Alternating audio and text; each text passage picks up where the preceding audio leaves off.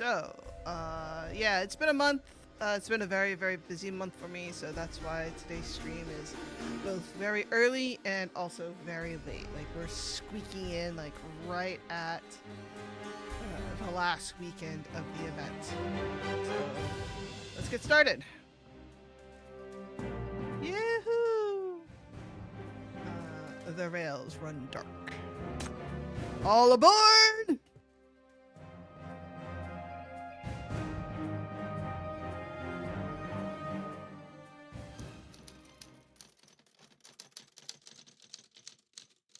Hello there, dear stranger. Have you ever heard of detective novels? Smith chat room. Looking for that detective novelist who's been the talk of the town lately.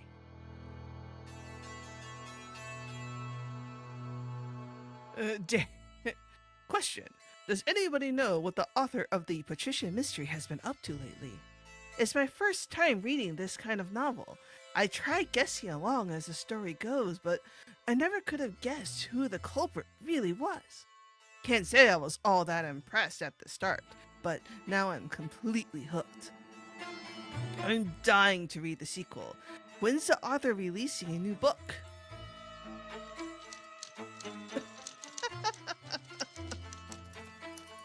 The rules of a detective novel.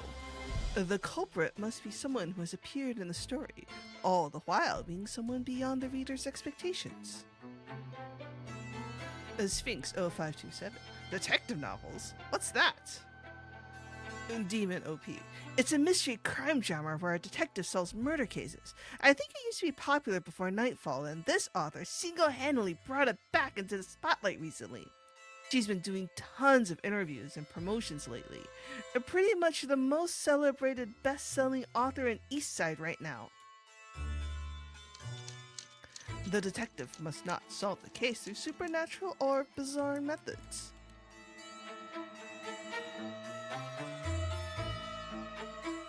Let's see. Crimson Storm. For real, can't wait for her next work.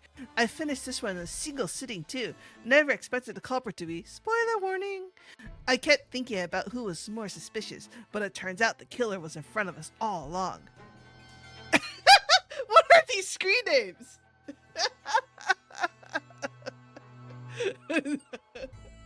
Not going out today. Good news, it's very realistic. Bad news, it's too realistic. I'm low-key traumatized. Legit been double-checking whether I've locked my door when I get home lately. Demon. I know, right? Hands down one of the best storytellers in all of Eastside.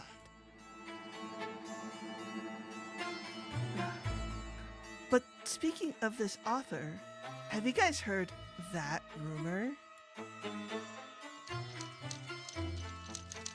I have to say the how do you even pronounce that? Oh, yeah. I can see oval like egg. Oh, but in German.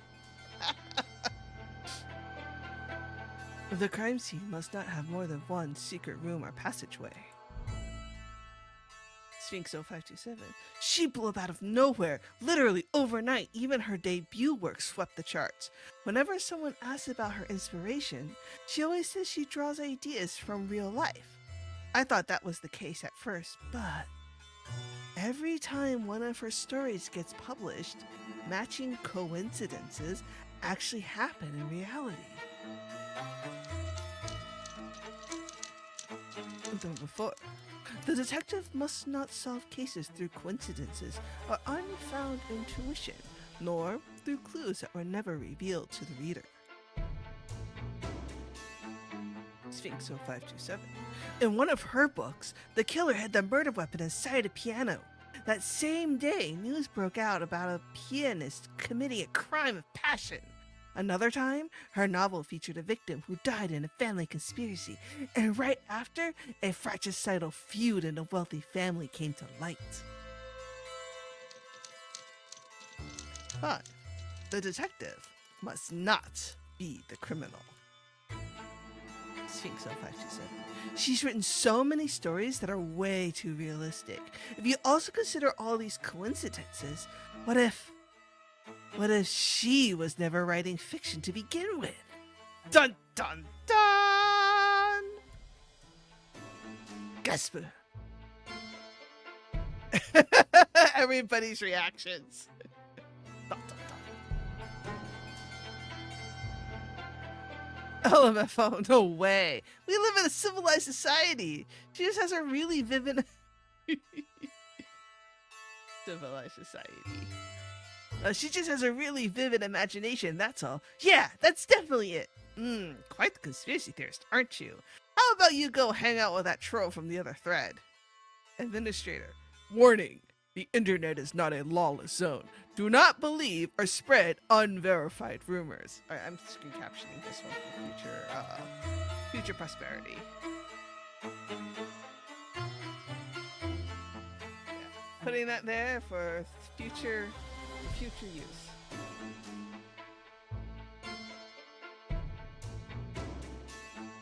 Damon, stop lurking. Your fave's back.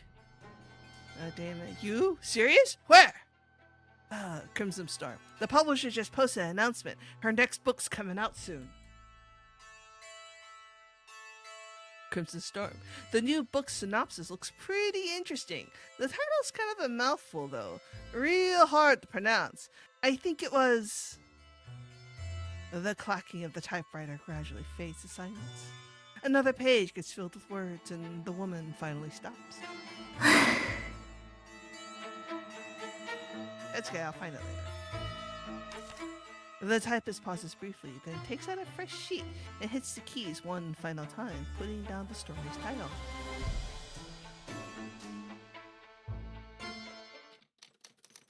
Murder on the Pravia Express. Done. Oh no, your Who is Muddling is immortalized on YouTube.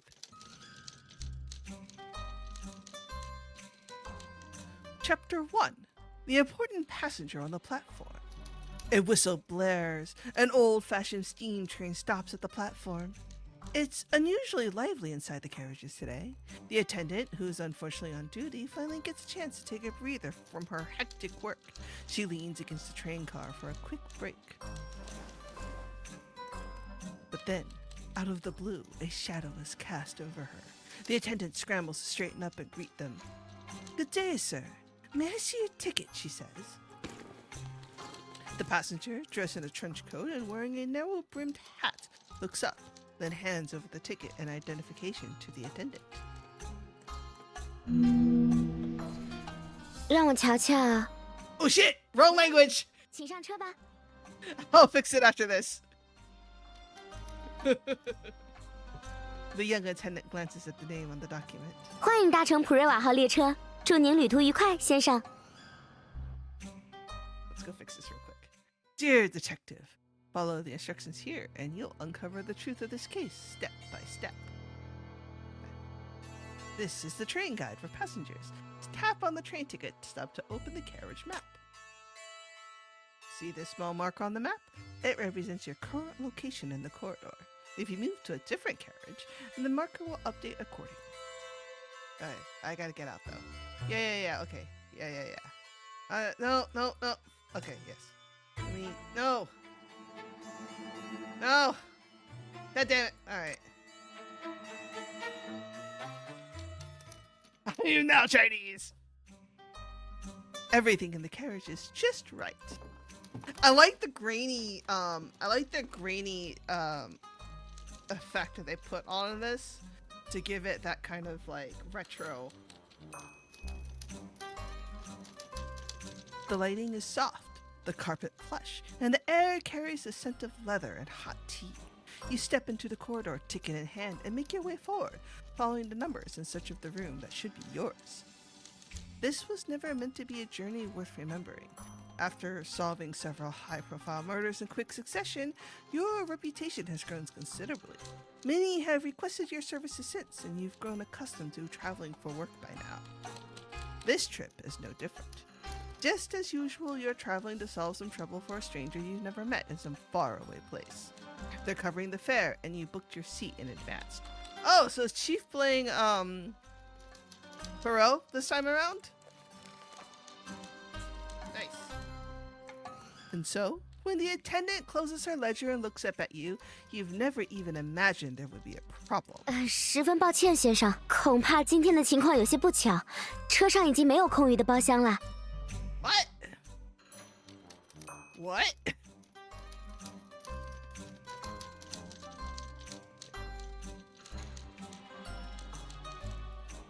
You try every argument you can think of to persuade her, but no matter what you say, you can't secure a ticket.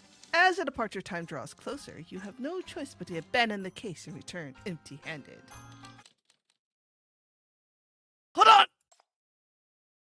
Yeah, after I get the tutorial stuff, then I will get... I play in English. Sorry, bro. I was supposed to investigate a case on a train, though? How did I get kicked off before the story even started? Good question, Chief. 哎呀，怎么看我呢？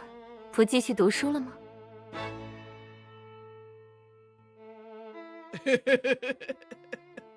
I got kicked off before you. I got kicked off before it even started, bro. A woman wearing a monocle is sitting across from you. She tilts her head slightly, resting her chin on her hand as she looks at the pages in your hands, a smile on her face. 可怜的侦探本想搭乘普瑞瓦号列车，却发现车上人员已满，不再有空位留给自己。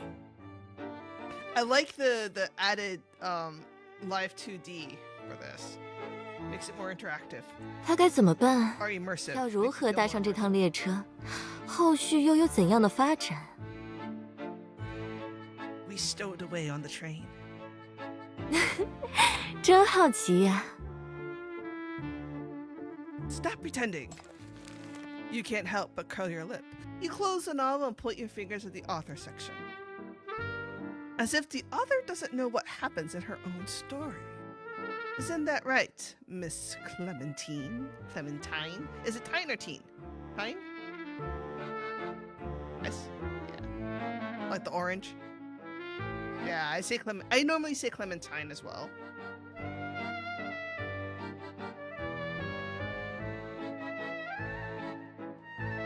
"20 minutes ago, a mansion in Eastside. 20 minutes ago, you stepped into the study, or it might be more accurate to say this dump of books." Papers and books are scattered throughout the room, with even the towering bookshelves being crammed full.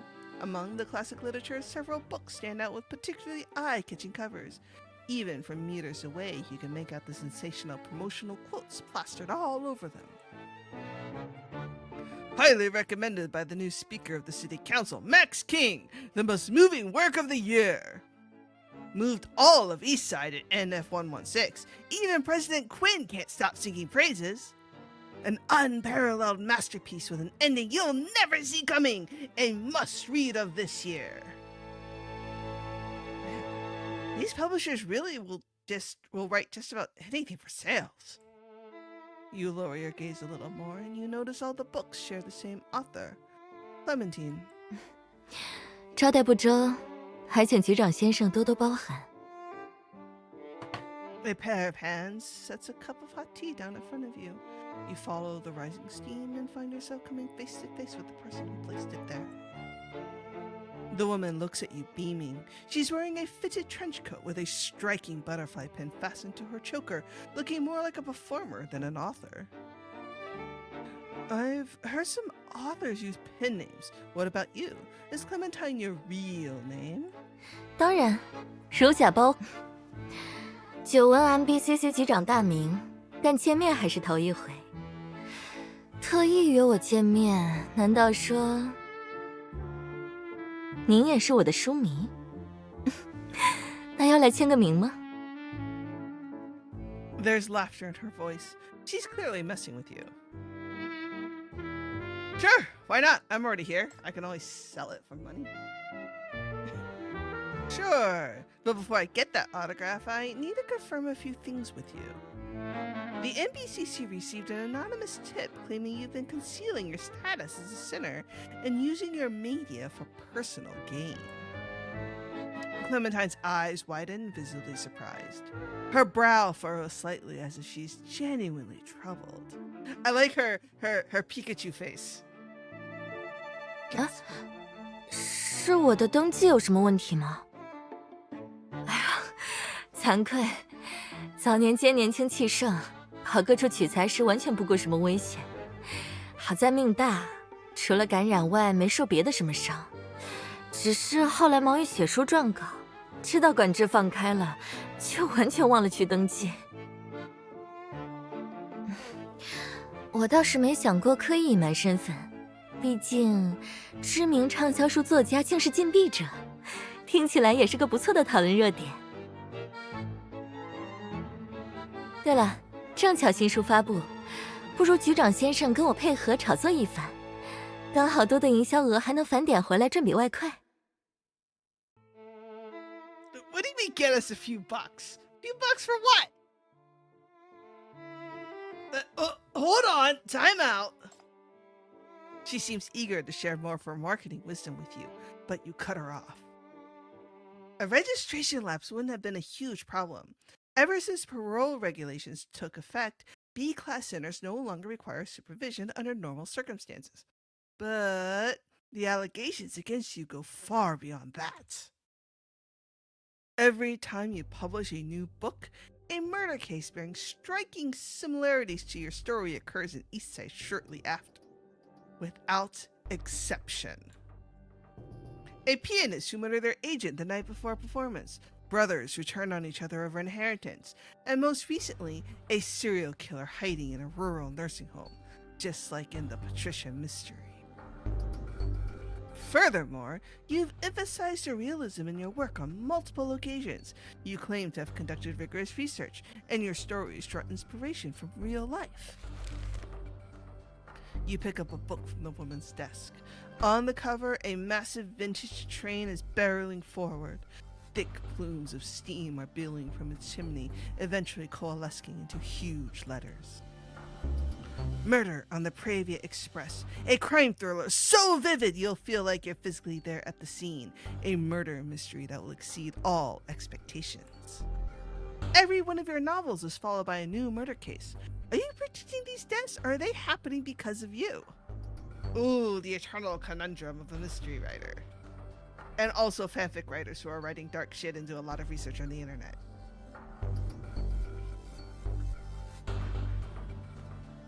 What was the show? The one with Nathan Fillion.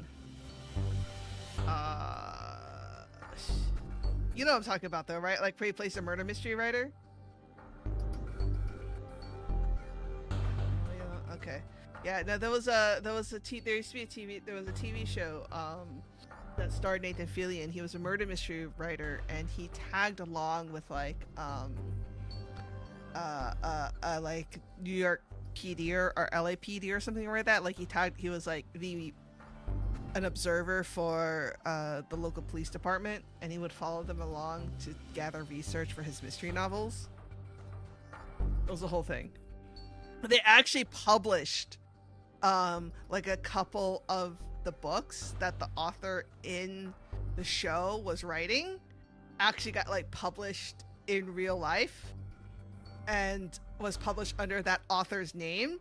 So like you could actually go to like Barnes and Nobles and buy it. If you open it up, the author photo, the author photo was literally Nathan Fillion's photo headshot. I was like, wow, that's real immersive. It wasn't. I'm sure it'll come to me at some point, but yeah, it was that one, and then there was Bones.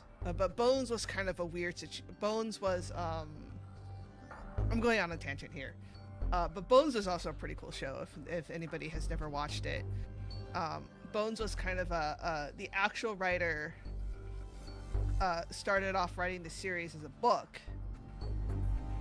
Castle, that's it. That's the Nathan Fillion show. Yeah, Castle. But Bones was the author of Bones.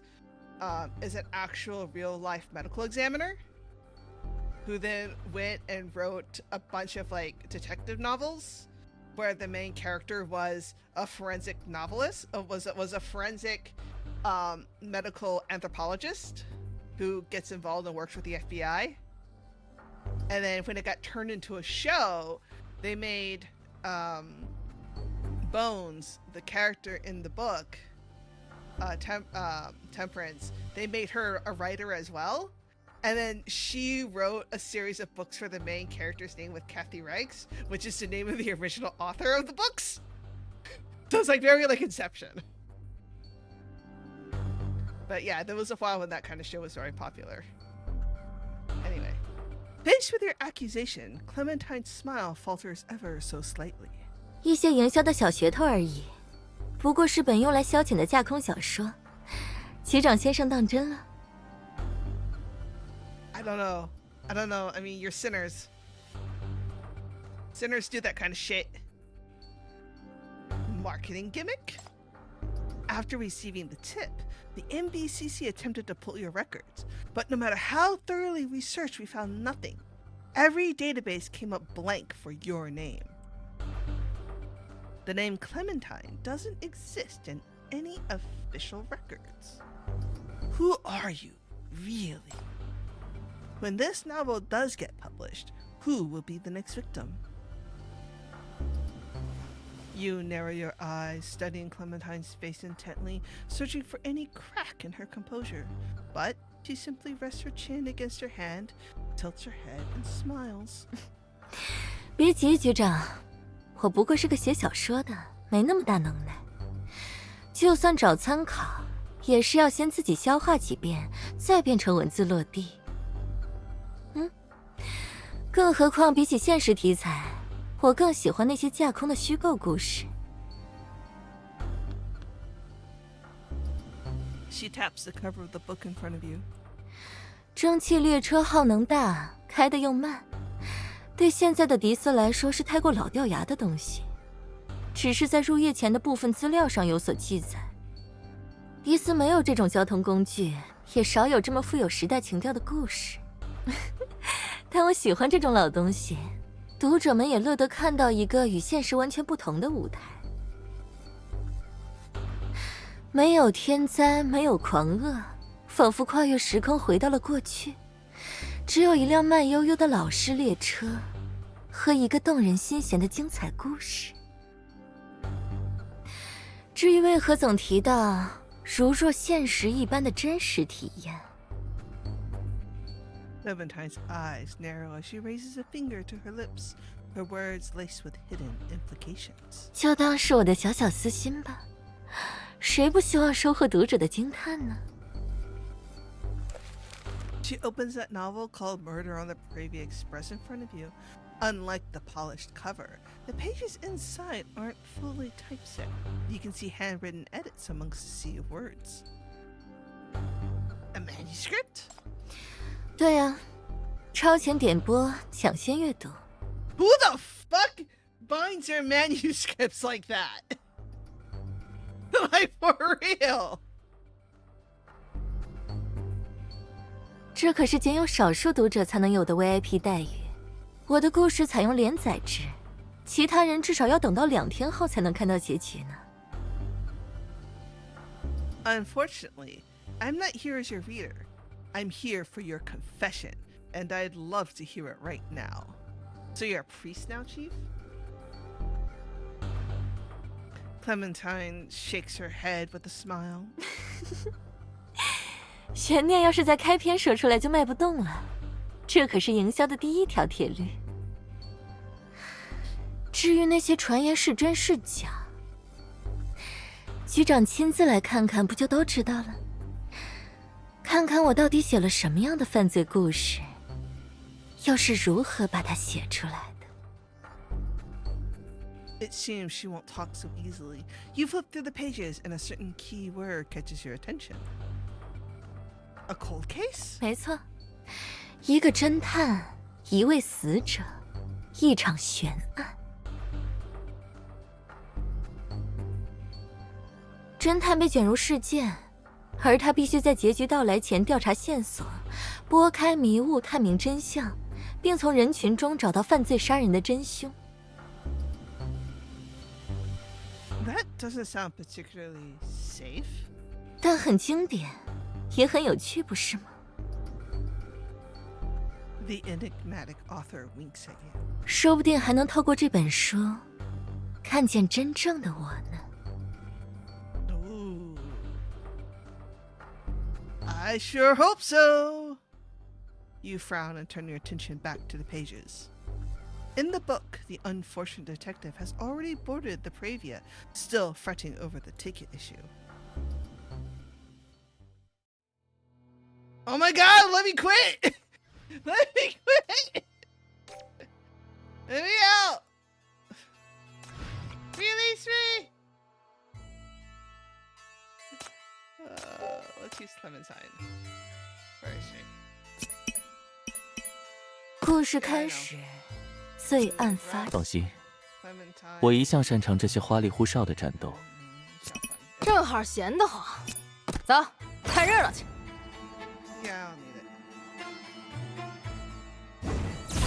山君在此，众受皆服。 And then, okay.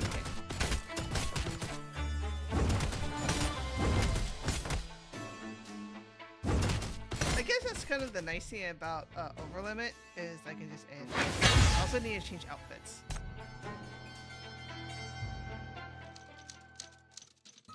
A young train attendant stands before you with "I'm so sorry" practically written on her face. Her shoulders slump as if the mistake rests on her alone. 真的十分抱歉，侦探先生，但上一位乘客刚住进了最后一间包厢，车上已经没有空余的房间了。这条线路平日里乘客不多，准备的包厢也比较少，但没想到今天居然会满员，甚至卖超了票。该死，我就知道那个新来的实习生不靠谱。 Aww. The young attendant speaks faster and faster. Her professional smile, which was barely clinging on, finally crumbles. She grips the ledger tightly, fury blazing in her eyes. If anger could travel through paper, that colleague who handled the registration would likely be in grave danger by now. In any case, her complaints do nothing to solve your current problem. Oh, I need this skin! I want this hat! Pardon me, sorry to interrupt, but are there any other tickets available? I'll take a hard seat if that's all you have. I can manage squeezing in for 2 nights. I've got urgent matters to attend to, you see. I can't afford to miss this train. She deflates like a ball upon hearing these words. Then comes another bow, followed by another apology. 这确实是我们管理的疏忽，给您添麻烦了。但今天实在是腾不出空了。 What the fuck? What kind of train has no seats? 我先为您登记补票吧，或许2等座还有剩余的位置。 The attendant hurriedly rushes to process your ticket. The departure time is fast approaching, and the boarding bell is echoing in the far end of the corridor. Reason tells you that reputation and dignity aren't worth missing this train over.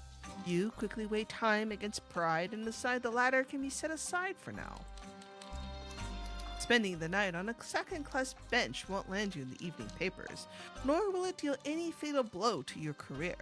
At worst, it'll cost you some sleep.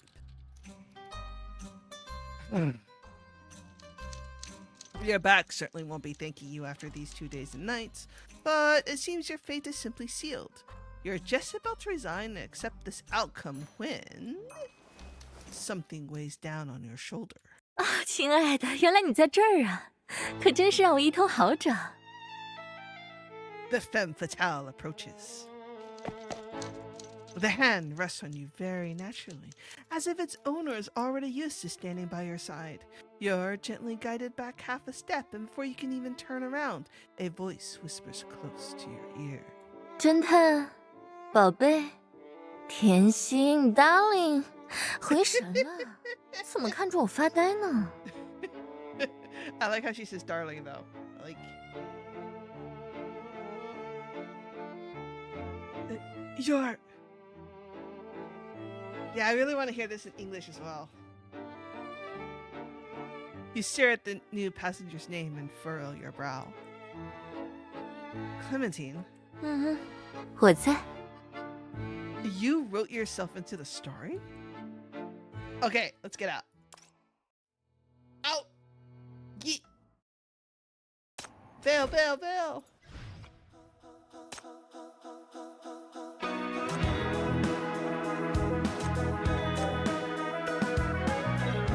Oh, also change my outfit.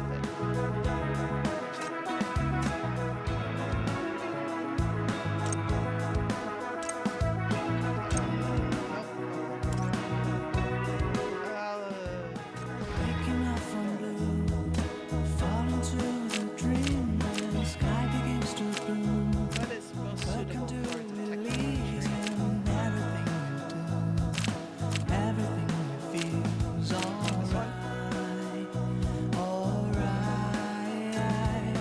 Walking on the sea. Alright, now we're back. In English this time! As the editor realizes that we have entered the wrong language. Alright, let's see. Let's do this one. Here we go.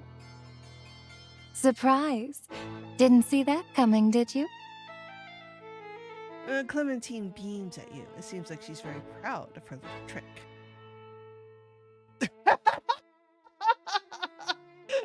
These options!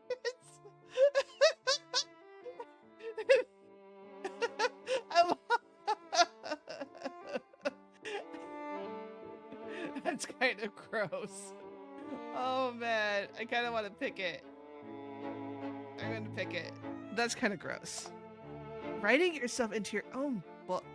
Does that count as drawing inspiration from reality? Now then, what do you think I'm trying to do? Care to take a guess? It can't simply be to save yourself the trouble of coming up with another name. Though, rather than the author's questionable sense of humor, you're more concerned with what the new case of this book might lead to. You continue reading, returning to the train corridor and to the side of that slightly unfamiliar Clementine within the pages.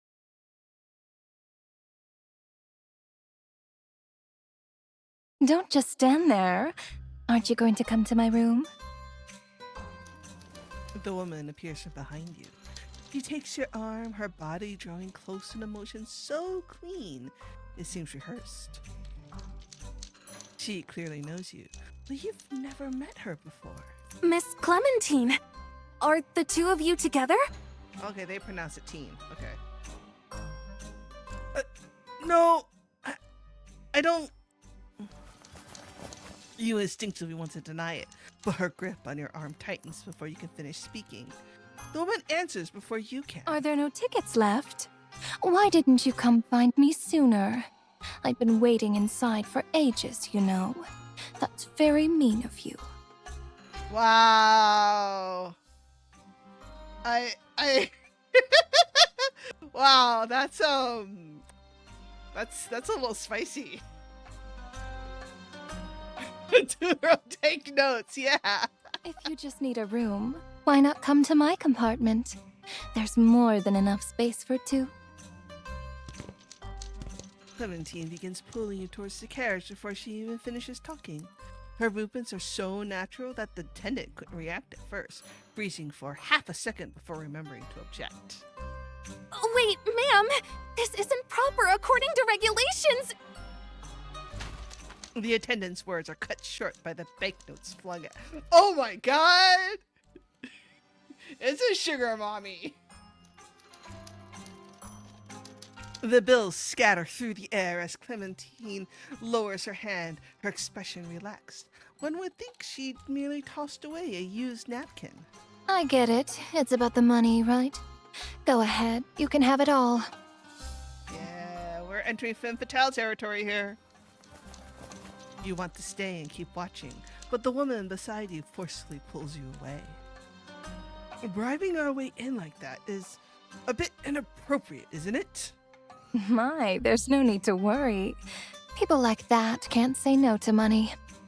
If you're really that concerned, though, you can just move to another seat once someone gets off later. It'd be better than sleeping on a hard bench, right? And don't you have business to attend to? I'd venture to guess you wouldn't want to miss the train over this. The way she says business makes me think, like, What kind of business are you implying, madam? She winks at you, her grin widening as she continues. Not to mention, I still need to discuss a case with you, my dear detective. I really wish we had gotten that earlier line in English. When she called us darling. In a second. Clementine gives you no chance to refuse. Yeah, we'll go revisit it in the archives later. You frown, but you still let her pull you deeper into the corridor. You don't approve of her methods, but alas, your principles are too insignificant before the thought of spending 2 nights on a hard bench. Besides, according to what she said, you might even have the chance to pick up another job on this train.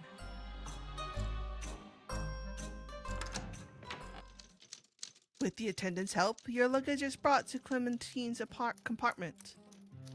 Besides the partitioned bedroom, the compartment has an area similar to a living room. In its center sits a plush, luxurious sofa, no doubt extremely comfortable to lie on. Clearly, Clementine has no shortage of cash. Her compartment is easily twice the size of anyone else's. You've barely found your footing when a long whistle blares from overhead. The train has started moving. Have a seat. Don't be shy. Make yourself at home. Clementine steps into the room and immediately flops on the seat, as if all tension has left her body. Seeing you still standing, she pats the spot beside her, gesturing for you to sit. Care for a drink? Some tea, perhaps? If you need anything, just ring for service. Feel free to put it on my tab. Damn, there's a real sugar mommy going on here. Thank you, but one night is more than enough. Hopefully they'll have a room available soon.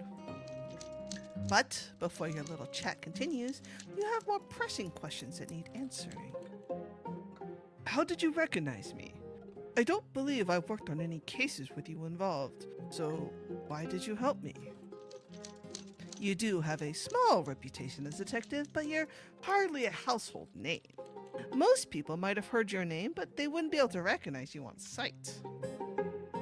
Unless she knew you were coming. Dun, dun, dun. The woman rubs her chin, seemingly lost in thought for a moment before clapping her hands together. Detectives are supposed to be quite smart, right? Why don't you take a guess? If you guess right, I'll tell you the answer. What kind of logic is that? If you could guess the answer, what's the point of having her repeat it? Well, beggars can't be choosers. Even the detective has to humor their host. First, your coat has no ostentatious embellishments. The stitching, fabric, and cuff work all suggest it was crafted by a master tailor. You must be considerably wealthy. Well, bro, we knew that was just throwing away money like it was like, you know, newspapers. On top of that, this badge gives away your identity. You point to the coffee table beside the sofa, and Clementine looks in the same direction, following your gesture. An ornate metal badge lies on the surface. A scale entwined with vines? This badge belongs to a discreet but affluent family. Seldom known to the public, but they've produced numerous influential figures in the world of politics nonetheless. If you're connected to this family, learning about me would be a trivial matter. Clementine's eyes widen, visibly surprised, as she applauds your deduction. But there's still one thing I don't quite understand.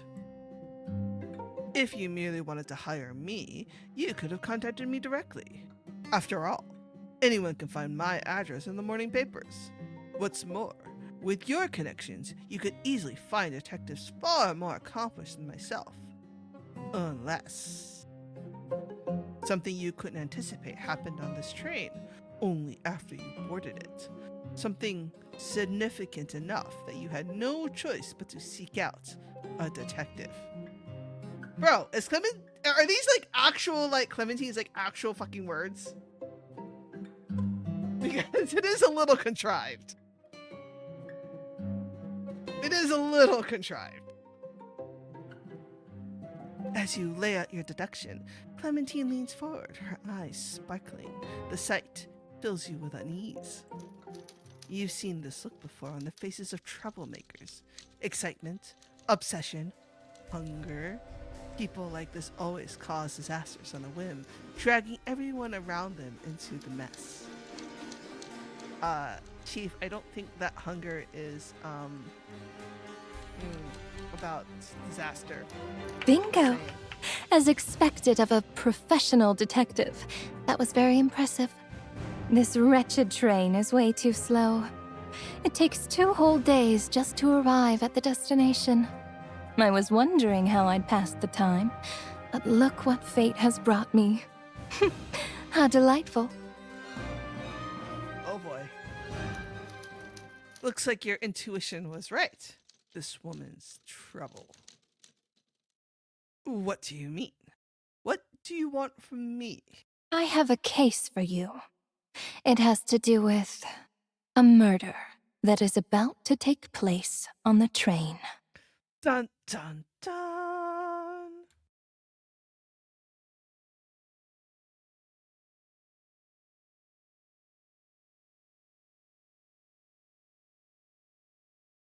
Meanwhile, Public Security Bureau East Side. Oh! He's back! Fuck yeah! I love this man. He's my favorite. He's my favorite NPC. Somewhere at East Side, a weary inspector was about to surface from the ocean of case files on his desk for a breath of air when his terminal buzzed, cutting his respite short. Oh! Wait, is he like back to working for the... Is he back to working for the East Side Public Security Bureau? Yay! I love that for him.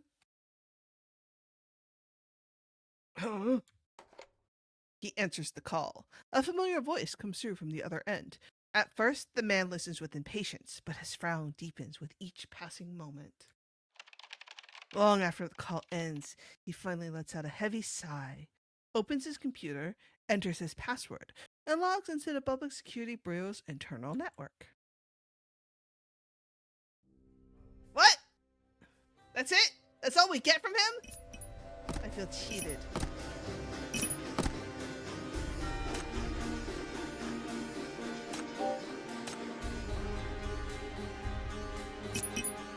They will behave.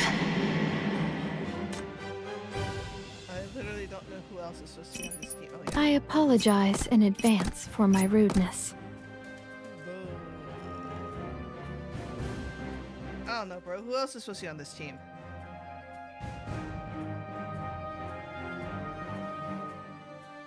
Shin is here.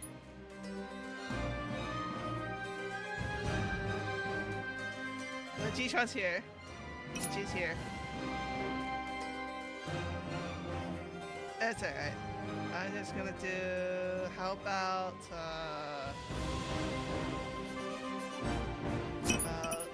Rest assured. When in doubt, always Yelena. Oh, is it actually Yelena? Listen. The rain is coming. All shall grovel to your mountain lord. All shall grovel to your mountain lord. Plum branch snapped. Jade shattered. Not like she's actually... Cleanse this world with this power. Yes. All shall grovel to your mountain lord.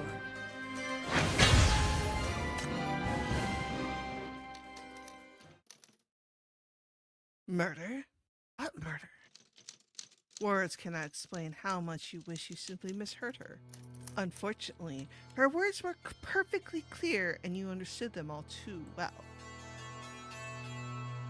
Is it too late to get off this train? The weather is perfect outside. The train picks up its pace, speeding through vast stretches of fields. At this velocity, you definitely don't want to jump. You turn back towards the root of all this. She spreads her hands with a playful smile, handing you a crumpled slip of paper. What is this? A prank?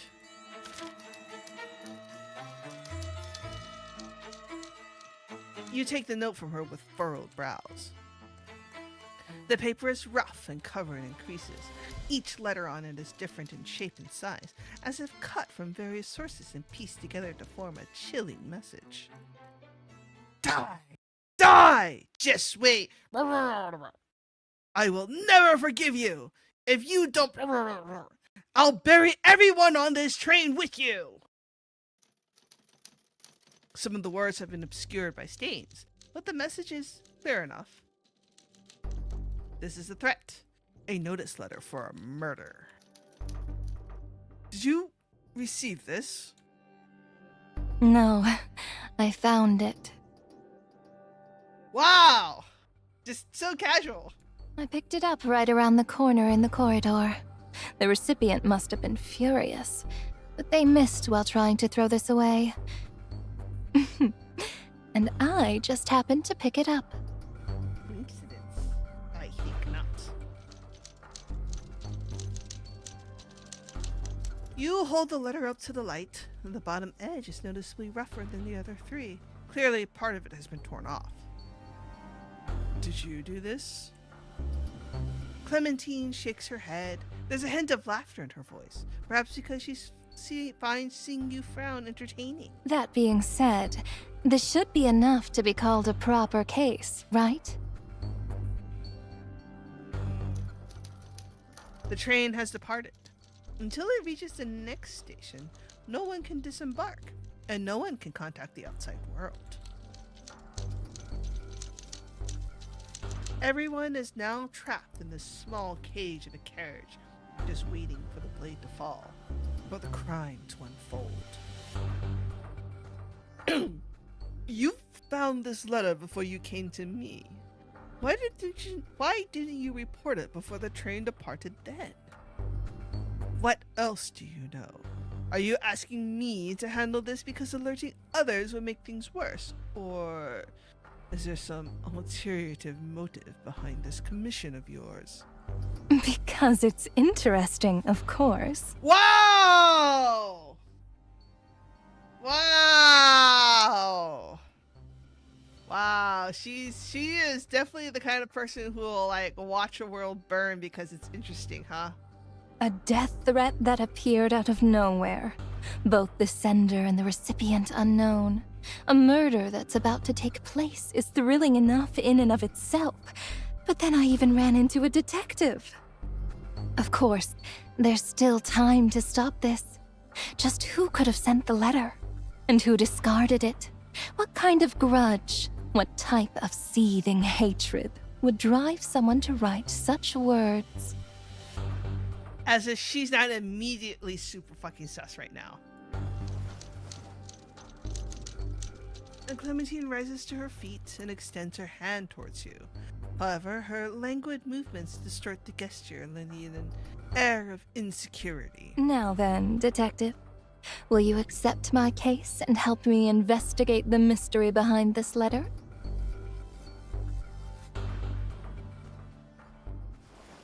You look up from your book, brow furrowed once again. The words you want to say caught in your throat. Oh, does our lovely detective have something to say? This Clementine is insufferable. Did you design her like this on purpose? What does she have to do with this case? Spoiling is a bad habit, you know? You are the great detective here. Don't you want to catch the culprit yourself?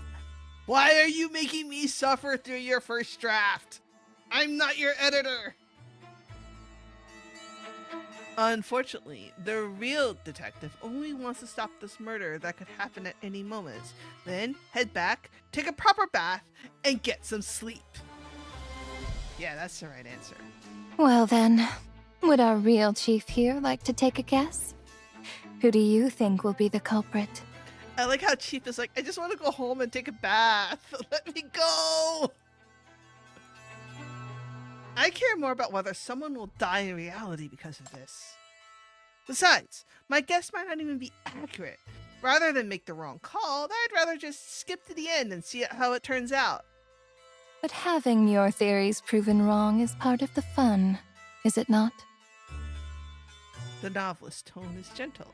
Her words show no mercy. You stop engaging with her and continue reading.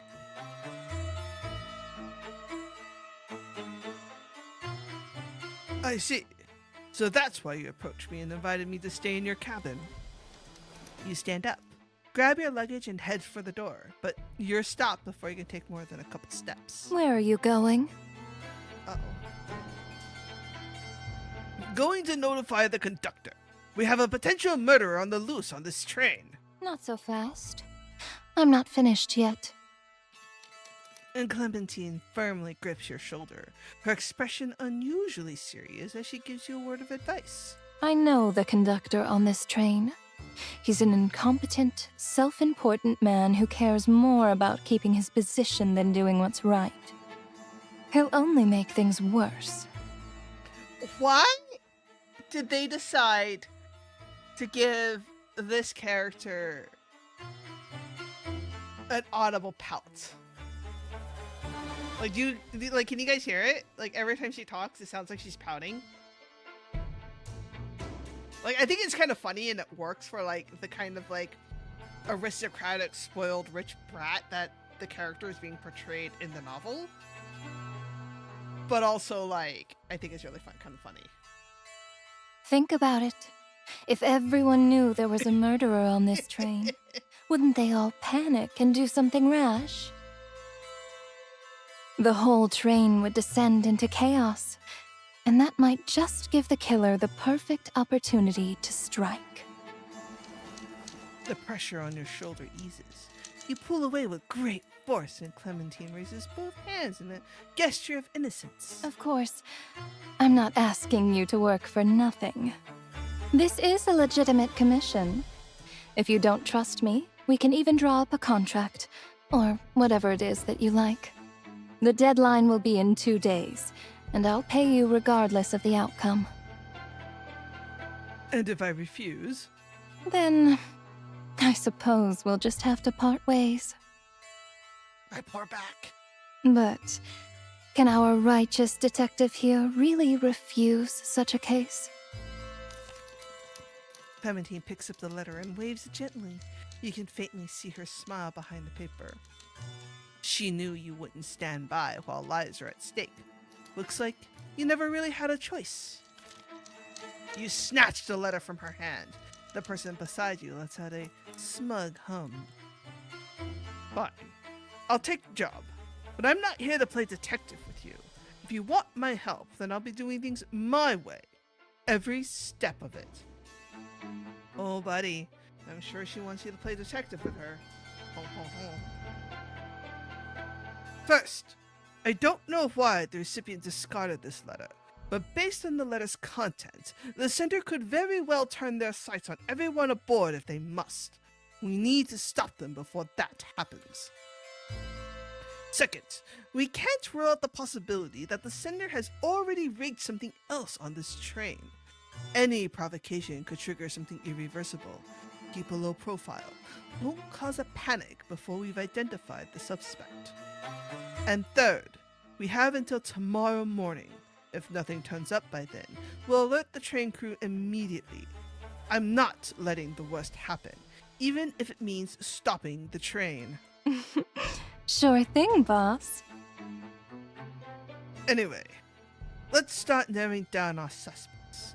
Did you notice anyone suspicious when you found the letter? The connecting doors between carriages get locked before the train departs.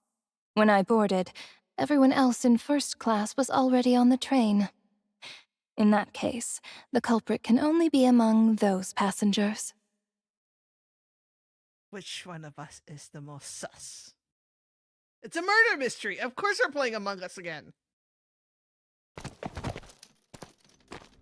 As you talk, a young man wearing glasses hurries down the corridor with his luggage and accidentally bumps into a burly man leaning against the doorway. The man doesn't budge. The young man, however, staggers from the Wow! He's a real twink. Sorry, please, excuse me. The bro isn't even that big! The burly man's face is hidden beneath his cap, but you can still make out his menacing glare. He shoots a threatening look at the young man. Watch where you're going. The young man hunches his shoulders and scurries away, brushing past an elderly woman in the corridor. Ma'am? Can you hear me? 103. 103. That's strange. Which one's my room again? The young attendant makes gestures as they speak to the elderly woman, but she keeps mishearing. The game begins, Detective. The murderer is one of us.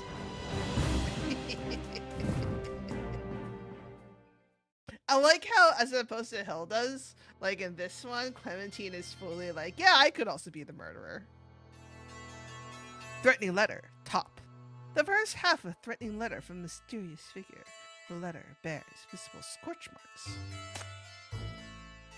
Alright, let's go. Where to first? Let's investigate. Let's click on things.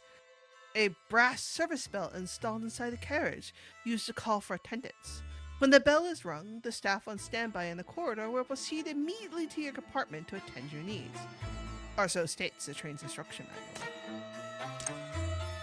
A colorful tin can sits on the coffee table, visibly worn with age and somewhat out of place among the luxurious furnishings of the room. An unexpected detail. Does Clementine have a sweet tooth, perhaps? Clementine will be resting in the suite's bedroom, which means this sofa is where you'll be spending the night. You sit down to test it, and the cushion instantly collapses, your body sinking along with it. You can only hope your back survives until morning. Oh, but you can always share a bed, Chief.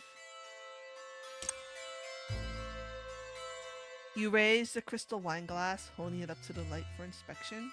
Inside is a half cup of wine shimmering as you tilt it back and forth. Without a doubt, this isn't part of the dining car's complimentary sex selection.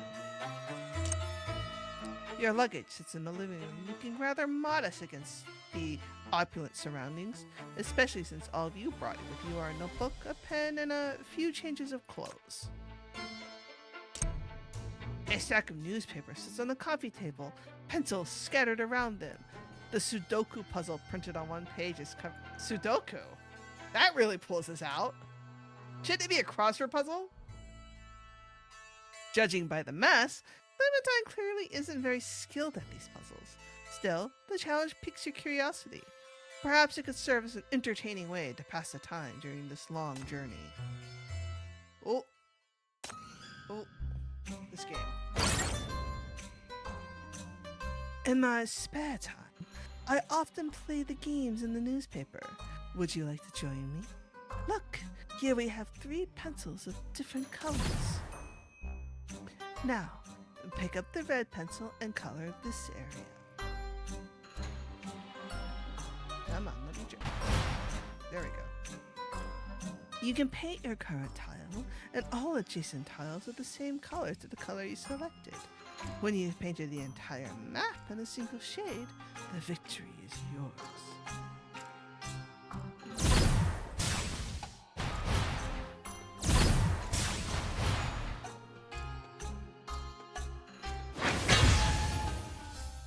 Right? Typical newspaper game. Newspaper 1. A lifestyle newspaper with a helpful tip. When clothing is stained with latex paint that is difficult to wash off, wiping with alcohol is more effective. Alright, where to next? The corridor. To the corridor. Let's see. As you pass room 101, you hear the click of a lighter from within, followed by a long exhale. A scent reaches you, one sharper and more pungent than ordinary cigarettes, laced with a rich aroma of fermented tobacco leaves. An expensive cigar. Anyone who can afford such luxury is likely a person of considerable wealth or status, someone from the upper echelons of society. Before you even draw close to room 102, you hear a young man's voice muttering from within. Damn it! suppose there's not enough room to stretch your legs in a fucking first-class compartment. The speaker has an odd accent, uses crude language, and seems quite impatient. Perhaps this passenger someone would keep you an eye on. An elderly voice cries out from within room 103. Something crashes to the floor and then rolls across it with a rattling sound before striking the door near where you stand. As you pass by, you can hear someone moving about inside at an extremely slow pace. This appears to be an elderly passenger with limited mobility. As you attempt to make your way to the dining car through the connecting vestibule, an attendant stops you, their expression apologetic. My apologies, esteemed guest. We recently performed maintenance on the electrical system, and the panel was just repainted. It'll take another half day to dry properly. We wouldn't want to risk staining your clothes. Perhaps you could explore the other areas in the meantime. The dining car will open at 6 this evening. I assure you that previous cuisine will be well worth the wait. The circuit breaker. A circuit breaker tucked away in the corner of the train corridor. Its location is well concealed. The white paint around the breaker is fresh. Anyone who operated it would likely have white paint marks on their clothing. So back to the room. Let's chat up, my lady.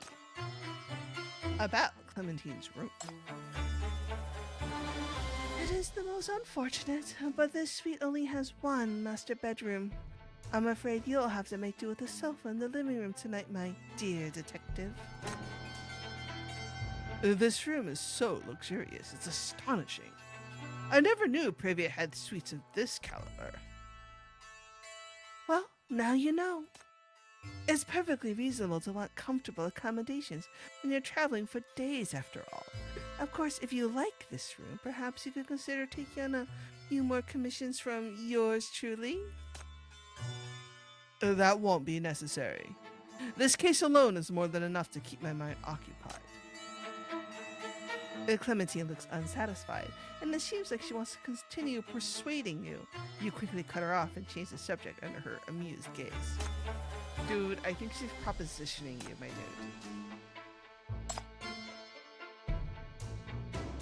dude. A famous detective on top of a major case. This trip was absolutely worth it. I never expected to stumble upon such a delightful entertainment. So, my dear detective, where shall we begin our investigation? Before the train departed, the doors connecting first class and other carriages were sealed. Whoever received the letter must be somewhere in first class. Perhaps we should start by investigating the passengers. That makes sense. As expected of a great detective, your logic is impeccable and your mind is most sharp. Clementine speaks, but she makes no effort to get up from the sofa. Instead, she presses a menu into your hands. I happen to have an order for the dining car, but I seem to can't get that attendant to come by. Since you'll be passing through anyway, would you mind delivering it for me?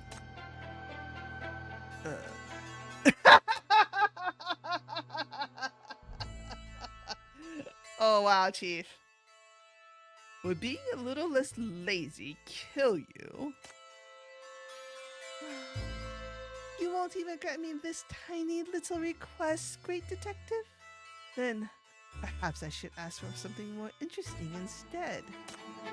Clementine's words carry an obvious implication. You take the damned order from her hands with a deep sigh. It's much better than letting her cause further mischief anyway. Clementine ordered an expensive chef's recommendation set and reserved a bottle of Sharp Estate Red Dry Red to be delivered to her room at 8 p.m. that evening. I walked around the train for a bit, only saw the attendant from earlier. The other passengers were nowhere to be found, though I do have a rough idea of what kind of people they are. I caught the scent of cigars near room 101. They're likely a passenger of considerable social standing. Room 102 seems to house a rather hot-headed tempered gentleman. At room 103, I believe the occupant is an elderly person. Quite the haul in such a short time. So then, Which one do you think is the target? I can't say for certain yet. The doors were all closed, so I don't know much beyond what I just said. Perhaps I'll get a better look during dinner time. Let's see, where am I going next? To the corridor. What's the butterfly? You walk through the carriage corridor looking for additional clues near the spot where Clementine found the letter. Unfortunately, the corridor is spotless. There's not a single clue or speck of dust in sight. You search with your head down, just like a mole following the trail, all the way to the connecting door leading to the second-class carriage. But then you come to a halt. Someone is blocking the doorway, completely obstructing your path. Huh?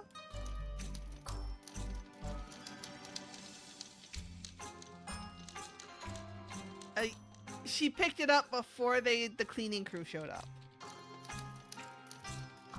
You look up. The first thing that catches your eye is a mass of disheveled hair. The owner of that hair is slim, and she's currently leaning back with both feet firmly planted against the ground. She's pulling two old leather straps, her face flushed red. It seems like she's been locked in a losing battle with something. Ma'am, do you need any help? The attendant notices the strange sight as well, but the moment she draws closer, the woman flinches as if some defensive mechanism has been triggered. Stop! Don't come any closer. I can do this. Don't touch it. The protests tumble out one after another. Only now do you get a clear look at what she's referring to. It appears to be a deep, gray, oversized suitcase, nearly as tall as she is. It's been wedged firmly between the door frame. A perfect fit in the worst way possible. And clearly, the suitcase is a little bit too much for the available space to handle. This exit's no good now. Just how much luggage does she have? You briefly calculate the ratio between the volume and travel duration, but the math simply doesn't add up no matter what. The woman stays silent. She releases the straps and pulls out a glass bottle from her pocket. A neat white label covered in dense printed instructions is affixed to it. It looks more like laboratory equipment than anything you'd carry on a trip. Ma'am, what are you... Oh, her name is Allison. The strange woman quickly measures the doorframe, then unscrews the cap and carefully applies the liquid to both sides. Her movements are precise, the coverage even. Is she greasing the door? Nice! Once she's finished, she stuffs the bottle back into her pocket, takes a deep breath, and grabs a hold of the two worn straps once more. She steps back again and pulls hard. Her strength is surprising considering her slender frame. The suitcase actually moves. The door frame groans from the friction, and a layer of dust gets shaken off.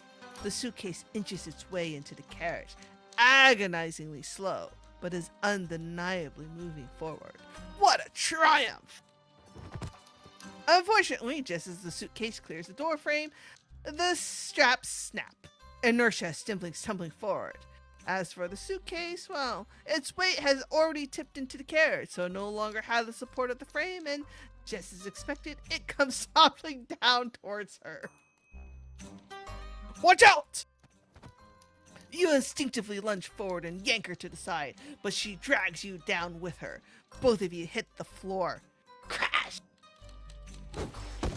The straps snap and the massive suitcase, nearly as tall as a person, crashes to the floor and bursts open. You catch a glimpse of several old Legend of the Star Realm discs and a few anatomy journals. Just then, a white shape springs loose, bouncing straight towards your face. You instinctively reach out to catch it, but end up missing on your first try. A dull ache spreads around your temple. On the second attempt, you finally grab a hold of the assailant. It's smooth to the touch, but the shape feels odd. What is this? You look down. In your hand is a complete leg bone. Brenzica, what? No, give that leg back. A few steps away, inside the open suitcase, lies a nearly complete human skeleton that has been neatly arranged. The skull tilts to one side. The position it's in much more comfortable than yours. What is that? It's, you know what, Forensica, it's really creepy how you are literally hauling a body around in a suitcase on a train. Like, for real. Vita, Leia!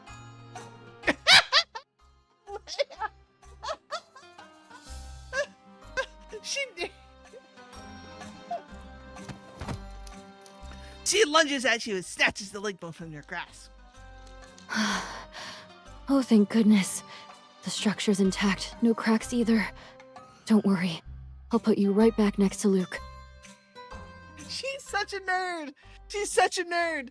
She and Rise need to get together and do like this whole like Star Force thing, because these two are such fucking nerds.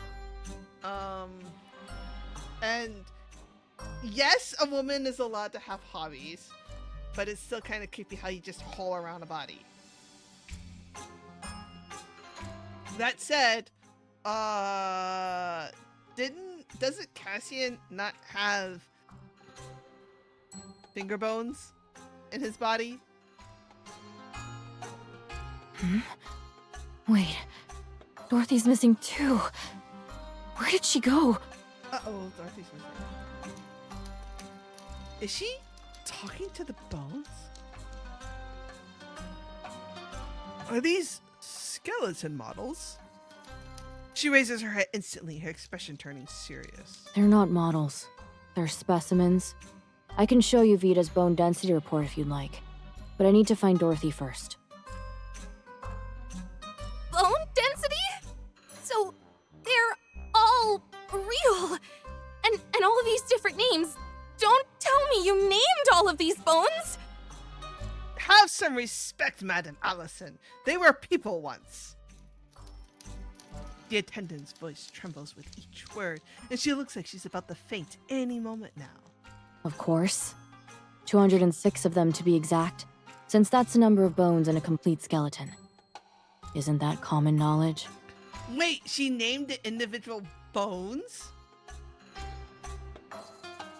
Amazing. Silence fills the air for several seconds. The attendant's hand trembles as she reaches for the call button. Who even collects bones like this? The attendant points at the skeleton in horror.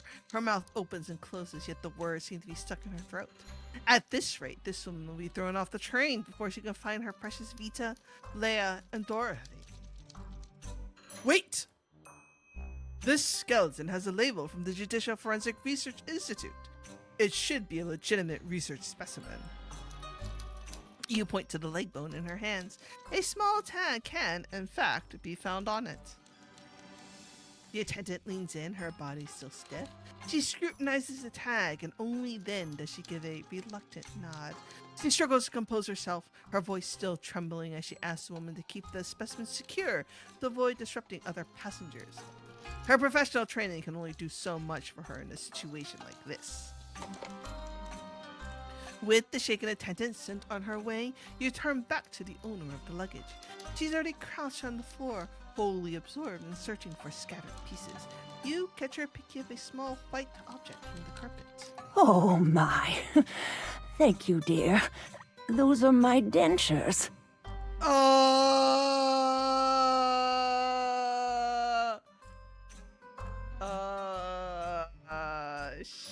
Sure. The old woman takes the white object from Rizka's hand without a second thought, deftly pops it into her mouth, and gives it a satisfied smile. The woman wrinkles her nose in distaste, wipes her hand with her clothes, and continues her search. Okay! I have so many questions. Like, one, why did this woman just lose her dentures all over the place? Two, they fell on the floor on a carpet and she just puts it back into her mouth. Like, the fuck with that? She's practically bearing her, and then, you know, obviously Forensica is looking for a fucking bone. She's practically bearing her face. It's gross. It's so gross. What if there's lint on there? What if there's carpet lint on it? Yeah. She's practically burying her face in the carpet, so engrossed in her search that she fails to notice what's right behind her. A small, pale bone resting on top of her disheveled hair. Excuse me, I think something fell on your head. Hmm? She frowns at you in confusion. You point to the top of her head again. She reaches up hesitantly and the bone slides off, landing right in front of her. Yes, that's it. Left pinky distal phalanx. My little Dorothy. It's creepy how she calls it my little Dorothy. She cradles the tiny finger bone like some precious treasure, swiftly returning all the bones to their proper places. Her movements are proficient, the sequence methodical. Clearly, this is not the first time she's had to reassemble a scattered skeleton. She slams the suitcase shut with a bang, muttering about needing to find replacements for the worn-out straps. For the sake of everyone's peace of mind, you decide to lend her a spare belt from your own luggage. Do you work at a forensic institute in the city? Next time, you might want to let the attendant know you're bringing items like this before boarding. Otherwise, it could lead to some very unnecessary misunderstandings. Before you can finish, she suddenly springs to her feet and shoves a crumpled piece of paper into your hands. Are you troubled by unexplained corpse-related issues? Family or friends who died a suspicious death? If so, visit the Star Realm Unnatural Death Agency. What? What? Star Realm on what? What did you write? And now, it's your turn to tilt your head in confusion. You uncrumble the piece of paper. It's a handwritten business card. Problems left unsolved in life? They might just be resolved in death!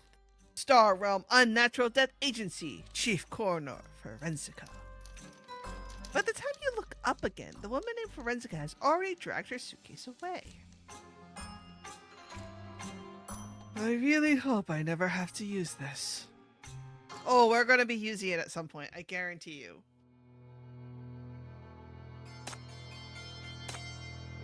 No, for too nice. What does the train guy say? To the dining car. Ooh. The bar is stocked with an impressive array of beverages ranging from fine wines from distant lands to premium aged spirits from local distilleries. A fitting selection for a luxury train with such steep ticket prices. A small locked wooden box tucked away in a discreet corner of the bar. It appears to be a personal item belonging to one of the train crew members. The timetable provided to each passenger shows that the Pravia departs from Morgue Street Station on March 17th at 2 p.m. and will arrive at its final destination on March 19th at 8 p.m. There is no stops along the entire route. Yep, they got a timetable. A gilded serving cart laden with an assortment of fine cuisine and beverages from the kitchen. The savory aroma from meat wafts gently from beneath the silver cloches. Each dining table is equipped with an elegant golden bell for summoning the attendants. Good day, esteemed guest. Is there anything I can assist you with? The Pravia crew will do our utmost to fulfill your every need. I would like to know more about the train. Of course! The Pravia is a luxury express traveling between the city-states. The journey will take 3 days and 2 nights, and we are here to provide you with fast, convenient services, ensuring that your time with us is comfortable and safe. The train certainly looks impressive, but what if there's an emergency? Are there any evacuation routes on board? You needn't worry, esteemed guest. The Previa has never had any serious incidents. As the staff member responsible for first-class service, I will be on duty in the corridor all night, ready to respond to your every need. I assure you that I will remain vigilant in ensuring the safety of all passengers. This sounds like final words. So, if I happen to misplace my room key, could I come to you to unlock the door? Yes, you would simply need to show your identification. The rooms on the Bravia all have independent locks and are not interconnected. The master key that can open all the doors is kept securely with the train crew, so please, rest assured. Good day, esteemed guests. The previous dining car is now accepting reservations. Are you here to place an order? Would you like to see today's chef recommendations? No, I'm here to place an order for tonight's dinner on behalf of my roommate. Here's her order. Where is it? There it is.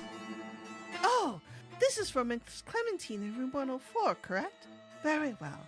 I'll have the kitchen begin preparations immediately.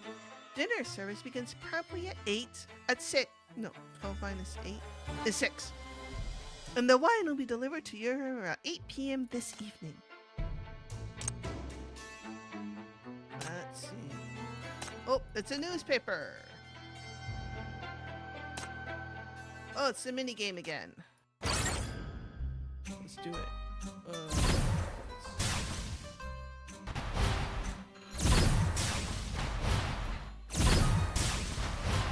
Badoosh. Speed run. A newspaper column titled Expose, the truth behind insurance claim denials. The article details how the insurance industry oppresses ordinary people under the manipulation of... Wow, that just hit really close to home. Ouch. That just hit a little bit too close to home.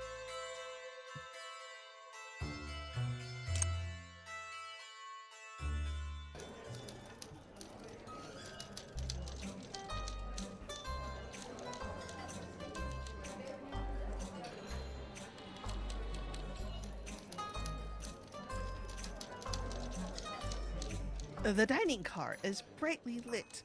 Silver cutlery clinks against the porcelain plates, producing crisp yet gentle sound. The air carries the scent of butter and vanilla, braised beef and red wine sauce, roasted lamb chops, a smoked cod, cream soup. Fine dishes arrive at the tables one after another. A dessert cart rolls slowly down the aisle, the puddings and lemon tarts on it glistening under the lights.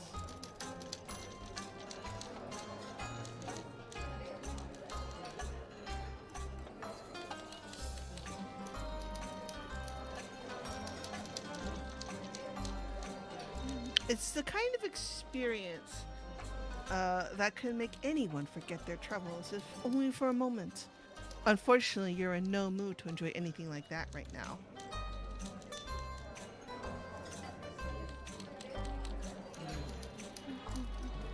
Right now, you're sitting in the corner of the dining car with Clementine, pretending to read a newspaper while discreetly observing the other diners. The corridor was spotless, nothing worth noting. I see. Looks like we'll have to focus on the passengers after all. Most of the first-class passengers are here, but people don't typically invite strangers into their rooms, so getting into their compartments for a proper search will be difficult. We'll need to come up with another approach. What should we do then? Why is her mouth... Is she eating? Like, is she mimicking eating? Because, like, her mouth feels... Like, the sound of her voice sounds like there's something in her mouth. Okay. Like, that's pretty good voice direction. That's, like, really excellent voice direction.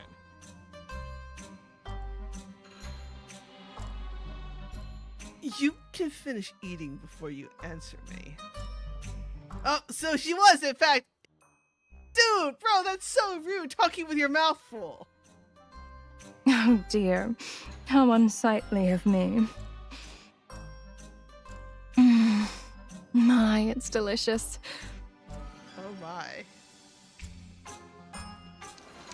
Clementine swallows the last bite of the fish and dabs the corner of her mouth with her napkin in slow, deliberate movements. Every motion is perfect and refined. The smoked fish here is excellent. You really should try some. Let's talk business first. Did you find anything? Of course. The Preva is an old train, so there are only 3 first-class passengers besides us. That little attendant Allison is quite the gossip. I barely had to ask before she told me everything.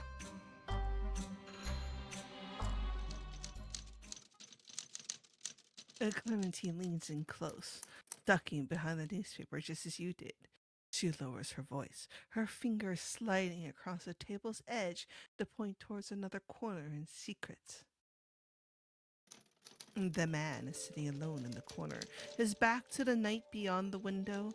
His jawline is rough, his brow sits low, and the entire upper half of his face is lost beneath the shadow of his hat. His sleeves are rolled up, revealing his hello, who just joined us. Hi, Han. Good morning. His sleeves are rolled up, revealing his muscular forearms. His knuckles are rough and broad. With your trained eyes, you can immediately tell that these are the hands of someone accustomed to hard labor. The occupant of room 102, William Rusty Nail. That's his street name, by the way. As you can probably tell, his personality is just as rough around the edges as his appearance. Word is he's gone straight now. But back in the day, he was tangled up with the gangs on the west side. Debt collection, smuggling, you name it. Apparently, he even has blood on his hands. Ooh, that's so dangerous. William turns his head slightly, and his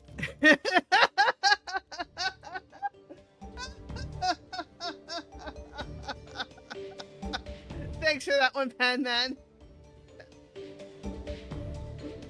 William turns his head slightly and his sharp eyes sweep towards you. Could he have sensed your gaze? You and Clementine immediately duck behind your newspapers. That was close. In any case, this is an exceptionally dangerous individual. If anyone on this train is connected to a crime, he's our prime suspect. You continue observing William from behind your newspaper. His eyes are constantly scanning the entire dining car with extreme wariness as he sits in his corner. He looks ready to spring into action at the slightest provocation. A dangerous and suspicious individual, just as Clementine said.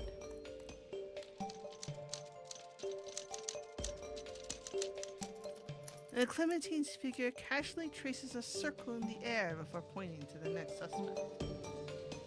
Old Mary Jones is in room 103. She lived an unremarkable life through her middle age, but then suddenly came into wealth in her later years.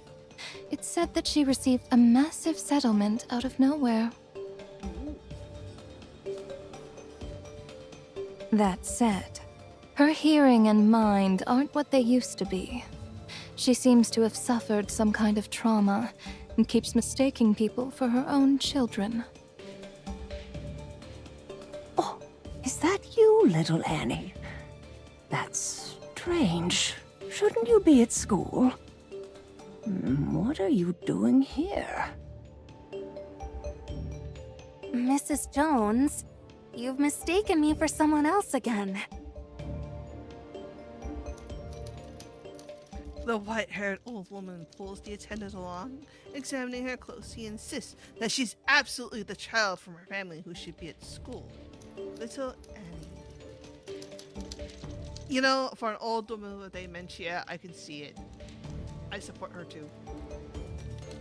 You observe her closely. The old woman's clothing is neat and clean, and in her handbag are several unfinished knitted sweaters in various colors. She must have more than one child. 70-year-old woman boards train, commits bizarre crime. Hey, that would make for quite an interesting story, wouldn't it?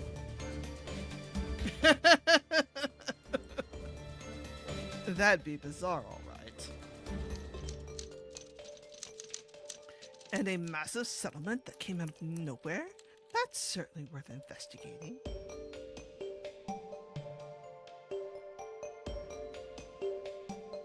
You review the first-class cabin numbers in your head.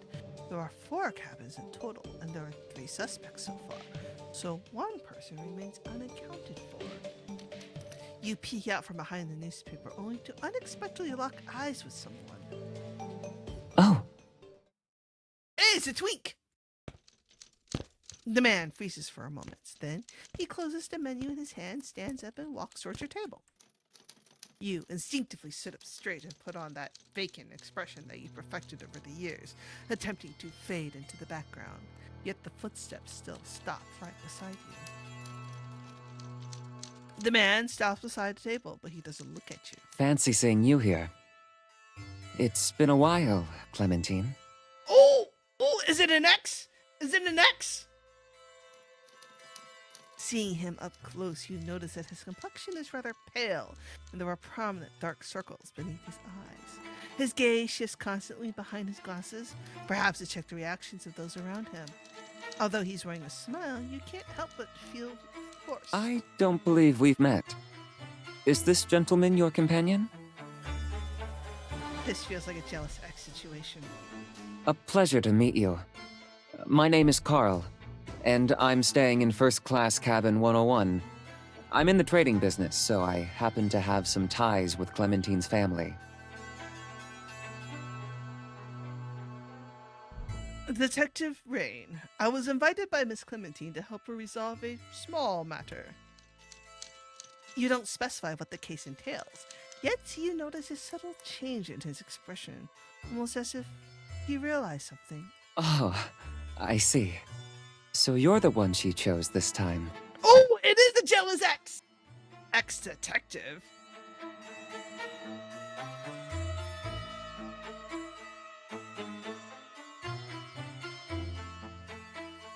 What do you mean? A sharp sound cuts through the conversation. Someone slams a glass down on the table. Just say what you came to say. Otherwise, get out. I have nothing to discuss with you. I mean, come on, that cold shoulder? That cold shoulder? How can it not? There's no need to be so tense. I only came to say hello. I'll be on my way soon enough. After all, I wouldn't want to spoil your mood. Right? Like, look at how this all is set up. It's like romantic entanglements all the way. And plus, it's a murder mystery. So jealous exes always have motives. Still, to be chosen as her companion... I'm not sure if I should call you lucky or unlucky. Carl turns to leave. As he passes by you, he pauses briefly. Farewell, detective. Good luck to you. The man puts his hat back on, tips it in a polite nod, and then swiftly exits the dining car. The chatter of the other diners quickly fills the silence. You don't reach for the newspaper. Clementine seems to be complaining about something, but you're too preoccupied with the flood of doubts that is washing over your mind. The one she chose this time. What does he mean by that? Oh, combat time. Maybe Xiaofeng. Maybe. Yeah, let's do that. That's fine.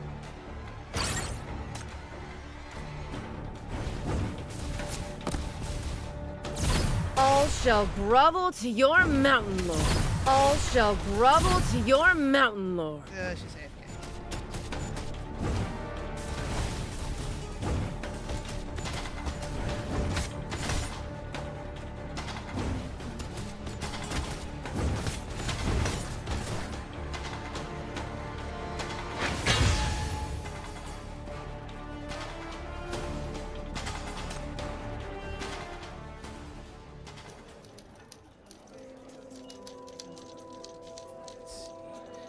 After Carl leaves, you continue observing the passengers in the dining car, but nothing else of note catches your eye.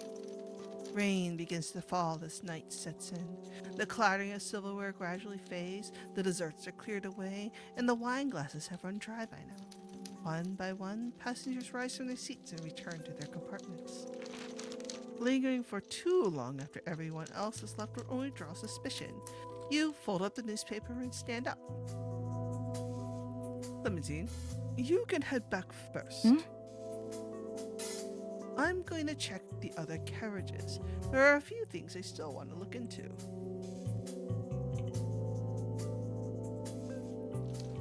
You return to the corridor. However, instead of heading to the corner where Clementine found the letter, you turn and stop in front of Carl's compartment. Still, to be chosen as her companion. I'm not sure if I should call you lucky or unlucky.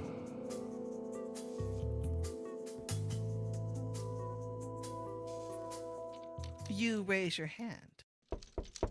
Knock, knock, knock. You wait for a moment. The compartment is completely silent. You hear no footsteps, nor do you see any shadows beneath the door. It seems like Carl hasn't returned. Just as you're about to leave, you hear the sound of an argument coming from the other end of the corridor. Is someone there? You tiptoe towards the other end of the corridor. As you draw closer, the sounds of the argument grows louder. They're coming from the neighboring compartment, room 102. What do you mean? Didn't we agree? Agree to what? It's all because of... Oh, they actually beeped it this time. Who could they be? The voices come in fragments, drowned by the grinding of wheels against rails. You press yourself against the wall and edge closer to the corner in an attempt to hear more. You better get the hell out of here! Don't screw this up! A furious shout rings out beside you. The next second, the door is flung open. William storms out. His menacing figure filling the doorways comes face to face with you. His piercing gaze sweeps over you, his already harsh features twisted into something demonic. Were you eavesdropping? Maybe? His shoulders tense up as he speaks. His fist is already raised. You trying to explain yourself, but any movement or another word would come far too late to stop what's coming. Just then, another voice stops William in his tracks. The elderly woman stops in the middle of the corridor, clutching a small bag, her expression uneasy. Oh, young person, do you know where room 103 is? What is this tiny old lady? William glances at her and then back at you. The air hangs heavy for about 2 seconds. Finally, he lets out a cold snort, lowers his fist, and goes back into his room. You finally let out a sigh of relief. The elderly woman beside you seems completely oblivious to the tense situation just moments before, perhaps due to her poor eyesight. She continues to ask you for directions in a quivering voice. Please, follow me, ma'am. I'm headed in that direction anyway. Let's see. Just give me 1 second. I'm taking care of something real quick. All right. After parting ways with Miss Jones, you return to your room with many things weighing on your mind. Just as you raise your hand to push the door open, an ominous sound echoes throughout the train, followed by everything plunging into darkness. You blink and realize it's not you that's gone blind. A power outage?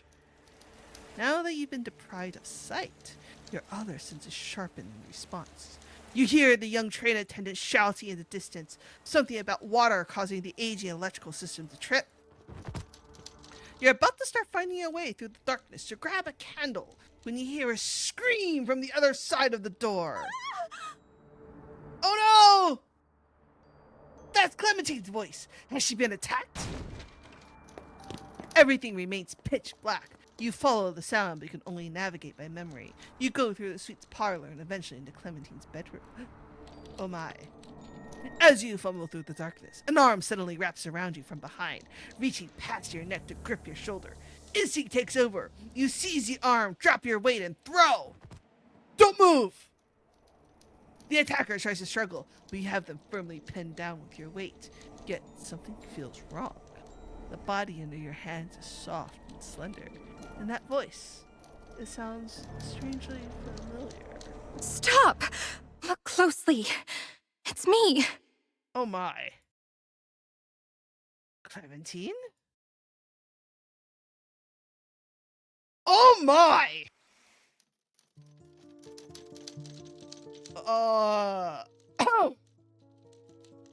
My. Hello?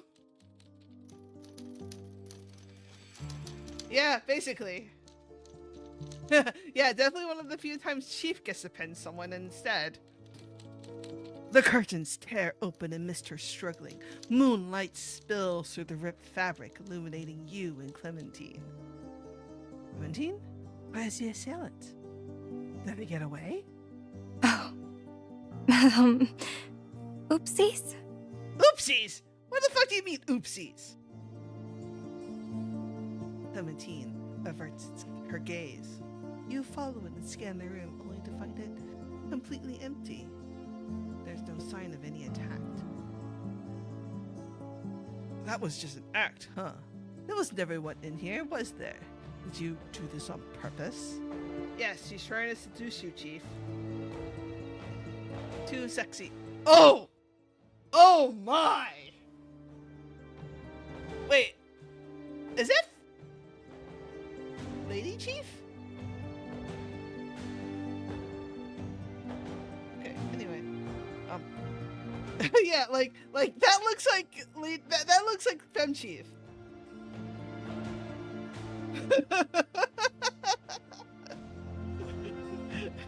Yeah, for real. Hi, Logos.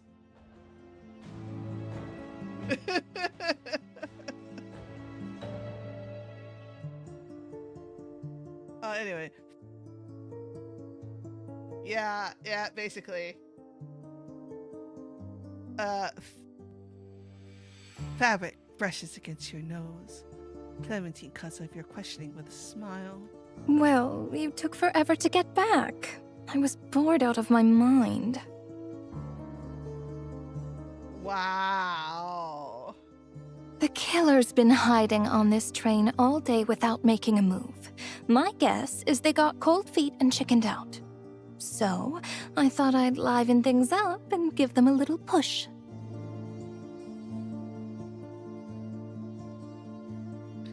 A power outage, complete darkness. It's the perfect opportunity to strike. So tell me, why hasn't our killer made their move yet?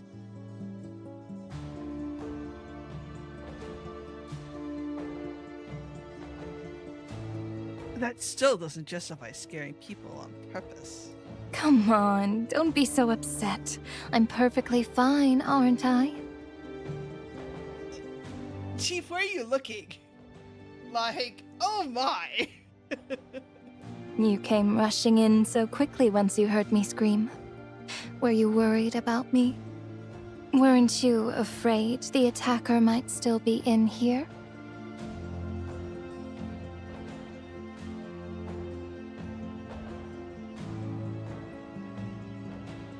Sounds like you were hoping for that.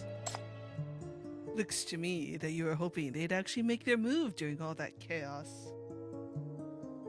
And you do realize that if everyone in this carriage is a suspect, and that includes you too, right?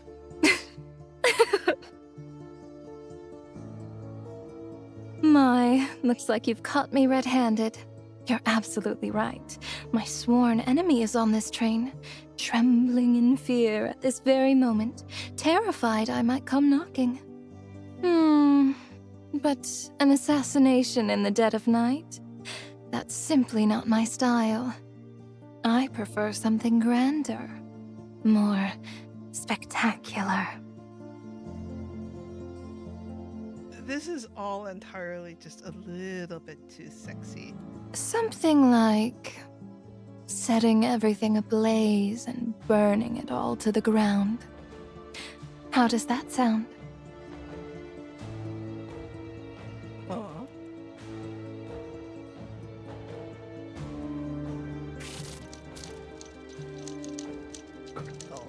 lights flicker back with a soft buzz. The room is bright once more. Wait, what did you mean by that? Nothing. I just said that for fun.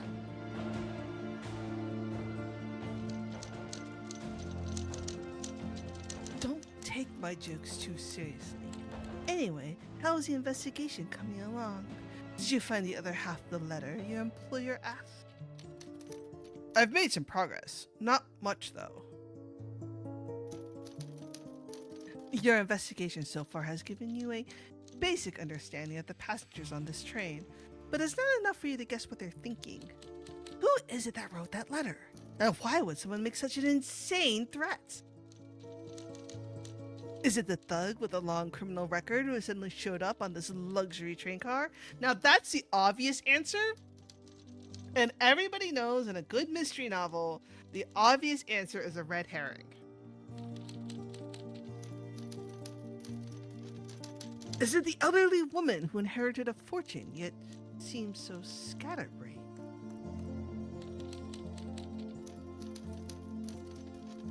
Or is it the young merchant whose words were so ambiguous, who seems to share some complicated history with Clementine? Or perhaps it's late. The dining car has already closed and the other passengers have likely locked their doors for the night. Any further investigation will have to wait until tomorrow. Perfect. We've been at this for hours. My shoulders are killing me.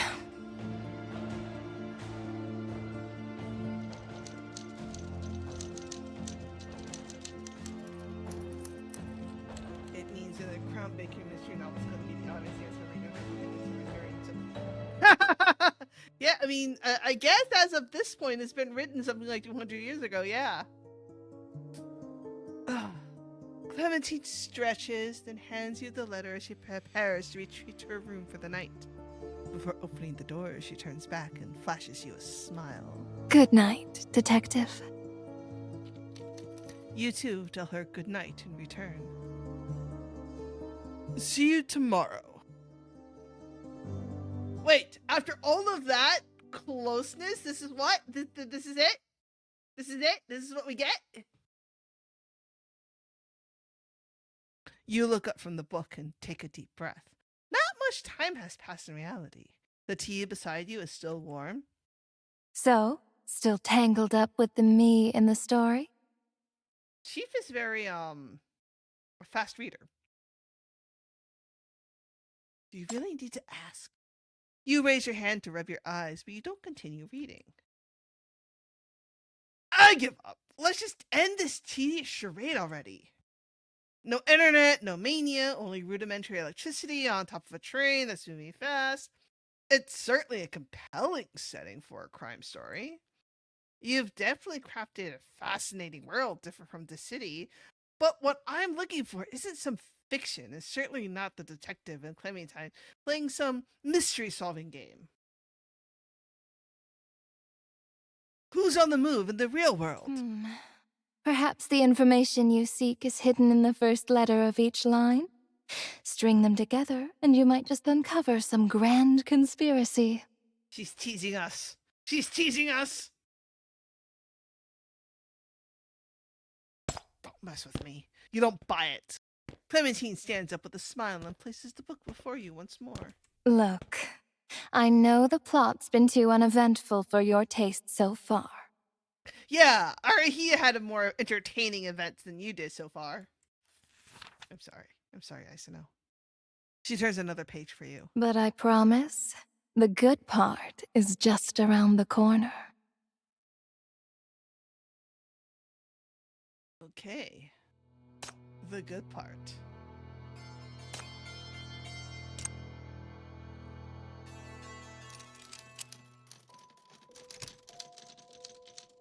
To prevent anyone from breaking in during the day, you push the low cabinet against the door, wedging it firmly against the handle. Now, even if someone manages to force their way in, you'll be woken up by the noise before they can reach you. With your defenses in place, you lie down and drift off to sleep to the rhythmic sounds of the train rolling forward. Until you're jolted awake by a scream! Huh? The scream came from somewhere close, one of the neighboring rooms, it seems. You force your eyes open and glance at your watch. Midnight, 12:50. What happened? Was someone attacked? You spring out of your bed and hurry to the door. Footsteps echo down the corridor, followed by voices in the distance. Oh, someone was in my room. Couldn't see. Vanished. Stay calm. I'll get someone to investigate. Someone jogs away. You carefully move the cabinet aside and open the door slightly, only to find a corridor that's plunged into darkness once more. Another power outage? You stay put out of caution. Soon, multiple steps of footsteps approach from the other end of the corridor. This time, the voices are clearer. The circuit breaker's broken. Don't worry. I've already asked Mr. William from room 102 to fix it. I brought a spare lantern. Are you all right? The door opens, followed by sounds of things being moved around. Not long after, the attendant and Carl step out of the room and go their separate ways. Seems like they found nothing. You secure the door once more. The power still hasn't been restored. You check your watch again. 12:57 a.m. You return to bed and close your eyes, trying to embrace sweet dreams. This time, the sound is much closer. You can tell it's coming from Clementine's compartment. What is the sound of glass breaking in that sigh? Nobody sighs like that when, like...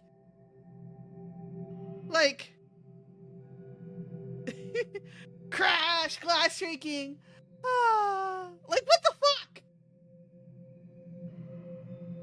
Or... yeah, must have been the wind. Clementine? No response. I heard something break. Do you need help? You knock on the compartment door. Soon, a muffled female voice comes from within. I'm fine. I can clean it up myself. Upon hearing a response, you lie back down, now reassured. You drowsily glance at your watch before drifting off. 1:03 a.m. You close your eyes, and the dream world welcomes you once more.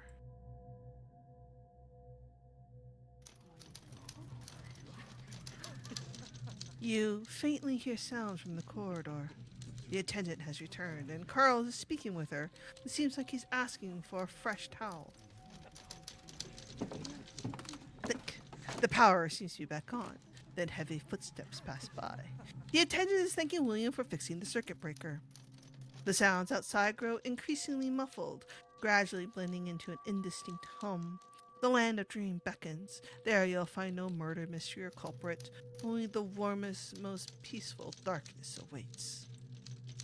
Finally, with no further disturbances, you fall into a deep slumber.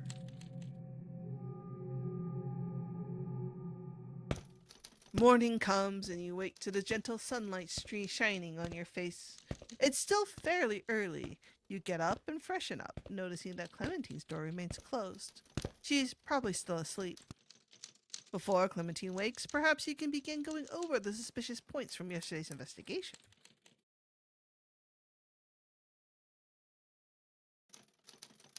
In the dining car, William Rusty Nails sits in the furthest corner, just like yesterday. Meanwhile, Miss Jones seems to have mistaken someone else for her child again, insisting they eat the broccoli that came with their sausage.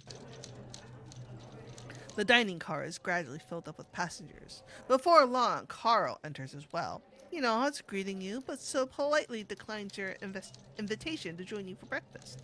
He looks rather unwell, so you don't press the matter.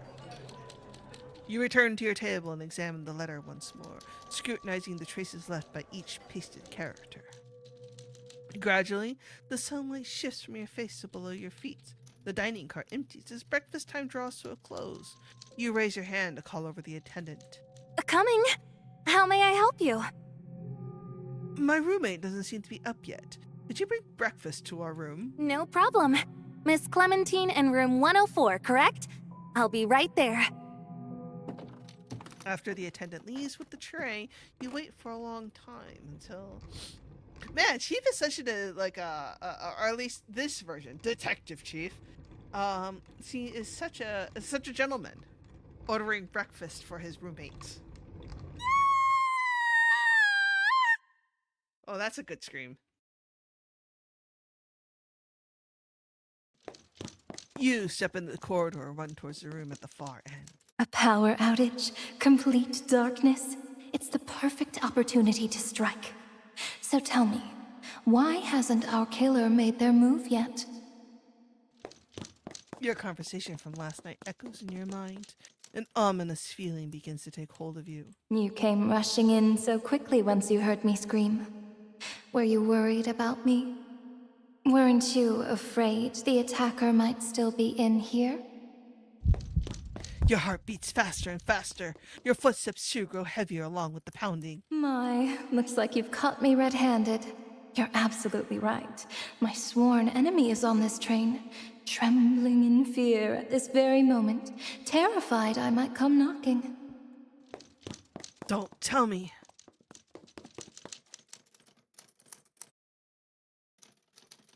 You burst into room 104.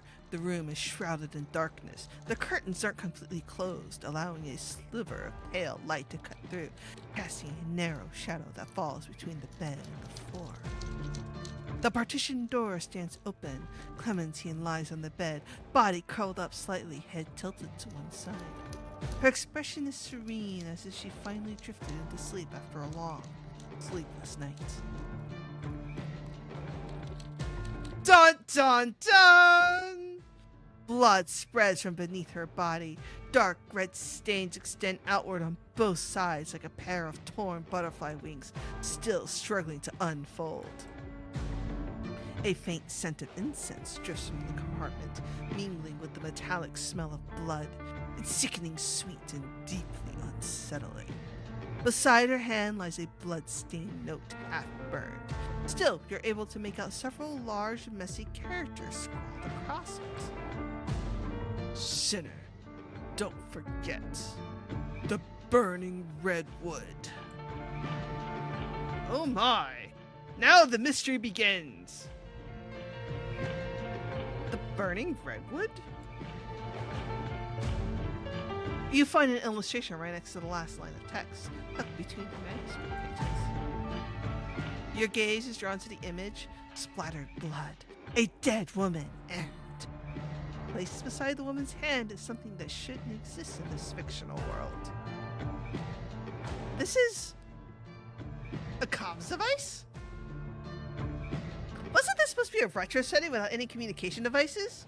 Before you can voice the question, your own terminal rings.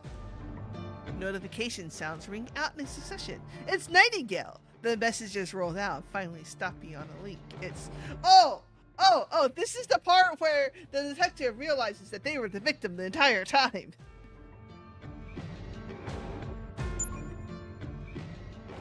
Breaking news! The first half of Pravia just dropped on the official site.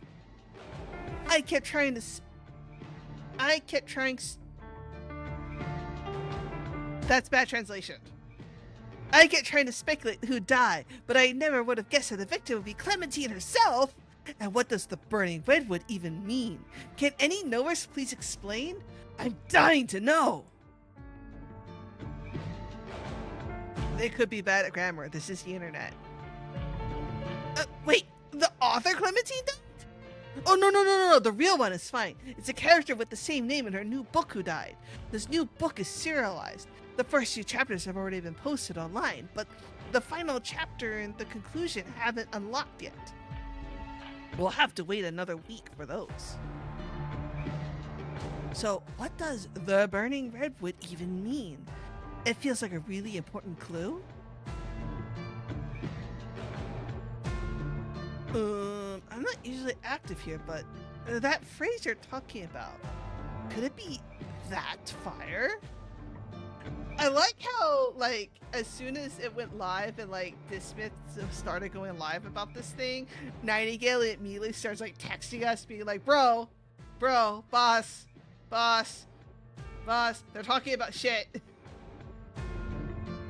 You look up immediately. Clementine stands before you, her smile as gentle as ever. An eerie, spectral glow emanates from the butterfly ornament at her neck, as if it's about to come alive. Still, it remains firmly pinned in place. On your screen, a line of red text stands out.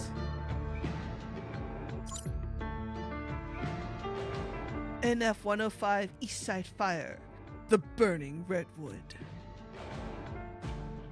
And now we're back in the story! Ish. In the chat room. Spoiler! Oh, wow, that's a lot of comments. I've been getting a lot of requests in my DMs lately, so I'll make a dedicated post to explain. Yeah, I know, right? Yep, very accurate. The legend of the burning redwood dates back over a decade. Supposedly, a cursed street in Eastside was about to be torn down and rebuilt when a mysterious fire suddenly engulfed it. The blaze raged on for 3 days and 3 nights. Nothing could put it out. The flames lit up half of Eastside like a massive burning redwood. Since then, rumors have been all over the place. What's true and what's not. Honestly, I'm not even sure the place ever existed. I knew it! I knew there was more to this than meets the eye. Another case. How exciting. Ugh. Who even digs up some cold case like this to write about? Cloud chasing much? Plus, didn't this case barely get any attention to begin with? Hi, Rafi. Oh, wait. I remember that rumor about Clementine, how disaster always follows after she publishes a book. Do you think there's a chance that this incident is connected to this fire? Renowned author Clementine unearths cold case? Does the burning redwood and murder of the Prairie Express really exist? Best-selling novel leads to bizarre fire? Just what might the truth be? Speculation begins to spiral. Searches for the burning redwood skyrocket and related topics climb the trending list. All questions, all theories ultimately converge on a single question. What connection does your book have with the fire from NF-05? 105. The study remains as warm and cozy as before. Clementine still sits across from you. She tries to refill your tea, her smile veiled behind the rising steam, making her expression impossible to read. For some inexplicable reason, it sends a chill down your spine. A victim appears. The mystery explodes. The story is on the right track, and the buzz has reached its peak. Chief, my little marketing trick worked rather well, wouldn't you agree? I feel sus that this is just a marketing trick. You emphasize your story set in a fictional retro world before nightfall. Yet, you deliberately left breadcrumbs for people to follow, leading them to dig deeper into whether the incident behind it was real or fabricated. I'll admit, as a marketing strategy, it was remarkably effective. That is, assuming this book really is, as you claim, completely fictional. You did consider the possibility that the crime foretold in Pravia might have already occurred, but a fire from decades ago? You meet Clementine's gaze directly, trying to find some kind of opening in her composure. I'm sure you got better things to do as well. How about you just come clean already?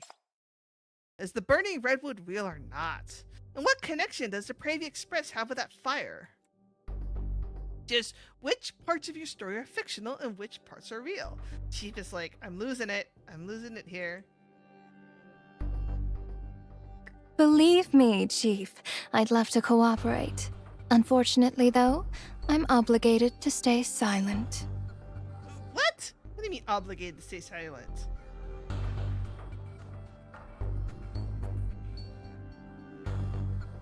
Clementine taps her chin lightly, almost like she's genuinely troubled by such an absurd predicament. The thing is, I've signed an extremely strict contract with my publisher. If I reveal even a single word more than I should before Preva is fully released, I'll have lawyers knocking at my door and demanding compensation by tomorrow. Bro, you're in a locked room with a government official. Like, I'm sure it's fine. The conclusion to the mystery is what makes my novel valuable. If the truth were revealed prematurely, the book wouldn't be able to sell. However...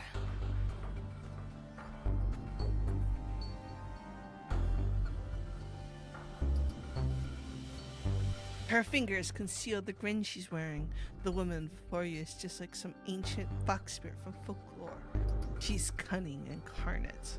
If the detective can deduce the answer themselves using the clues in the book, that wouldn't count as me giving spoilers, would it?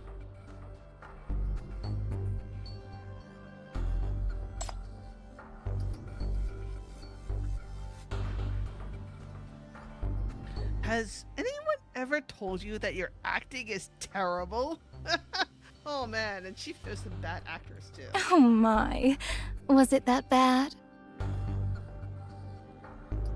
The contract is just an excuse, you can tell. She's making things difficult on purpose. You'd really go through all this trouble just to make me keep reading your book? Writing is no easy task. Naturally, a writer would like to preserve their story's secrets until readers reach the ending. Badooch. It wouldn't hurt to indulge in this little game now, would it? Think of it as a deduction challenge. As both reader and detective, you must search the book for clues that are hidden in the smallest details, just like anyone else. And then, you'll ultimately uncover the mastermind behind these heinous crimes. What makes you so sure I'll play along? My MBCC team is right outside this building. I wouldn't mind continuing this conversation elsewhere, you know? True. But if you really wanted to use force, you could have dragged me back to the MBCC the moment you walked in. You didn't haul me in for questioning. That makes me think we're on the same page. We both want to keep this little misunderstanding between us. Sus. Authors hate spoilers, but I'm more than happy to guide you on your journey to the truth.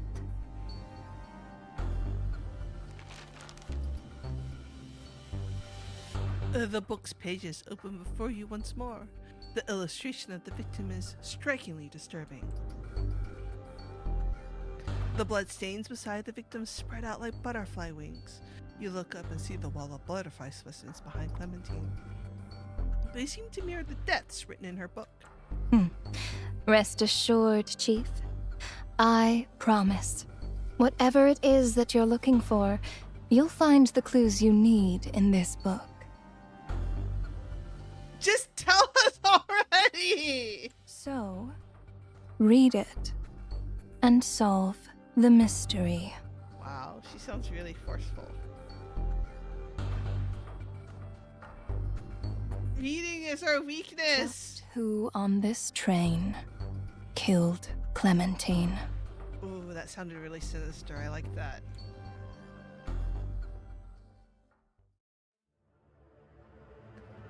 Just who did it? Who done it?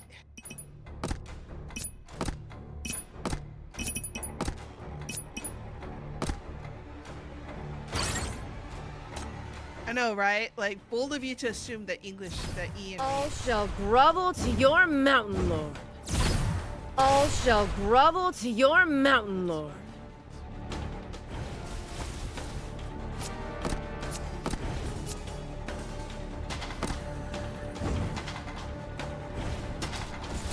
Listen.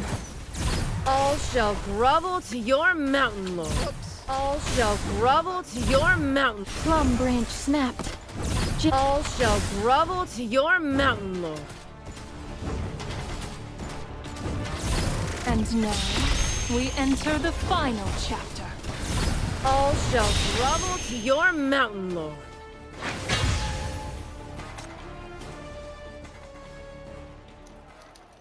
Gossip spreads faster than any announcement. Word of the murder races through the car, and the dining car has descended into chaos. The petite train attendant Allison finds herself trapped in the middle of the crowd.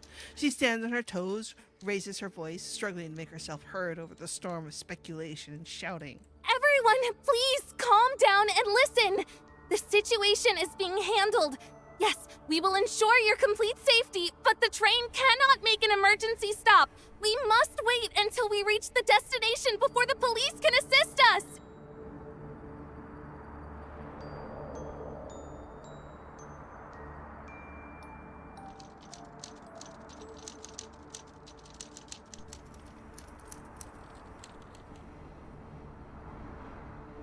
Behind a thin wall, the train conductor dabs the sweat on his temple with a handkerchief, mumbling instructions to a subordinate at his side.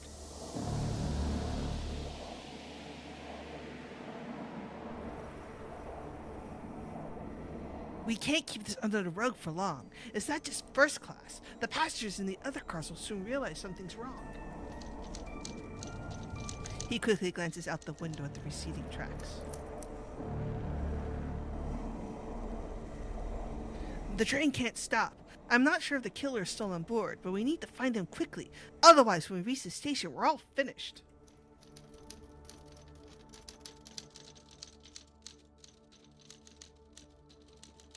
The conductor lowers his voice, trying to keep the conversation hidden beneath the clamor from the dining car. However, his whispers come out strained and trembly.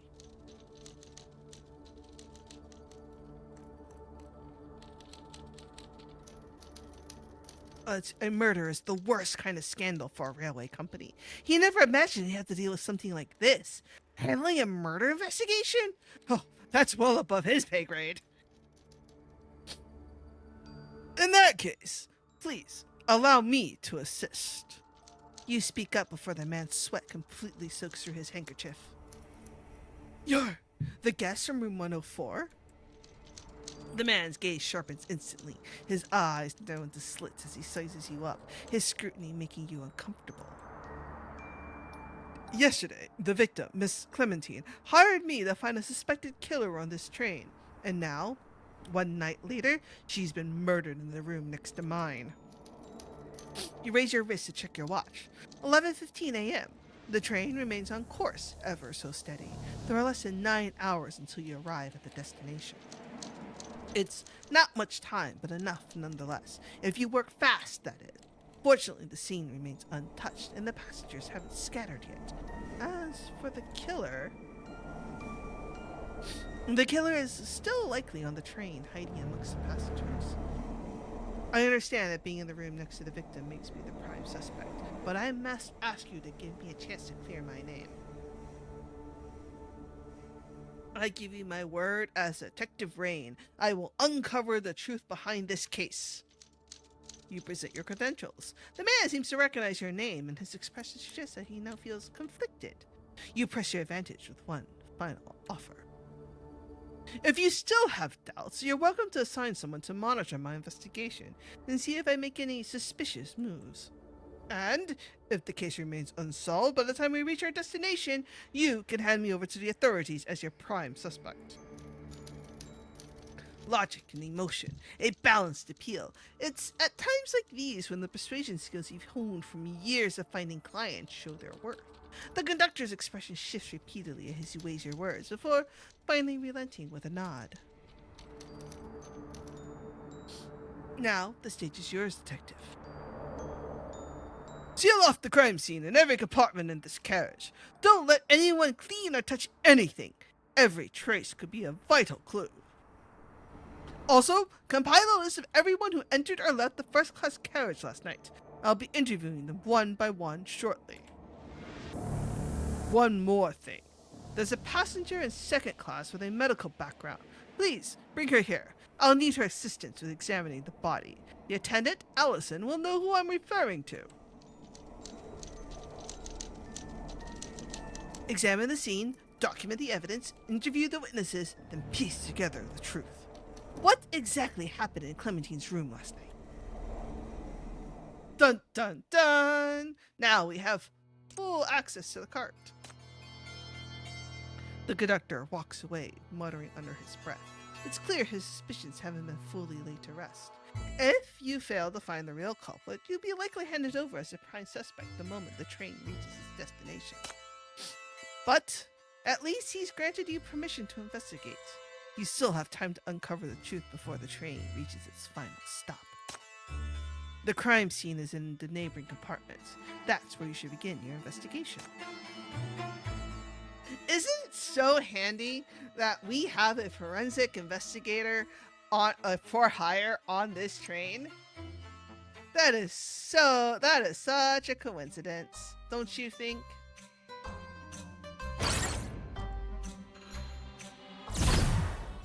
Let's see.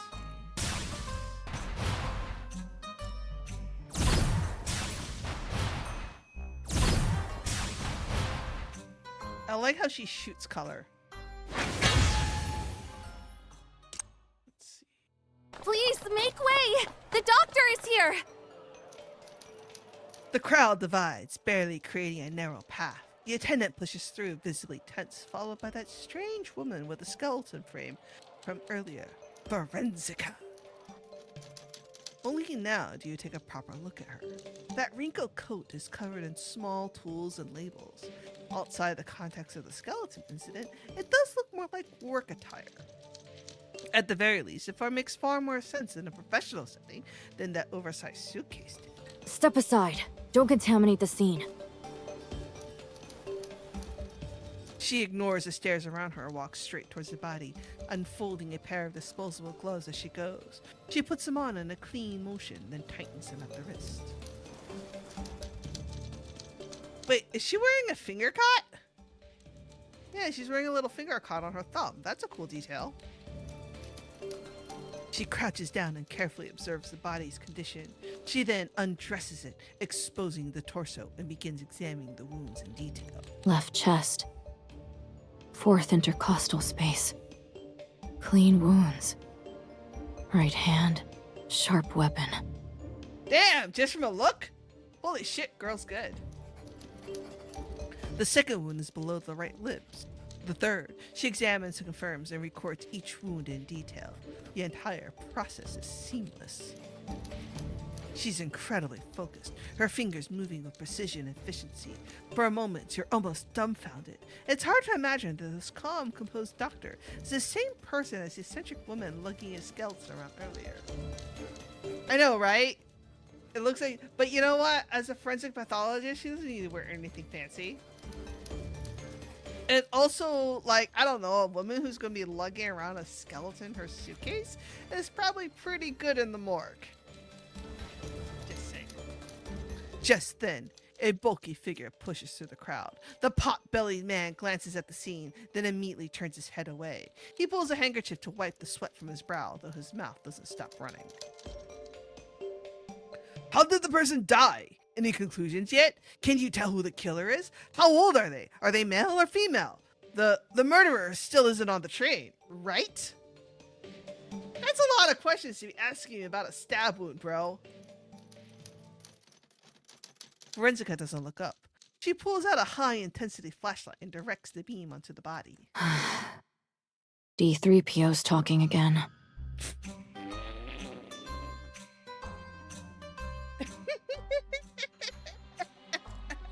There's that Star Force talking again. Oh, great. Someone's yapping. Can't he just shut up? Who? D3PO. He's a good guy, because when Look is working, he knows to keep quiet and stay in the background. Wow. Forensica mutters without looking up, though her hands are moving noticeably faster now. The conductor scratches his head, clearly unable to follow her logic. You decide to speak up then. I believe what she's saying is that she needs a quiet environment when she's working. We should give her some space. It's not like it's some surgery, though. That person's already dead. Forensica flicks her wrist, and the high-intensity flashlight shines directly into the conductor's eyes. Actions speak louder than words, as they say. The conductor squints, mutters a few complaints, and finally retreats. Silence returns to the scene once more. 20 minutes later, the coroner stands up. She tears a page from her notebook and hands it to you casually, just like when she shoved the business card into your hand earlier. Estimated time of death, approximately between midnight and 1:30 a.m. Margin of error may vary depending on ambient temperature, victim's physiology, and clothing. External injury overview. Ball penetrating wounds from sharp weapons observed across the body, primarily in the anterior chest region. Wounds are clean and sharp, consistent with injuries caused by single-edged and/or double-edged bladed weapons.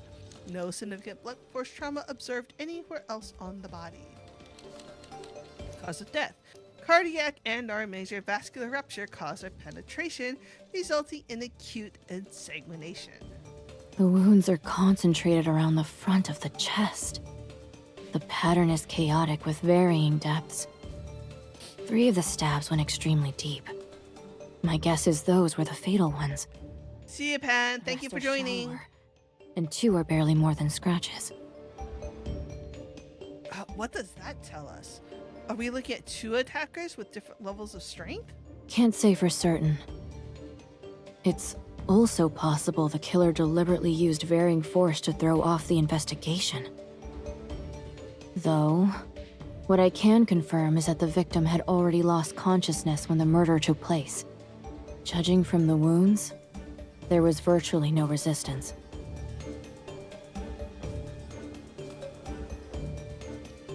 The coroner's findings are thorough and precise, contrary to her earlier careless attitude.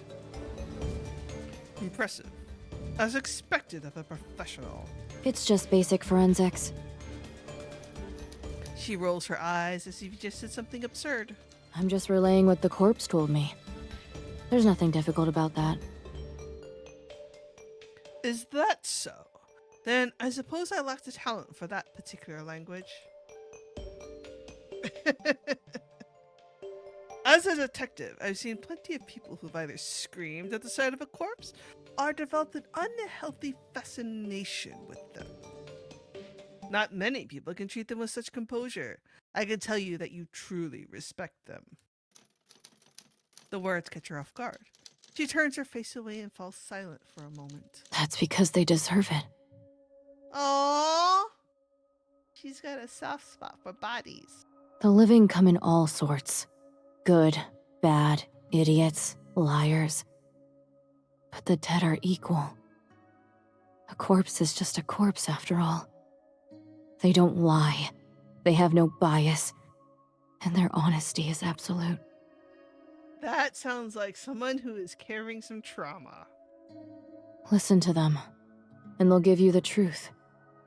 It's the most effective form of communication there is. That sounds like someone who has a lot of trauma. She speaks quietly, and for some reason it reminds you of the way she looked at those bones in the corridor earlier. She has that same calm, gentle gaze. It seems she reserves all of her harshness and caustic remarks for the living. It seems I've met an exceptionally skilled forensic pathologist then. Please, allow me to introduce myself. I happen to take on detective work from time to time. Perhaps we'll have the chance to work together in the future. The woman hesitates for a moment before slowly nodding. Seizing the opportunity, you continue. By the way, did you work at the city's Forensic Research Institute before? I've actually met a few of your former colleagues. They were all quite impressive. The moment the words leave your mouth, you notice Forensica's expression instantly darkening. That's none of your concern. Uh-oh. There's no point discussing this. The forensic report is complete. If you don't have anything else to say, I'll be taking my leave here. Uh-oh. She turns and disappears into the crowd without giving you a chance to respond. You stand there replaying your words in your head for a moment. In theory, you don't see this as anything offensive. But theory and reality really rarely align. Clearly something you said struck a nerve. You're still puzzled, but the truth remains elusive. Though right now, the case takes priority over understanding why forensic have reacted that way. You shake off the thought and return your focus to the case. Approximate between... hold on a second. Didn't the glass break during this time? And then she told us not to worry about it, that she was fine? That seems like a thing. You're piecing together the murder mystery, everyone. Oh shit. You move along the walls of the room, tapping your fingers lightly against them as you make your way around. Most of the walls produce a dull, solid thud, but one particular spot behind the bed, the sound is hollow and clear. You push against it, but what's behind the wall doesn't budge. Running your hands across the surface, you finally find a small keyhole concealed within a shallow grove. This seems to be a secret door. You're one step closer to unraveling this mystery. Next, you'll need to find the key that opens this secret door. Secret door! You move... oh, we already did that. Okay, we already investigated that. Blah, blah, blah, blah, blah. A brass train bell hangs on the wall near the headboard. Its position... Yeah, basically. Yep, that basically. Its position is remarkably close to the bed, well within arm's reach for anyone lying there. Even if the victim was suddenly attacked in the middle of the night, she should have had time to ring it. But last night, the bell in Clementine's room never rang. There were no sounds of struggle, no cries for help, nothing. Did panic overwhelm her in those final moments, causing her to forget about the bell? Or has she lost consciousness way before she was killed? You sweep the area near the window with your eyes. The curtain has been drawn back and the window itself stands more than halfway open. The gap is large enough for an adult to pass through. Did the culprit escape through the window? But the Pravia makes no stops along its entire route, and the train travels at speeds up to 120 kilometers per hour. Anyone who attempted to jump would have had no chance of surviving. Moreover, the noise from such an act would be impossible to miss. As you stayed in an adjacent compartment, you certainly would have been woken. Then, Clementine's killer must still be aboard this racing iron cage. All you need to do is find the culprit before the train reaches its destination. Tick-tock! Time's a-ticking. You crouch down to examine the door. The lock cylinder is smooth and undamaged, and you see no signs of the keyhole being tampered with or forced entry. This means that before the attendant unlocked it with the key, the door remains securely locked from the inside, completely untouched. Ooh, it's a locked room mystery! Hey, how did I guess it? A classic locked room mystery. You ruled out both the door and the window as escape routes. So then, how did the killer leave this room? They are in the secret compartment the whole time. You pick up an inconspicuous round locket from the shadows. You open it and catch a glimpse of a small lock of golden hair arranged in a figure-8 pattern. Only then do you realize this unassuming locket is actually a classic piece of hair accessory. People have long believed that hair possesses a sacred quality, that it can preserve a person's soul. Because hair never decays, it has also become a symbol of remembrance and mourning. Is this a keepsake belonging to deceased Clementine? Or is this a damning piece of evidence that the killer left behind by mistake? Either way, finding the owner of this locket will be a crucial step in solving this case. Who on this train is connected to blonde hair, though? We know of at least one blonde on the train!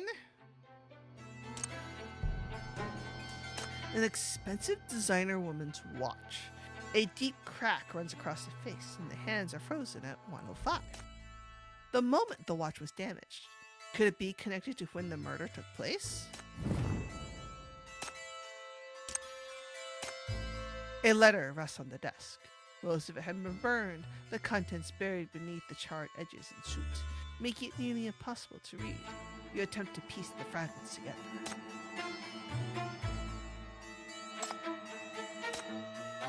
Oh, threatening letter bottom, threatening letter top. Gee whiz. You successfully piece the two halves together. The paper size and text formatting match perfectly. Since they fit together, they're almost certainly from the same letter. This phrase here, the burning redwood, might be the key to solving this case. You should ask the suspects about it during the questioning.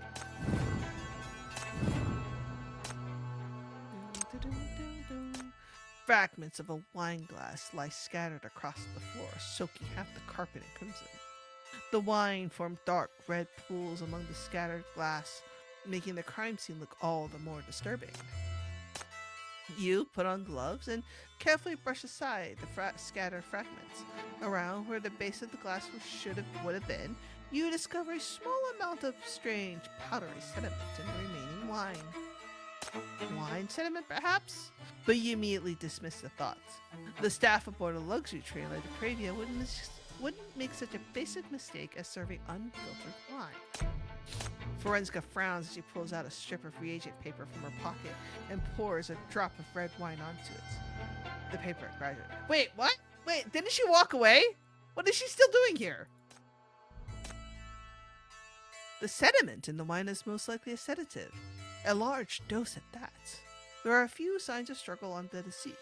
She may have already lost motor function before sustaining her injuries. Then, it's worth investigating where this wine came from. There's only one attendant serving the first class carriage. Listen. Alright, where to next? Discuss the case. Hello? Can we talk about the autopsy? An awkward tension hangs between the two of you. It seems that neither of you have recovered from your confrontation earlier. It's only when she hears you mention the case that Forensica reluctantly glances your way. You got something else you want to ask? Besides what you just mentioned, is there anything else in the autopsy report that might help with the case? Forensica glances at you upon hearing the question, and it takes a moment before responding. First, the time of death is crucial information. Anyone with an alibi during the estimated time of death can be ruled out. That should help narrow down your pool of suspects.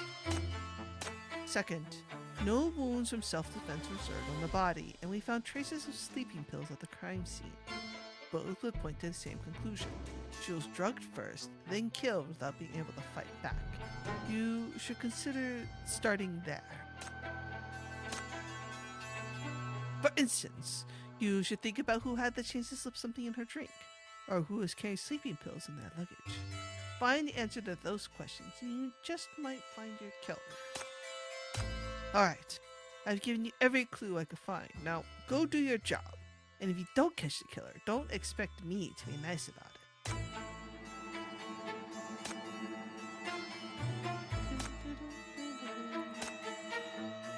To the dining car. That's because Forensica is an actual trained professional, and our so-called expert detective is someone who's just out starting to make a name for himself. Also, Chief is a very poor interrogator. No, interrogation expert, I'm sorry. Under your sharp gaze, Allison, the attendant who's been so friendly and warm, shifts uncomfortably. Her eyes dart away, unable to meet yours. She bites her lower lip and then speaks before you can say anything. Oh, I'm terribly sorry. The train crew bears full responsibility for what happened. If there's anything I can do, please don't hesitate to ask. I appreciate your candor. However, what I need more right now is your testimony. I hope you can tell me everything that happened in the first class carriage last night. Oh, of Of course, I'd be happy to oblige, but I'm not sure how useful this will be. I never saw anyone enter or leave room 104 last night. Around 10 p.m., after confirming that the dining car was empty, I took my post in the corridor near the second-class carriage. From then until the incident was discovered this morning, I didn't even see a single stranger enter the corridor. So, you're saying from the moment you started your shift, no one entered this carriage? That's correct. The previous dining car and first-class carriage are at the rear of the train. Anyone entering would have had passed right by me. I couldn't have missed them. You realize the implication of the attendant's testimony. This means the culprit must be among the passengers already in first class. Wait, I have a question. If she's the only attendant in first class, does she sleep? Like, if she's literally standing guard all night and then serving breakfast and is on call, does she sleep for 2 days? Does she just not sleep at all for 2 days? Oh, okay. I was a little bit concerned. Thank you, miss. Your information has been invaluable. Please, go get something to eat and rest for now. I may need to ask you some follow-up questions later, but I'll leave that for after you've had a chance to recover. The attendant smiles, clearly grateful for your consideration, and turns to leave. Just as she does, you speak up as though something just occurred to you. Oh, one more thing. Was there a power outage in the corridor around 12:50 a.m.? Oh, I nearly forgot. The first-class carriage did lose power for a brief while at around 12:50 a.m. After Mrs. Jones in 103 rang her bell, I requested Mr. William, who had come on to check on the noise, to help fix the circuit breaker. He got it working around 1:10 a.m. The corridor was complete darkness for those 20 minutes. Miss Jones in 103 rang her bell in the middle of the night? Oh, yes. She claimed someone had entered her room. Mr. Carl from 101 and Mr. William from 102 heard the commotion and came to help the search. They didn't find anyone suspicious inside. The first-class passengers certainly had an eventful night. You make a mental note of the timeline Allison gave you and begin considering the implications. Okay, so we had a power outage for 20 minutes. Mrs. Jones thought she heard somebody in her room and rang the bell.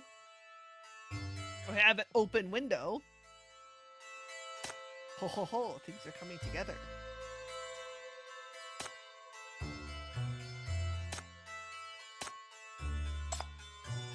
Miss Allison, if I'm not mistaken, the train staff should have a master key that can open all the doors.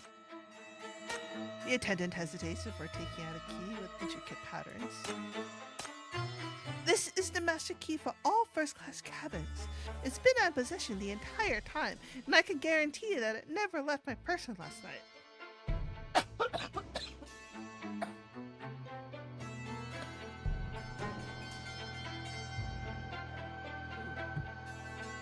Excuse me. Yep. Just a cough. Just a dry throat. However, I can't say the same for the other one. Wait, there's two? Yeah, I just did. Oops. And I skipped some dialogue. The other one? Oh, yes. There are 2 master keys for each carriage. One is kept by the attendant, that's the one I just showed you, and the other one is stored in the conductor's office. But I heard that one's gone missing. The conductor was terrified. He ordered everyone to keep quiet about it since the serious incident. But I can't keep this to myself. Not when there's a murder involved. You tip your hat to the attendant's respect. This information is invaluable to your investigation.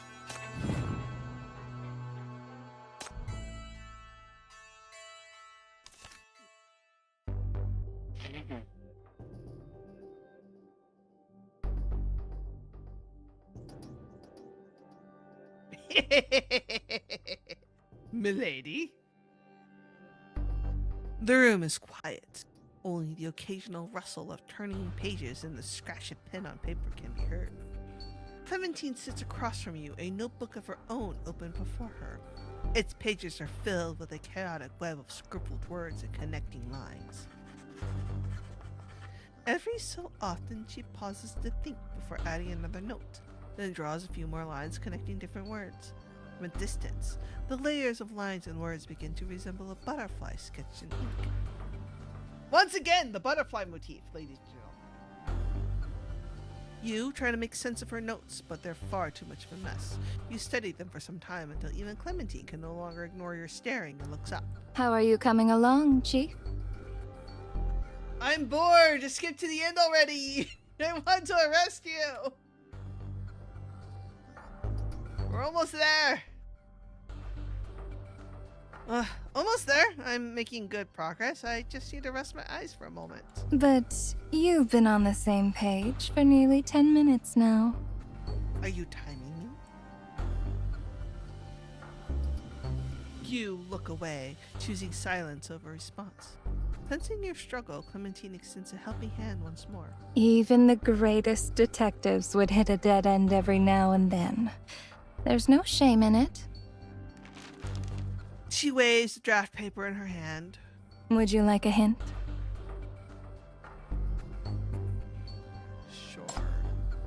Sure, since you're offering, I'll take you up on it. You take the draft paper from her, only to find that no matter which way you turn it, the writing is completely illegible. There's nothing but indecipherable scribbles here. Oh, I love it. I love how she's a writer and you can't read her writing. Are you messing with me? You slap the useless piece of paper back on the table with visible annoyance. Seeing that her prank was successful, Clementine stands up with a satisfied smile and heads towards the bookshelf on the pretense of fetching fresh draft paper, leaving you space to think. Your gaze returns to the pages. The detective in the story has finished searching the crime scene, but you, the reader, still can't piece together the clues to identify a concrete suspect. Just then, a new approach comes to mind. Unlike the version published online, this manuscript is hand-edited. That means it's most likely the original draft. So, while Clementine's away, you flip to the ending! The detective gathers everyone in the dining car. The truth is about to be revealed. He raises his hand, pointing towards the culprit. You flip to the next page. The pages are following completely blank. The story cuts off right before Oh! We've been trolled! No! No cheating for us! No cheating for us! We have been trolled! Ayah!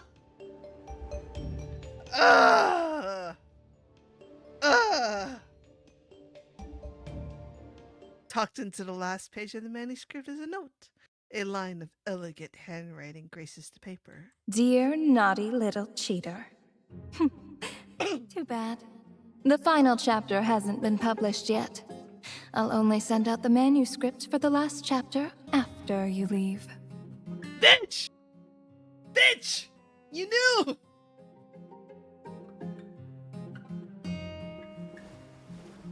You look up, realizing something, and sure enough, you're met with a mischievous smile. Did I return at a bad time? Terrible timing. No, you came back at just the right time. This time, you're the one who sighs. Games usually give new players beginner bonuses. Likewise, this first-time reader of mystery novel here needs a quick tutorial. Clementine gives you a questioning look. You flip back through the manuscript, organizing the clues as you go.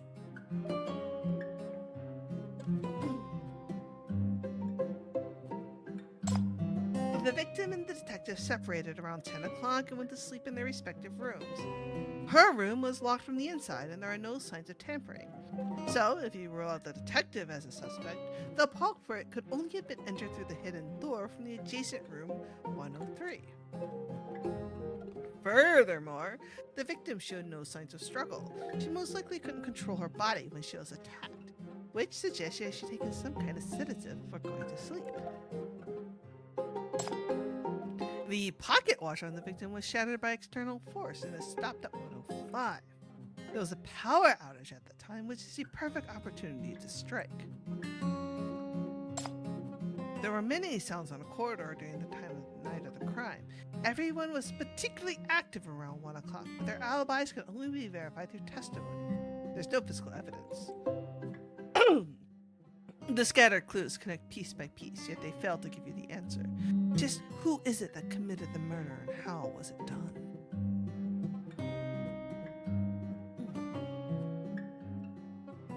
You turn your gaze back to the architect of this whole conundrum. Don't give me that look. This is a challenge. What fun would it be if the puzzle was too easy? Besides, what you're missing is simply a bit of experience in a battle of wits with the author. We've had battle of wits with authors before. You're not the first one, darling. As Clementine speaks, she flips the page in your hand. See? I left you a hint from the very beginning, didn't I? On the back of that message, there's actually another line of text. If you find yourself stuck, why not try approaching the problem from a different angle? You might discover something new. That's supposed to be a hint? When the motive cannot be determined, what other method can you use to identify the true culprit?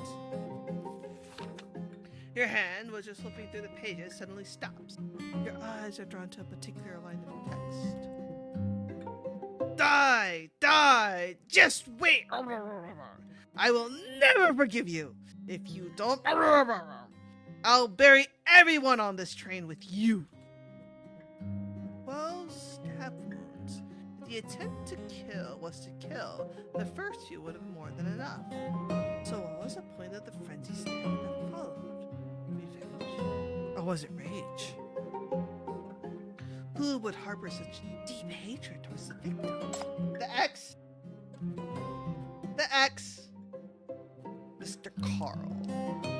In other words, someone else on this train aside from the victim must be connected to the Redwood. You look up just in time to see Clementine picking up her pen to add another stroke to the indecipherable scribbles. As she meets your gaze, she narrows her eyes and her smile, almost like she wasn't the one who left that tip. What is this woman plotting? And how is she connected to that fire?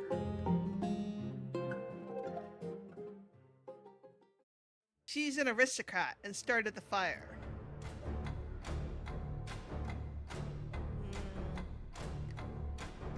As much as I want this,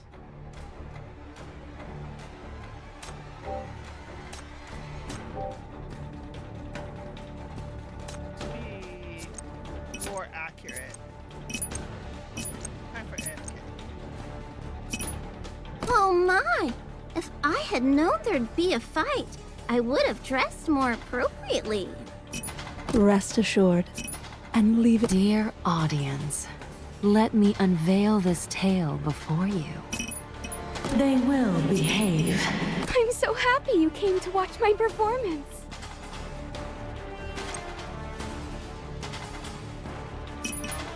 There is nothing to fear.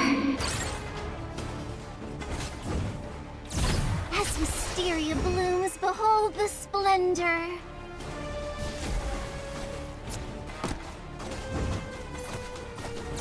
Listen. The rain is coming. Wrong thing in the jiggy. Oh wow. This is the guidance of the flames. My sincerest love for you. This is the guidance of the flames.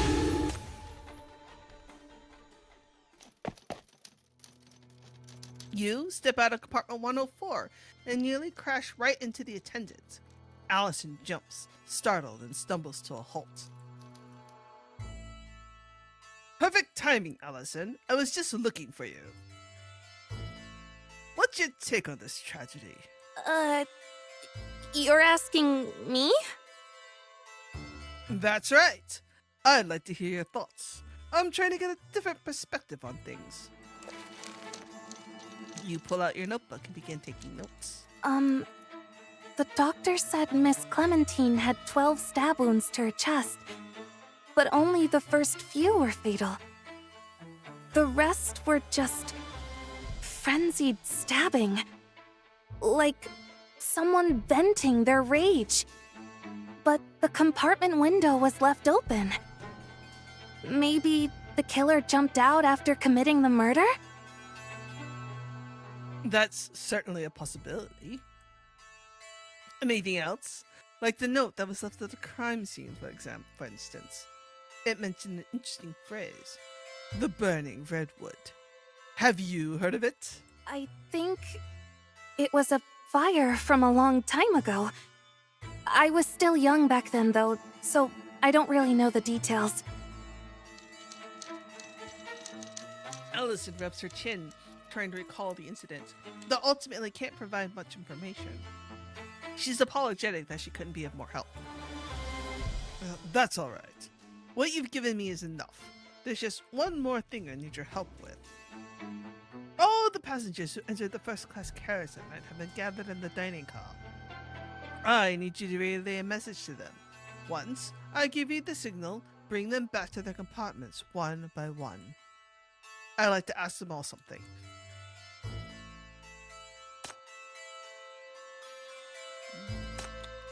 Let's quiz the old lady first. Or search for shit. A red travel bag sits on the luggage rack. Its design matches Mrs. Jones's shoulder bag perfectly. They're likely from the same luggage set. A small lock hangs from the clasp. We need to open it and check one side. Can you tell us what the combination is? But the old woman seems to have fallen into confusion again. Faced with your question, her gaze grows distant. She clutches the knitted sweater on the bed, muttering, "This feels like a convenient trick." Red, yellow, blue, green. Red, yellow, blue, green. Password. That's all I remember.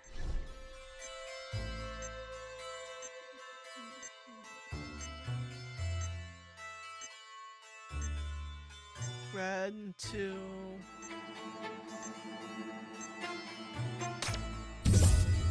Wow. Wow. Jones ID. Jones, female, 76-year-old, a retired teacher. Received a substantial insurance payout following her husband's death. Suffers from mild dementia. Requires special attention. Mrs. Jones's bed is cluttered. Besides a knitting basket overflowing with balls of yarn, several hand-knitted sweaters in various sizes are spread across the sheets. They're all clearly made for children. Upon closer inspection, you notice several small hand-crocheted yarn dolls nestled among the colorful knits. There's a kitten with its paws raised high in an exaggerated manner, a puppy shyly covering its face, and a fox surrounded by the other cute little animals cradling a tiny storybook in its paws. Oh no. Oh, hello, bot.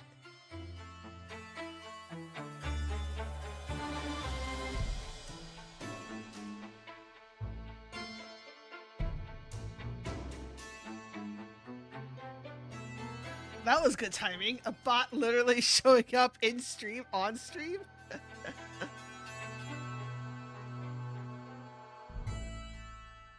No, I just happened to be looking in chat as soon as it popped up.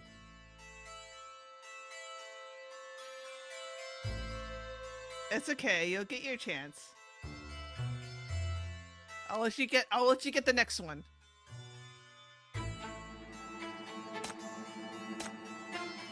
A kind voice rings out from beside you. Do you welcome, dear? I made these other children. If you'd like, I can make one for you too. Before you can politely decline, Miss Jones's mind has already wandered off somewhere. A gray child. Gray. What should I make for you? She mutters to herself, struggling to decide what to. Wow, even in the novels, we're still gray. Based on the marks you examine at the crime scene, there should be a corresponding keyhole at the same position in this room. You feel alongside the wall for a moment, and sure enough, you find a concealed protrusion.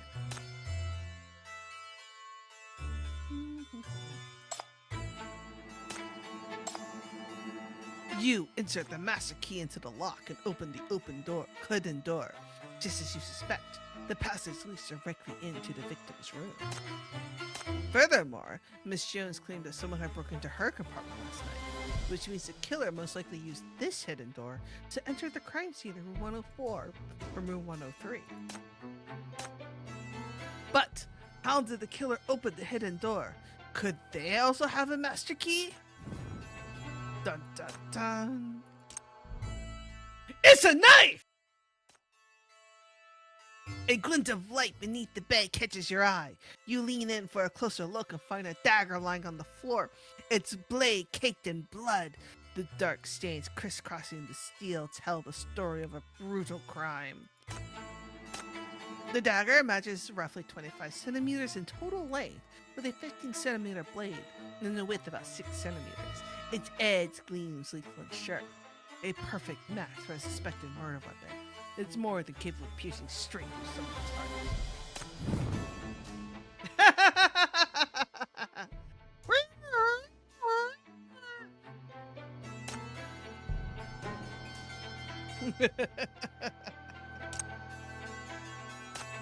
You spot a small golden button on the floor. Looks familiar for some reason. Then you remember seeing this on the train attendant's uniform.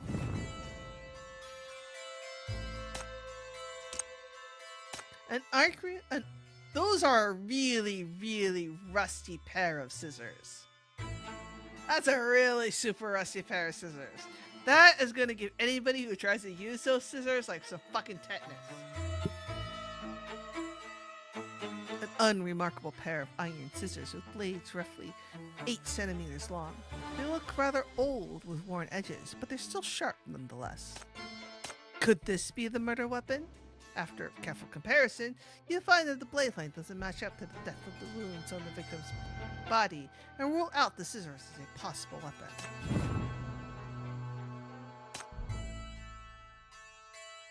Time to question a old lady with dementia. I don't think this is going to turn out well.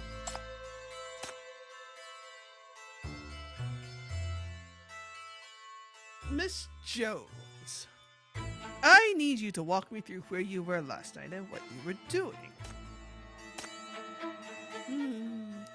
Last night? Oh, let me think now. Oh, you know how it is with us old folk. Memory's not what it used to be. Let's see. Last night. Oh, I remember now. I woke up in the middle of the night and suddenly felt someone moving around in my room. It gave me such a fright. I pressed the call button right away. But somehow, neither the attendant nor those 2 young men found anyone in my room. Strangest thing, I tell you. I mean, people can't just vanish into thin air, can they? And after that? Oh, after that, I went back to sleep and didn't wake up until morning. You recall the timeline the attendant gave you. Mrs. Jones' account lines up with hers, which means if somebody was in room 103, would have been approximately 12:50. Did you know the victim, Clementine? What? Clement who? No, I don't know her. Never seen a young lady with that name before. What about the Burning Redwood? Does that ring a bell? Oh, Redwood. I do have a child who lives on Redwood Lane. 28 Redwood Lane. Oh, I just hope they're doing well. That Redwood Lane where your child lives. Was there a fire there? Fire. Oh yes, the stove! Oh no, I left the stove on! Oh dearie me, I need to get back. Those children are waiting for me to make dinner. Miss Jones, please, think carefully. This is an important clue. That child of yours on Redwood Lane. A child? Oh, my girl got her acceptance letter today. She's going to do so well. I should make her some noodles to celebrate. Wait, where did I put the noodles? Miss Jones rambles on about household matters, her mind clearly in confusion again. You decide to end this questioning here and make note of the few useful details you managed to obtain. Oh no! Her daughter who died on I bet you her daughter who lives on Redwood Lane got caught up in the fire and died, and now she has like some fucking PTSD over it. Oh no. Miss Jones, did you know there's a passage in room 103 that connects to another room? Oh dear, that's terrifying. If I had known the room was so unsafe, I would have asked that young attendant to swap me to another one ages ago. You study Miss Jones's reaction carefully. For now, you can't spot any signs of deception. She appears genuinely shaken, patting her chest in fright. Have you seen anything that can be used as a weapon? Like a knife, for instance. A knife? What knife? You need to borrow my scissors, perhaps? This blood-stained dagger was found behind the cushions on your sofa. Please, take a closer look. Do you really have no memory of this at all? Oh my goodness! Please, take it away! I could never touch something so gruesome! Oh, young one, please have some mercy on this old woman and keep that thing far from me! You quietly return the evidence to its bag and be organizing your thoughts. The fact that this weapon appeared here is undeniably strange. If Miss Jones was the one who hid it, the hiding spot is far too obvious. But if she didn't, then who did? And how did they manage to plant the murder weapon here without anyone noticing? Well, for one, you have a crazy old woman who has mild dementia and can't remember anything, and probably should not be traveling on her own. That's all I'm saying, you know?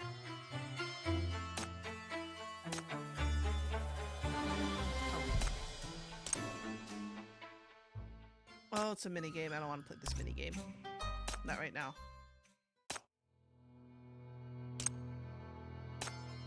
You find a half-empty bottle of red wine in the cabinet. It seems to be connected to a piece of evidence at the crime scene. You send for Forensica, hoping she can determine whether this bottle contains the same substance in the wine glass found at the scene. Nope! A preliminary test showed this bottle contains no sedatives. Unable to open the box on the bar counter, you seek help from Allison, the train attendant. Oh yes, that's indeed my box, but I stuck the key in an empty bottle somewhere when I was cleaning today because I was in such a rush, and now it's mixed in with all the other bottles at the bar. Would you mind helping me look for it? What? What? Why would you stick? No! No! Why would you stick a key in an empty bottle on a bar instead of your pocket? Yeah, choices were made.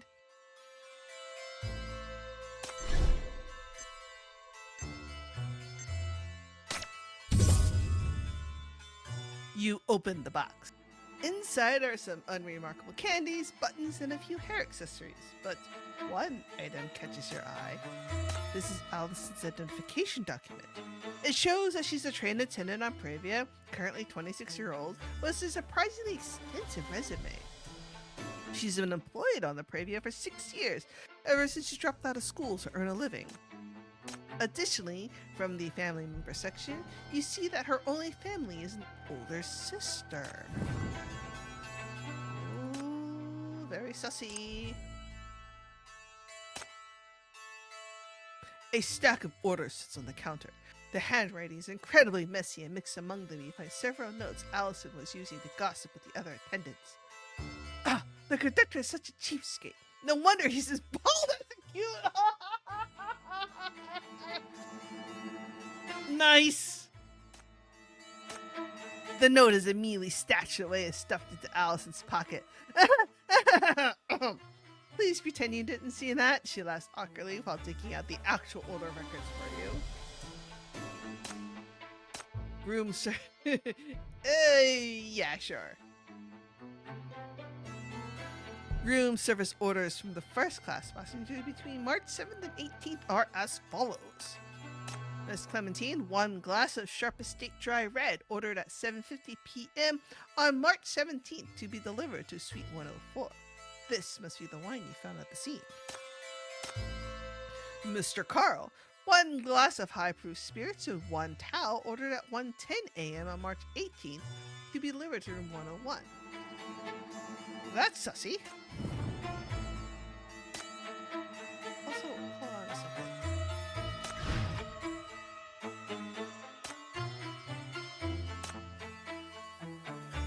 She wanted a whole bottle, didn't she? Not just a glass. Dun dun dun! This is just a routine inquiry. There's no need to be nervous. I need to confirm some basic information, including your name, age, family background, years of service, and how long you've been working on this route. I'm Allison, female, 26. I'm the attendant for the first-class carriages aboard the Pravia. I've been with the crew for 6 years, responsible for operations, service, and maintenance. Her information lines up with what you found during your search. However, there's one detail her identification purpose that she skipped. I noticed something in your identification. Under family status, the fields for your parents are blank. The only relatives listed is an older sister? Oh, sir, I believe that's personal information. Surely it can't be relevant to the case?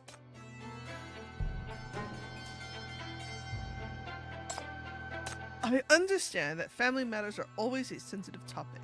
If you need a moment, I can wait, but I need your help, Miss Allison. The sooner we solve this case, the better our chances of catching the killer. Allison lowers her head. After a long while, she finally speaks. It's fine. It's nothing special, really. My sister and I were both abandoned by our parents.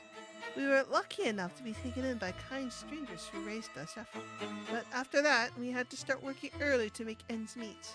And that's all there is to it. Because of our background growing up, my sister always told me to never reveal where we came from. She said we must never let anyone look down on us. That's why It was just instinct. I'm sorry, sir. I didn't mean to deceive you. Miss Allison, do you remember when you told me about the missing master key? Having a sense of justice is a rare quality, but that is something you possess. That alone is more than enough to earn my respect. Wow, Chief is laying it on thick.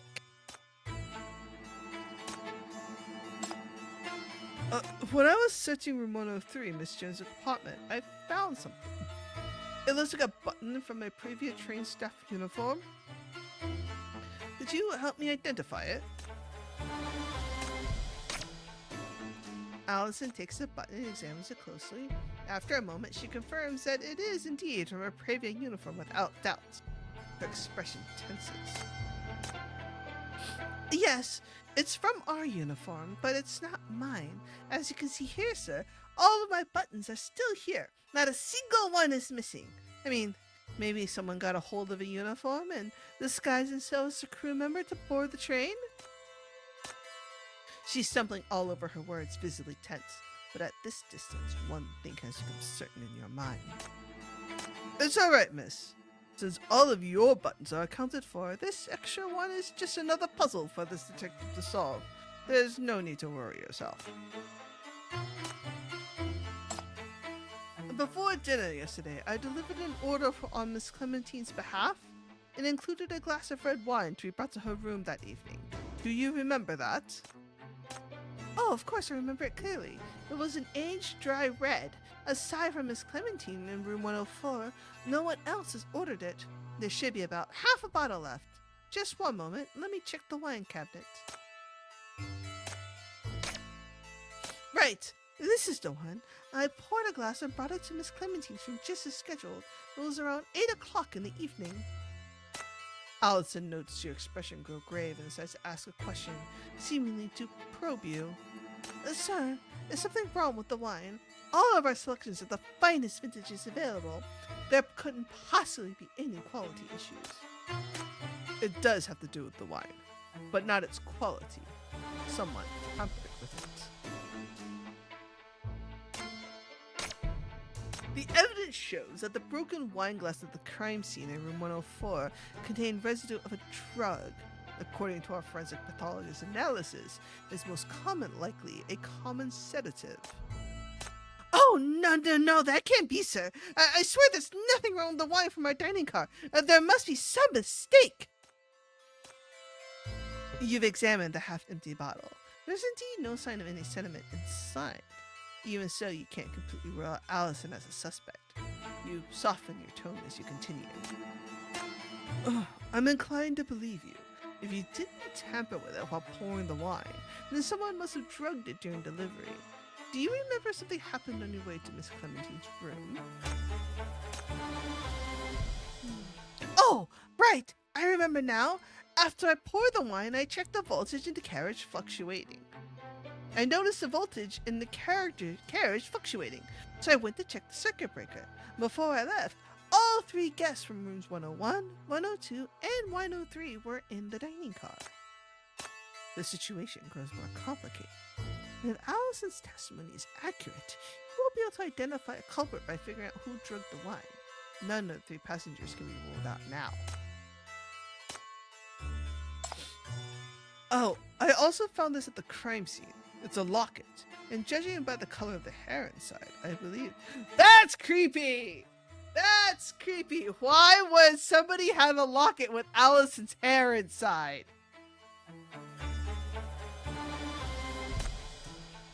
Like, bro! What?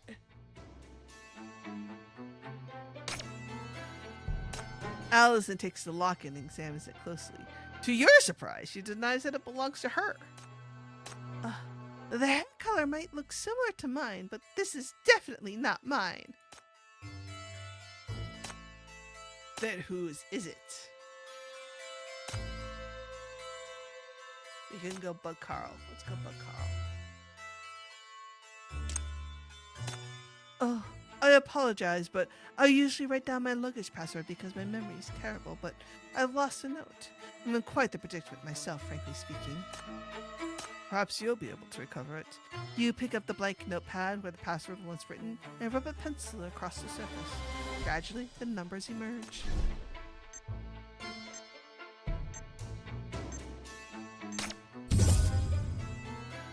You open the suitcase and carefully examine its contents, taking out each and every item one. The first item is Carl's identification document. It reads, Carl, male, 27 years old, manages multiple charity funds for his family, no criminal record. The second item is a hospital document. The patient is listed as Carl, diagnosed with chronic sleep disorder. His doctor has prescribed a large dose of sleep medication. You search through the bag, but there's no... Oh, dun dun dun! We found the sleeping pills, or the lack of. The third item is a folder of bank transfer receipts showing regular payments from a designated account to numerous welfare organizations. If these receipts belong to Carl, it means he truly is a generous philanthropist. Very sus. A half-smoked cigar rests in the ashtray long since extinguished. This appears to be the source of the smoke you smelled when you passed. Wow, Carl really does seem to be the kind of guy to smoke a big fat cigar. A finely tailored suit jacket hangs on the rack. The tie and hat beside it have been maintained impeccably, giving off a subtle, elegant fragrance. You reach out and feel the fabric. The fabric at the cuff is slightly wet to the touch, though the dampness is confined only to the sleeve. Maybe some drink had been spilled on them. An empty wine glass, unremarkable at first glance, is likely ordered from the dining car just like Clementine's. Perhaps the dining car's order records will reveal something about it. A ring sits on the table, its surface gleaming gold. An intricate family crest is engraved on its surface. It appears to be some prominent family exuding an air of privilege. Wow, so rude. Look at that. He even left a fucking cup ring because he didn't use a coaster.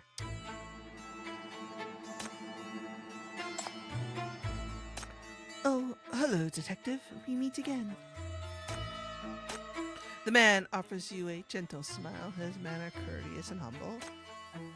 It's regrettable that we must meet under such circumstances, but given that this involves a murder, I'll need your cooperation with the investigation. Could you explain your reasoning for boarding this train? Oh, I'm a traveling merchant with a somewhat well-off family. I boarded the Previa to visit a business partner outside the city. Classic business affairs. You know how it is. You cross-reference his identification with his statement. Everything checks out. I've noticed some receipts for donations in your luggage. Do you do charity work often? Haha, I just donate a few charitable institutions every now and then. It's nothing worth mentioning. My family members, they're all very accomplished. They always tell me I'm too soft and that I'll never amount to much. To be honest with you, I only feel like I have any worth at all when doing charity work. A trace of melancholy flickers across Carl's eyes. If you need them, feel free to take these receipts as evidence. They're no use to me anymore. Better for them to go to someone who needs them. Wow, that's not, like, what? Why would we want your charity receipts as evidence, bro? Everyone's a suspect. Last night, I heard that old woman's screams around 12:50 a.m. and jolted awake. I then left my room to help room 103. When I returned, I actually soaked my sleeves while washing my hands, so I asked the attendant to bring me a towel. That was about 1:10 a.m., I believe. Is that all you did last night? Oh, I went to sleep after receiving the towel. The attendant in the corridor should be able to confirm that. Is that so? But according to the service records, you also ordered a bottle of high-proof spirits along with that towel. I have reason to believe that you went somewhere else last night. That somewhere else is where you got those stubborn stains on your sleeves. Oh!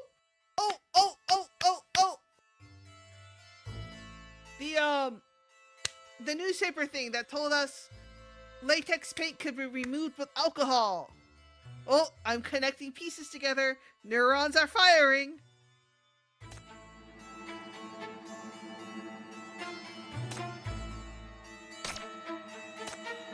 Your sleeves picked up paint from the near the circuit breaker, which is why you ordered that drink from the attendant.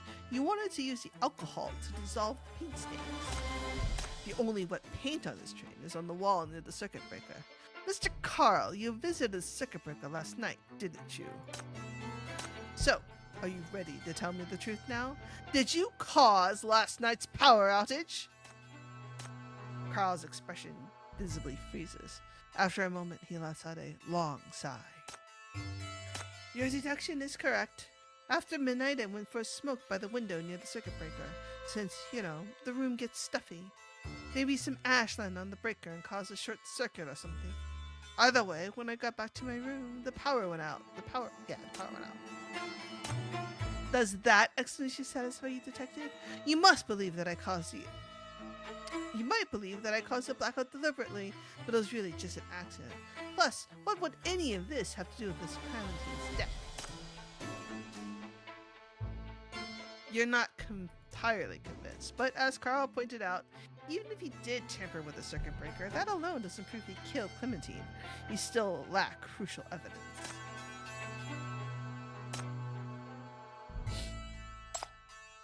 The burning redwood?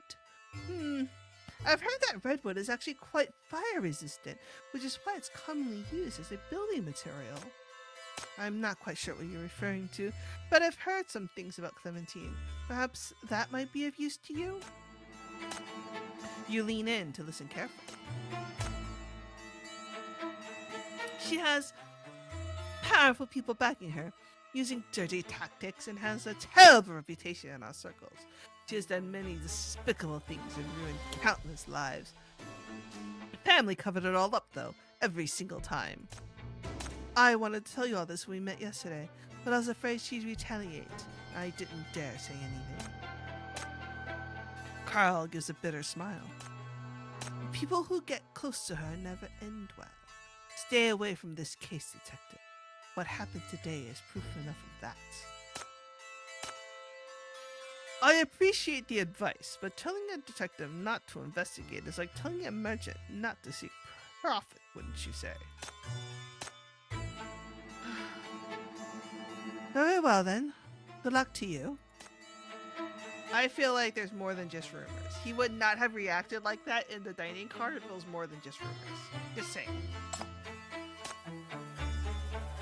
Well, after 103 last night, I went straight to my room and fell asleep shortly after. I didn't hear anything unusual. Is that so? You take up the prescription from Carl's bag. This is your medical report. You suffer from severe insomnia and require a large dose of sleeping pills. A dose of sleeping pills to fall asleep every day. At the same time, large amounts of sedative compound are found in the victim's wine glass. Mr. Carl, do you have anything to say about this?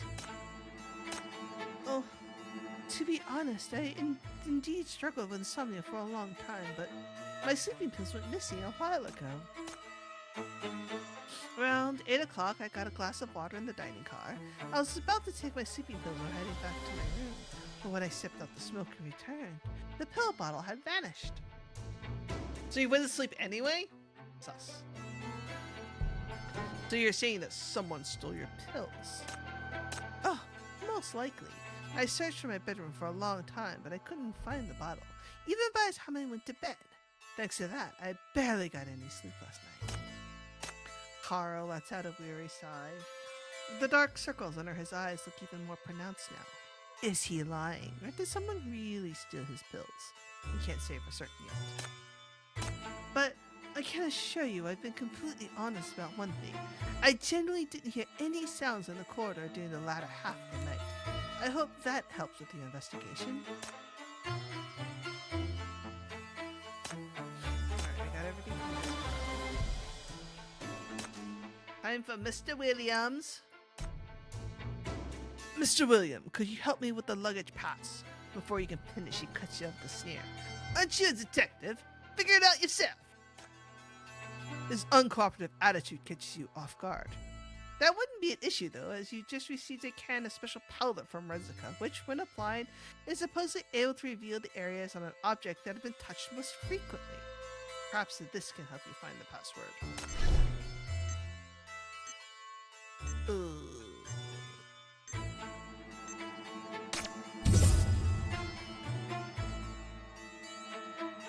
You open the bag and pull out the loan document inside.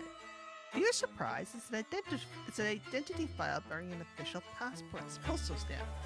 William, 32 years old, arrested and imprisoned multiple times in his early years, frequently associated with street gangs. His record is littered with offenses. He's clearly a dangerous individual worth keeping an eye on. What could someone like him possibly be doing in the first-class carriage of this train?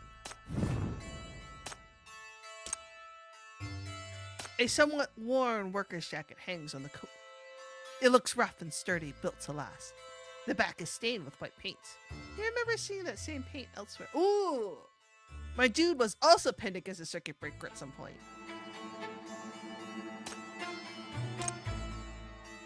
Maybe he's... No, I'm not gonna say it. I'm not gonna say it! You pick up an identity card from the bedside table. The information reads, male, 30... William, male, 30 years old. His family background is unremarkable and there are no criminal records listed. The photo seems slightly crooked. Upon closer inspection, you notice that the photo is askew. The document itself is unnaturally pristine, and even the embossed seal on the photo appears incomplete. Your detective instincts tell you something is off. This doesn't look like a genuine ID. You examine the name and the age sections most closely.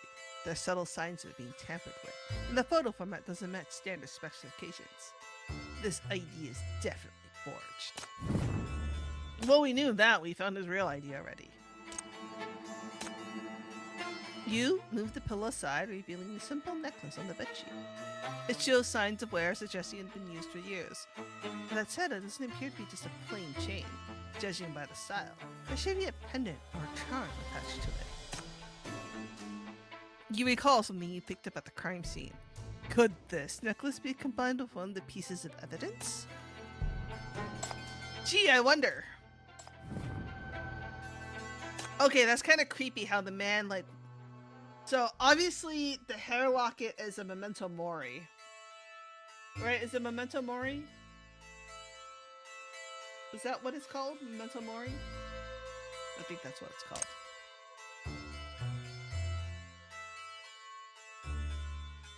Right? Like a death memento?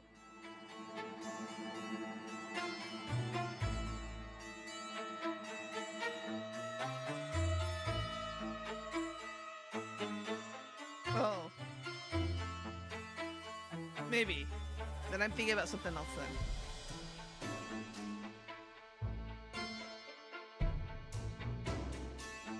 While y'all look it up, I'm going to keep reading. On the table sits a cloth pouch filled with various repair tools. Several tools lie outside the pouch, and they appear to have been used recently. At the same time, you find a stack of old yellow papers near the repair tools.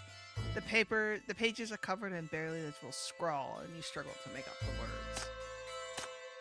Monday, prepare gift. Tuesday, prepare flowers. Wednesday, prepare to rehearse. Thursday, flowers died. Buy new flowers. Friday, prepare to rehearse again. Yeah, something like that. Something like a memorial keepsake.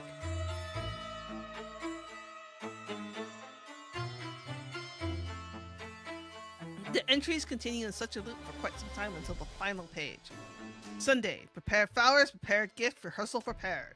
But she beat me to it, damn it. Anyway, Sunday, confession successful.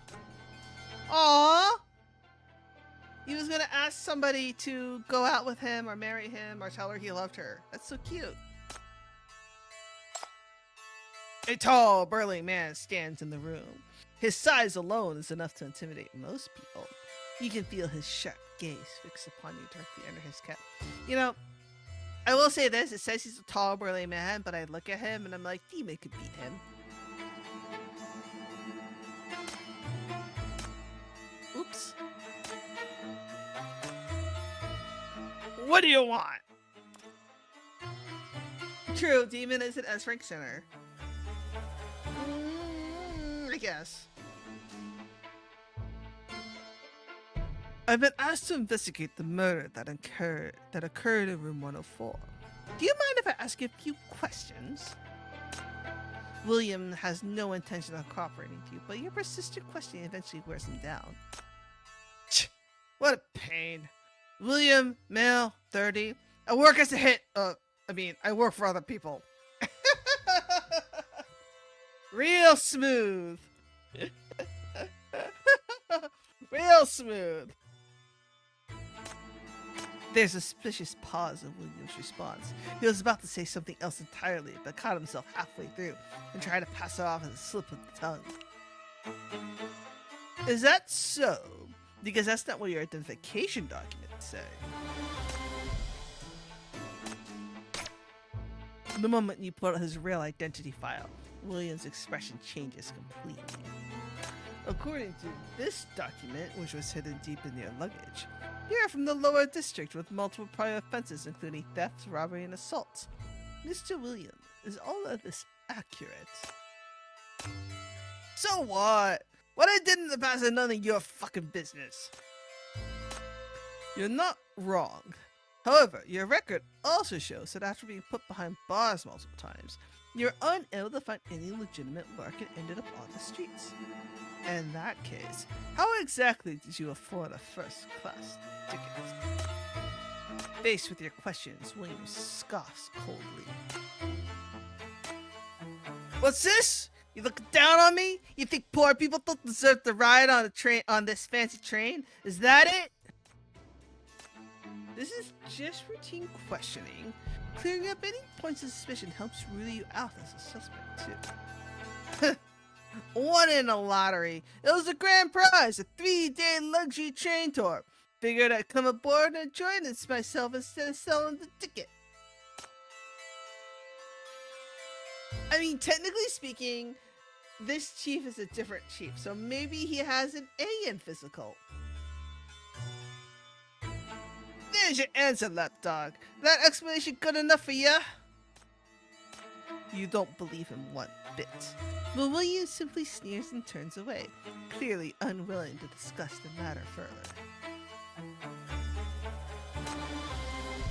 He almost said hitman! Call him out on it!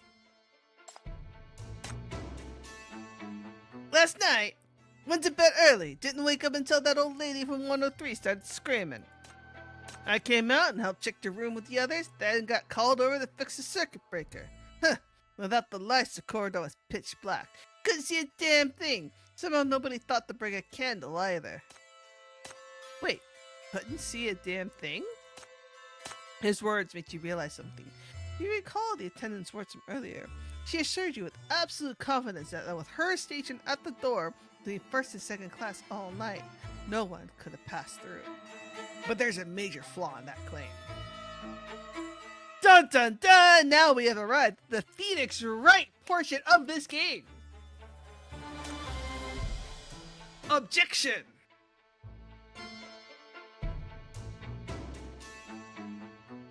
If the corridor lost power for over 20 minutes, that's more than enough time for someone outside first class to slip into this carriage unnoticed under the cover of darkness, especially since she left her post to check room 103. Hey, what are you spacing out for? William's voice pulls you back to reality. My apologies. Please continue. Anyway, the circuit breaker was busted. Looked like a blown fuse, so I grabbed a new one from the toolbox and swapped it out. You glance at William's work jacket. Fresh white stains mark the fabric. That likely came from working on the circuit breaker. Combined with the attendant's testimony, his story checks out. While you were fixing it, did you notice anything unusual? Only thing I could think of is the cover of the circuit breaker seemed a bit loose. Maybe someone had opened it before? I was dead tired, so whatever happened afterwards, I got nothing to do with me.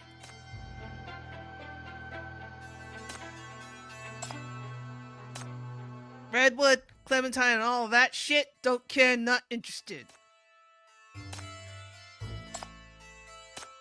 I found a locket containing a lock of golden hair at the crime scene.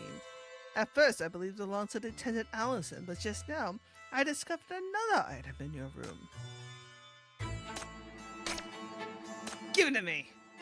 Your eyes lock onto William, watching for any flicker of emotion that crosses his face. This is the most direct, undeniable piece of evidence you found. You have to use it to force out whatever truth William's been hiding.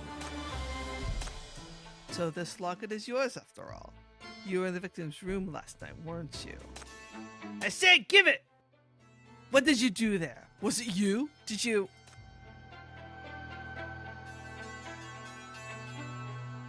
I'm trying to decide if I want to actually say the words, since I've been saying it since then. Fuck! You fucking deaf or something! Give it back! Enraged, William lets out a roar, veins bulging from his forehead as he suddenly lunges at you, reaching for the lock in your hand. However, the chain snaps under the force and the locket crashes to the floor. The attendants who were standing guard outside rush into the compartment. Together, the four of them manage to restrain William. You pick up the locket. The metal case is cracked open from the impact, revealing a photograph that's been sealed inside. It's a photograph of a man and a woman. One of them is William, and the other is a blonde woman who looks somewhat familiar. It's Allison's sister! I bet you it's Allison's sister! Let's find out. This is... You piece of shit! Damn it! Don't you dare touch her with your filthy hands! The attendants drag William away as he continues to thrash violently. His wild curses echo down the corridor. that the photograph has given you a new lead, another possible direction for this investigation. Oh! We have found connections between two of the suspects.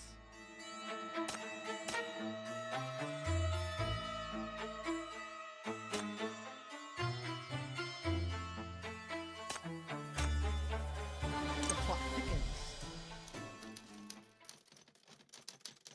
No, soon. The case is a tangled mess, like a ball of yarn after a kitten's got into it.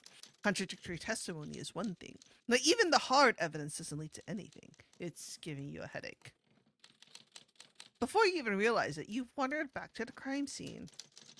And there she is, her disheveled head lowered, hunched in the corner with a small brush in hand, meticulously tending to Vita.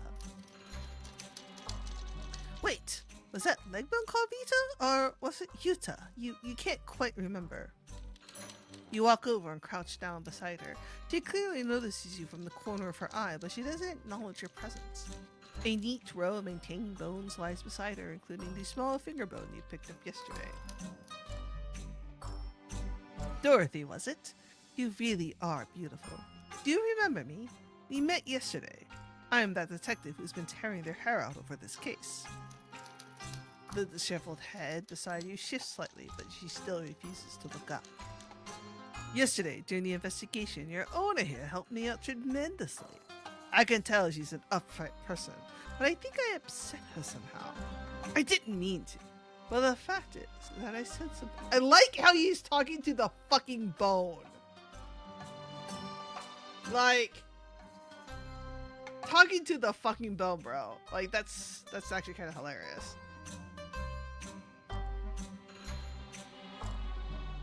And that's where you come in, sweet little bone. Could you apologize to her for me?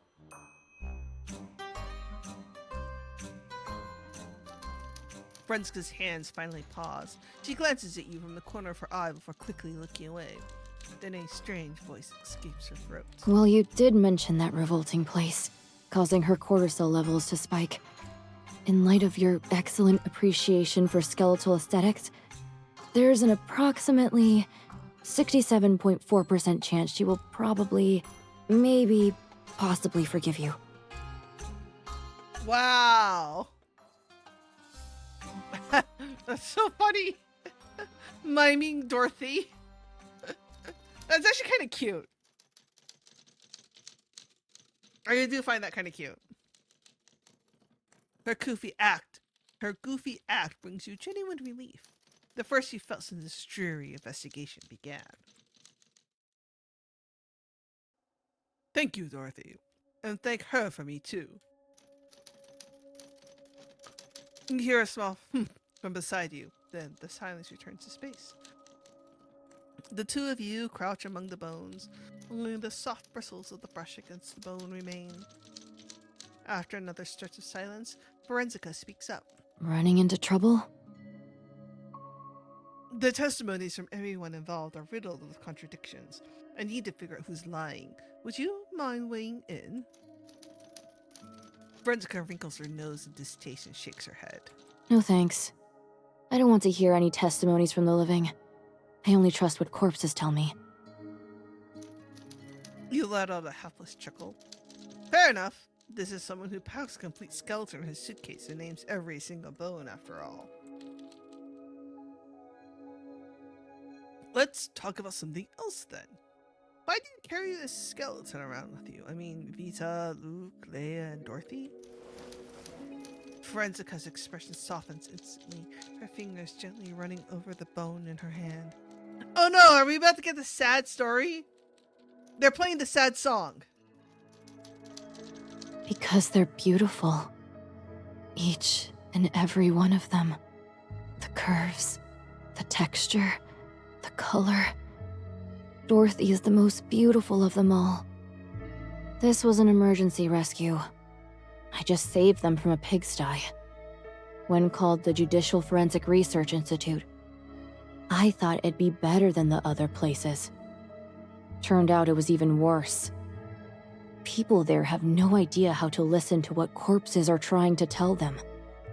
All they do is switch off their brains and follow orders from above. They'd be better off testing livestock feed. Anyway, for certain reasons, I got into an argument with the dumbest pig there. The association revoked my license, but that's fine. Not like I want to work at another pigsty anyway. She grows more animated as she speaks. I'm going home, saving up some money, and then I'll go freelance. She suddenly springs to her feet, brandishing the bone in her hand towards you like a wand. Are you troubled by unexplained corpse-related issues? Family or friends who died a suspicious death? If so, visit the Star Realm Unnatural Death Agency. I'm sorry. I can't take that title seriously.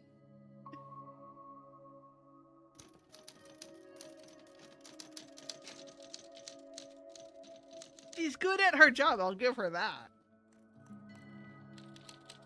That strange burst of energy again. Should you applaud? Probably not. A smile will do. Oh, right.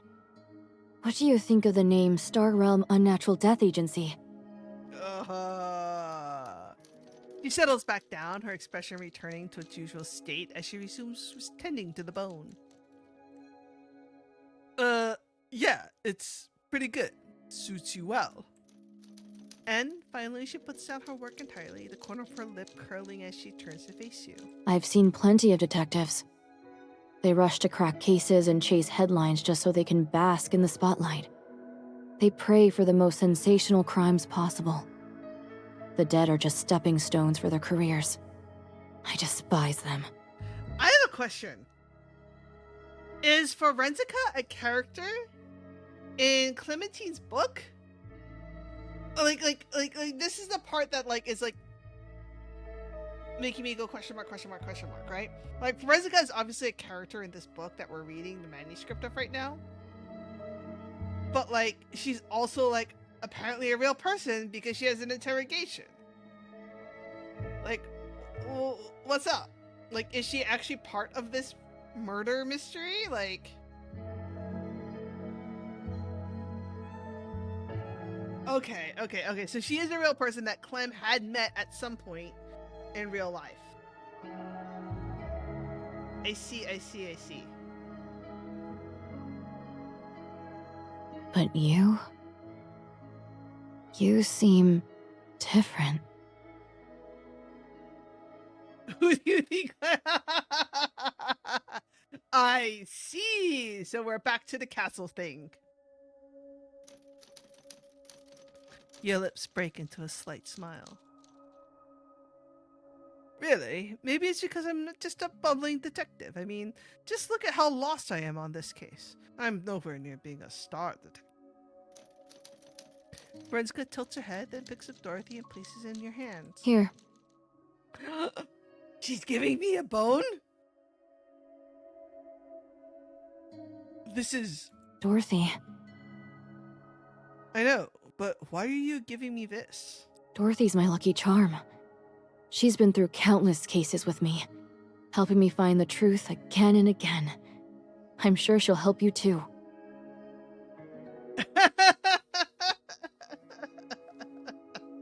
She probably wouldn't have made her so eccentric if she wasn't, like, actually like that. You can use my report to find the truth. The dead never lie. Speak for her. Give her the justice she deserves. You know what this line reminds me of?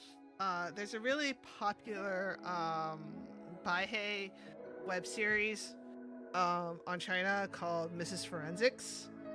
And this line sounds a lot like it was, from there. One of the main characters is a forensics expert, and she says that a lot. The dead, because the dead can't speak, we have to speak for them, blah, blah, blah, blah, blah. What about you? You're not joining the investigation? Let's just say there are certain circumstances that make that impossible. A realization strikes you like a bolt of lightning. Hold on. By rescuing, you don't mean Did you steal this? Did I report you? She appears a little ill at ease, but then she quickly lifts her chin in defiance. It was a humanitarian rescue. I merely liberated them from incompetent custodians. It's just that the human law has yet to recognize the virtue of such acts. She is the grave robber! She is the bone thief!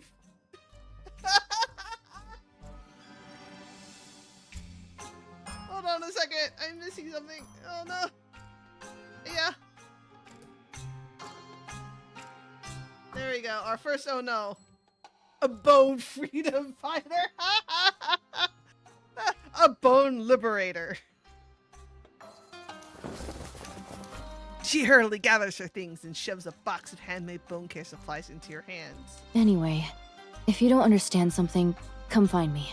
Just don't let anyone know I'm involved. Take good care of Dorothy. I'm counting on you to find the truth. Carefully measured. Carefully home-crafted. As soon as those words leave her mouth, she's gone, vanished without a trace. Now you've been left behind in this space, crouched in place with a pale finger bone in your left hand and a box of bone care supplies in your right. It's like a scene straight out of some absurd cartoon. You can't help but laugh out loud. Oh boy. You return to the suite's living room, but something feels off. The room looks slightly different from when you left. Has something been moved? Your attention finally settles on your luggage. You cautiously reach out and open the case. A train attendant's uniform lies inside, neatly folded. And in the uniform pocket, you find... We've been framed!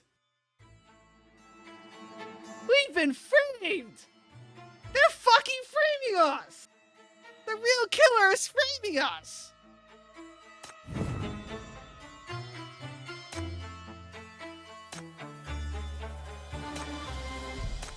Bastard! You bitch! You lying bastard! The hands of the pocket watch have turned many times over by now. Just 3 hours remain until the train reaches its final destination.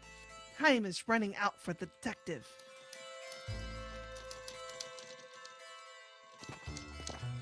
At your request, the passengers return from their apartments to the dining car one by one, yet none of them can sit still. This is a pretty relatively mild event, I'll be honest. It's not like, there's not a lot of, it's like, you know, it's a pretty basic story. There's not a lot of twists and turns. You know, it's alright. The old woman folds her napkin over and over. The young man lifts his tea that has long gone cold only to settle it down. Settle it back down. William simply stares out at the oppressive darkness beyond the window, as if the rails themselves might suddenly reveal the killer. The car is filled with hushed voices. Anxiety spreads, slowly seeping into the crowd. The train continues moving forward just as it has so far, and everyone seems to be waiting for the same thing.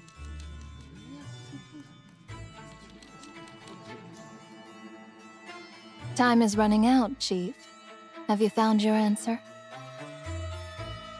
Evening has come, but the setting sun is shut out by the thick curtains. Time seems to freeze within this study. Time seems frozen within this study. You hadn't expected Clementine to devote so much to writing these characters. Simply sorting through the information has taken you considerable time. After all, this may very well concern a real unsolved case. You can't afford to be careless. I have a few hypotheses, but I can't confirm any of them yet. That's the beauty of detective novels. Anyone could be the killer, and anyone could be lying. A certain author from before nightfall once left us with these words: "Eliminate all impossibilities, and whatever remains, however improbable, must be the truth." Isn't that Agatha Christie? Like, is that no. That's That's Holmes. You're right. It's Holmes. Holmes.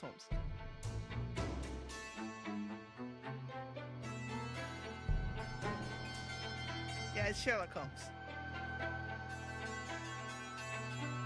Unfortunately, I'm still stuck at the elimination stage. Then, have you ruled anyone out yet? We have ruled out Forensica. She's a criminal of a different sort. You push the manuscript forward and rub your eyes, sore from hours of reading. Carl from room 101 seems to have an old grudge against the victim, and his room contains sleeping pills, suspected to be the same ones found in the victim's wine. But its only connection to Redwood appears to be a business transaction. Miss Jones from room 103 is closest to the crime scene, which theoretically makes her the prime suspect. But could an elderly woman really inflict such horrific wounds? William from 102 certainly has the strength to deliver the 12 consecutive stab wounds, but he has absolutely zero connection to Redwood. Or does he? You jot down the suspicious points about these people on the paper, attempting to piece together the stories behind him, yet all it has done to muddy the waters further. The culprit must be someone who has already appeared in the story.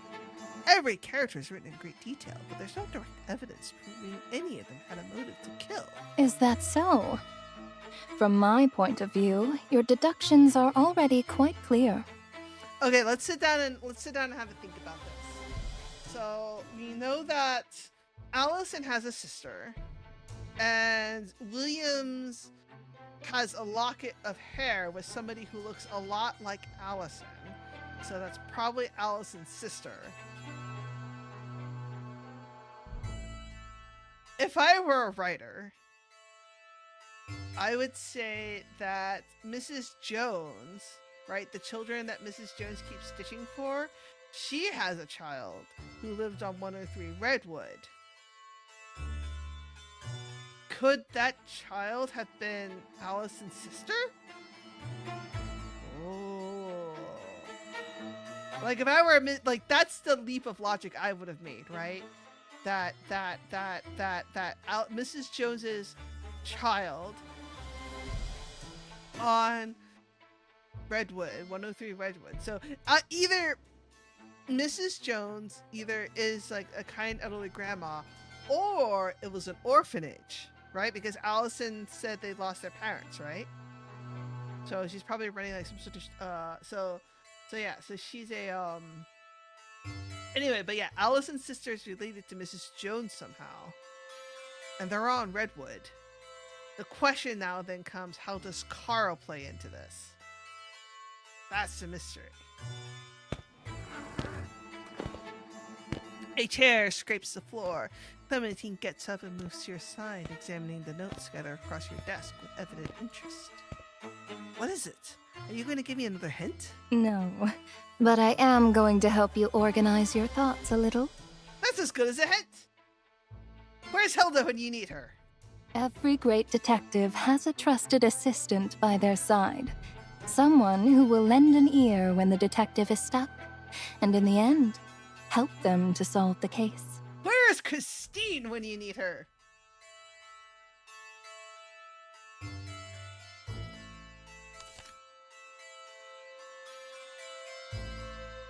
Clementine leans against the desk and bends down to pluck out one sheet from among the many pieces of draft paper and carefully folds it until it becomes a small slip of paper.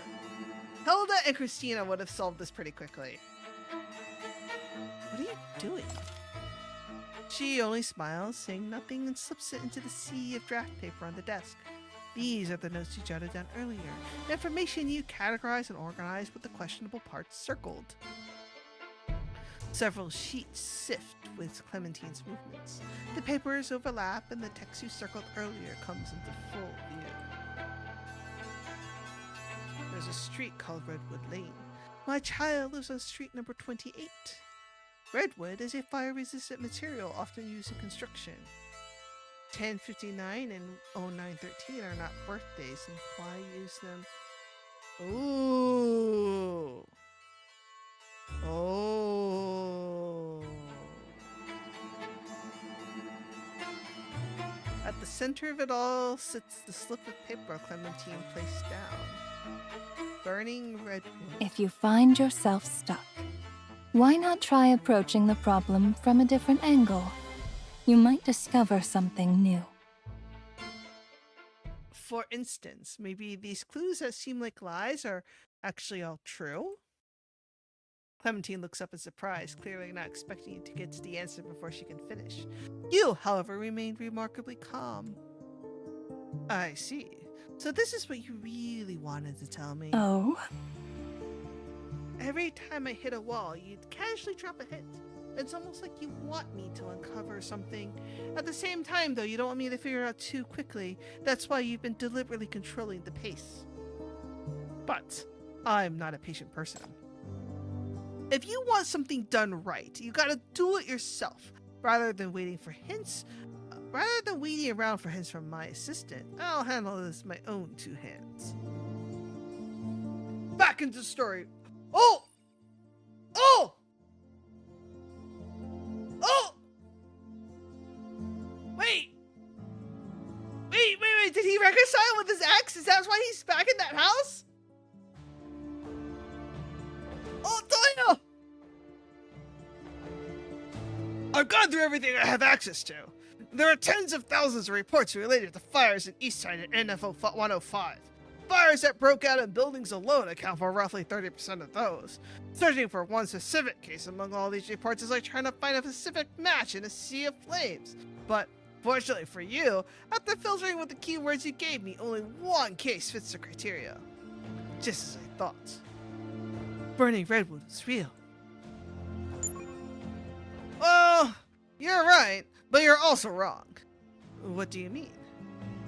According to the Public Security Bureau report, it was just an accident caused by electrical systems that hadn't been maintained for years. There were no casualties, so the case was closed pretty quickly. So it was just an accident? That's right. At least that's what the official documents say, but here's where it gets strange. The classification level for this accident is extremely high, higher than some major homicide cases even. Normally, any sheriff could access the full file for a small fire like this, but this case, even I don't have clearance to view everything. Oh no! A massive red warning suddenly flashes across the screen.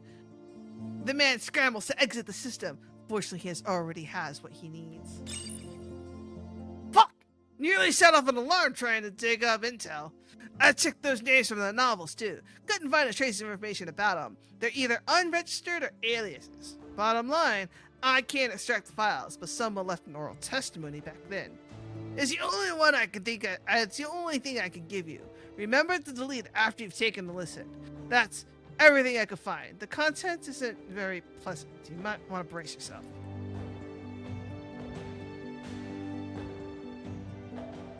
You open your terminal. At the end of the communication log is a file Doyle transmitted to you. The file name reads NF10.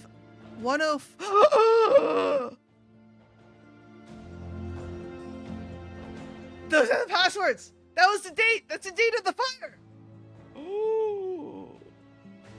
Dun dun dun! Play the recording.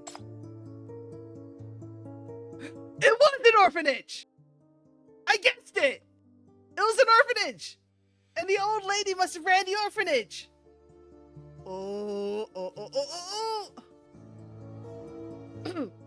Yes, 28 Redwood Lane, Redwood Orphanage. This area used to be pretty chaotic back in the day.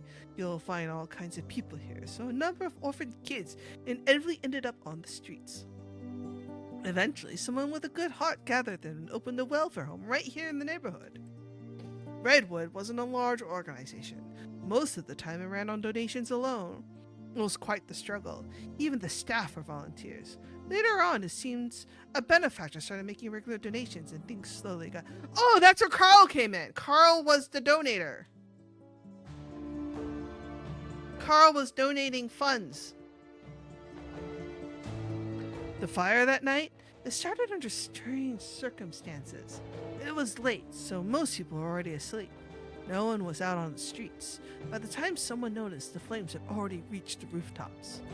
We wanted to help and rescue people, but the fire was too intense.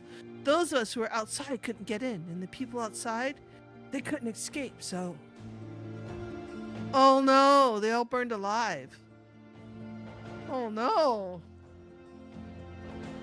Oh no. That is genuinely a really terrifying, like, thing to happen, is to be burned alive. Like, you know what this reminds me of? You know what my sudden thought about this was, seeing this? Is, Greenwich Towers. Do you remember the big British apartment fire? Yep. The Greenwich apartment fire. That was absolutely terrifying. And then there was that one that happened, was it Hong Kong? Yeah, like when the bamboo scaffolding caught on fire. Yeah, the netting caught on fire. Yeah. So it's happened. Terrifying. Yikes. Terrifyingly real. Once again, the writers of Path to Nowhere digging into actual real shit. Yikes. Real news! A fire in the dead of night spreading at an alarming rate. A building full of children. You don't know how many could have escaped, but the casualties must have been severe. Everything you just heard contradicts the official case report. Were there discrepancies in the records? According to Public Security Bureau records, every sheriff who worked on this case left their position within a year. They either reassigned abruptly or were transferred to remote satellite. Oh, somebody rich buried what happened.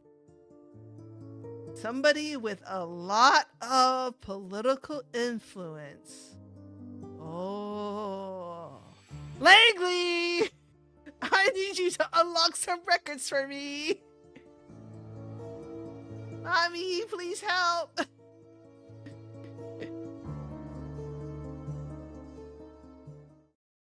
Is this a coincidence? Or did someone cover up what really happened? The chime of the old clock in the study rings softly. Reminder that time continues to pass. All the clues you noticed but couldn't connect suddenly surge forth in your mind, everything pointing to a single, undeniable conclusion. Okay, so the real question now becomes, did Clementine write herself into the novel as the victim of the stabbing to shine light on what happened at Redwood? Or is she somehow related to the perpetrator? Dun, dun, dun. Across the table, the desk lamp's light reflects off her monocle, nearly blinding you. You can't make out Clementine's expression, but you do see the corner of her mouth curling upward. It seems you've reached a conclusion. That's right. The sealed records, the contradictory testimonies, the sheriffs who were swiftly transferred after the incident. There's only one explanation for all these irregularities. And she had laid out the clues before you long ago. But an assassination in the dead of night? That's simply not my style. I prefer something grander, more spectacular. Something like setting everything ablaze and burning it all to the ground. How does that sound? It was right there in front of us the whole time! Also, like, why does she sound so sexy saying it like that? Like, that's not just me, right?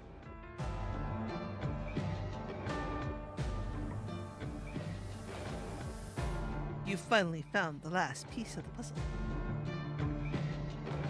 And as you do, all those scattered details finally come together in yielding the answer. The burning redwood, the fire on Redwood Lane in Nightfall 105 was no accident. It was arson. As for the true culprit behind this tragedy, the one who planted the seed, It was none other than the Clementine in the novel.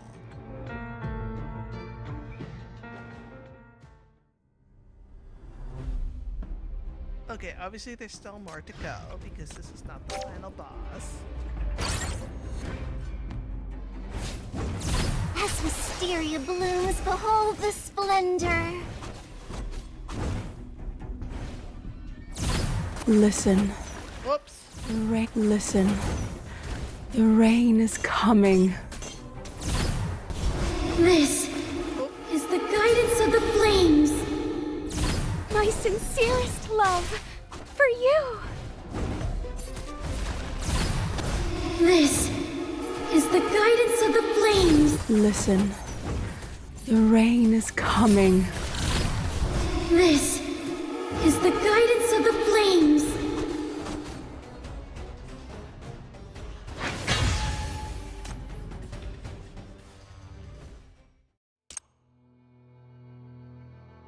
Hey, we've been here before. Why? Wait. Spoiler your fucking... Spoiler tag your fucking forum topic, please. Thank you. Trending. Major plot twist in Bravia. The truth is actually this. Comments 10K. Outsider. Fuck! Has anyone seen the latest theory crafting thread? Eyewitnesses from back then have already come forward. The burning redwood isn't some rumor or urban legend. It was a real fire that happened. Everything makes so much sense now. I searched all over the internet for every article about it from back then, but not a single photo of the scene exists. Someone's clearly covering things up. Same. When I was reading, one of the names felt really familiar. I looked it up and found out not only is she a real forensic pathologist, even the unnatural death agency in the book is real. Wait, so does this mean that every character in this book is based on a real person? Oh man.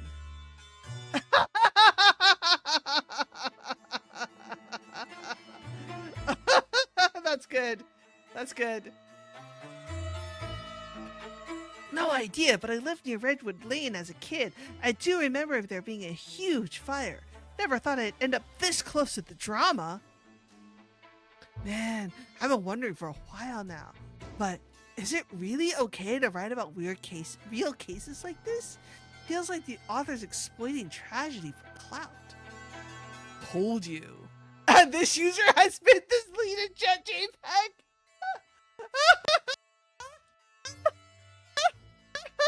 I love these usernames. They're so good. They're so good. I told you, she's nothing but a fraud prophet of tragedy. Detective fiction was all the rage before the Parachute Star. There are tons of mystery works like this, and this story's been written before. It's straight up plagiarism. Wait, seriously?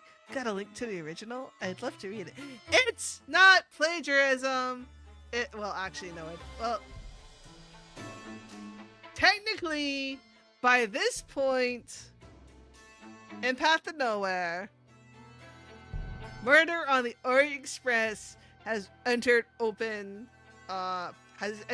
domain. Copyright no longer exists on any of Agatha Christie's work as of this point in time in the game.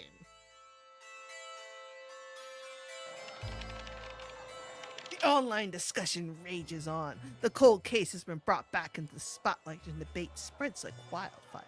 No one knows what's true and what's simply speculation, so more and more people begin asking questions. All eyes are on this book now. Nightingale sets down her terminal and turns her gaze toward the building beside her. She's stationed outside the villa with her team. The sun has already set, the sky is dim, and the air is thick with moisture from the rain. She can't make out what's happening inside, and that only deepens her unease. Poor Nightingale, being left out in the rain. Chief.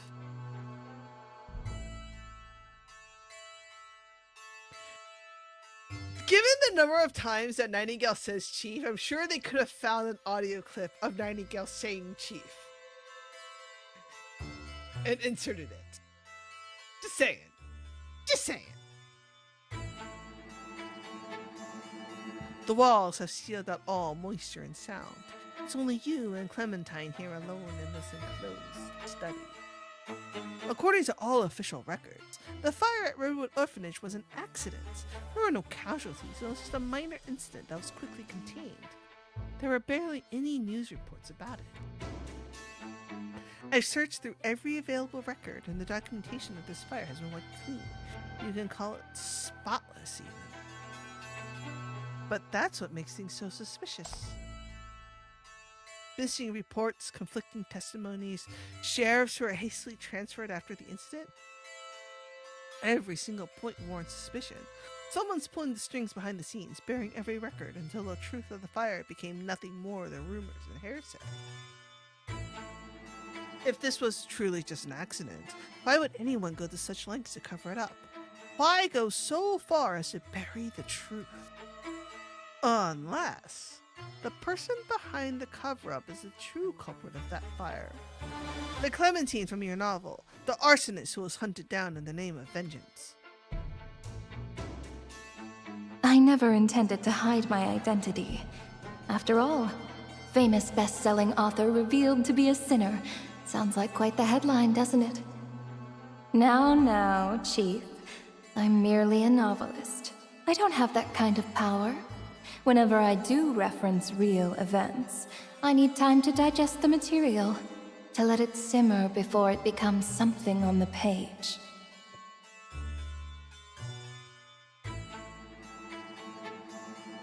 She said she was just an ordinary writer.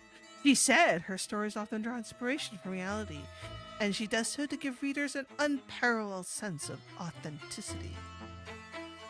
This case was buried deep. No ordinary person could possibly know the details of this fire, something that even veteran inspectors couldn't access. The fire and the arsonist whose identity remains a mystery, records erased clean. Given everything that's come to light, there's no point in trying to hide anything. Clementine, don't you have anything more to confess? The woman falls silent. Then she laughs. I should have known. Trying to hide anything from you is pointless. But perhaps that's for the best. This makes things far more interesting. Her voice changes. You recognize this tone. You've encountered this manner of speaking several times in her book. After all,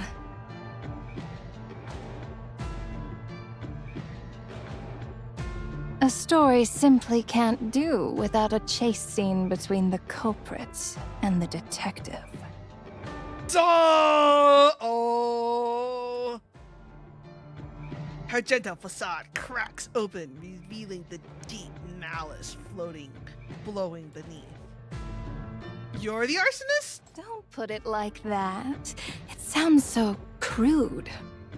It was just an accident. Who would have thought a tiny cigarette butt would be enough to burn that whole building down so fast? It was so easy, you can hardly even call it an achievement. But at least I can still use it as writing material. Whoa, wait. Isn't it a common trope in novels? Criminals who love to flaunt their work after the deed is done, or return to the scene to admire their masterpiece. So she actually did do it? Just like writing a book about it. Whoa. Yeah, she's completely unperturbed. Well, I mean, considering that she actually committed the crime that she's writing about. Clementine's page glides across the manuscript filled with scribbles beside her. Ink slashes across the paper, leaving behind a stark crimson gash.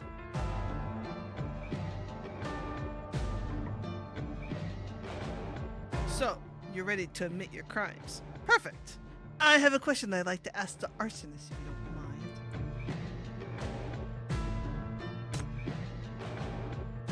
The gavel falls. The court is now in session. Yet this is no true courtroom. The only jewelry present are the mounted specimens lining the walls, if you could even call them that. The butterflies look almost alive, yet their wings are pinned against crimson velvet, perfect and methodical, just like the smile on the woman's face and the intricate web scheme she is wearing. What kind of person do you think Clementine is? Haven't you already gotten to know the me aboard the Preva quite well?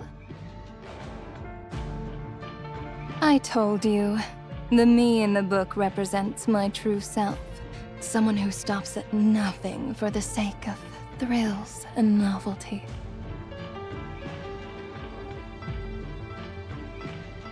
Indeed. No matter how you look at it, the Clementine in your book is absolutely insufferable. She holds everyone in equal contempt with no regard for their dignity or humanity.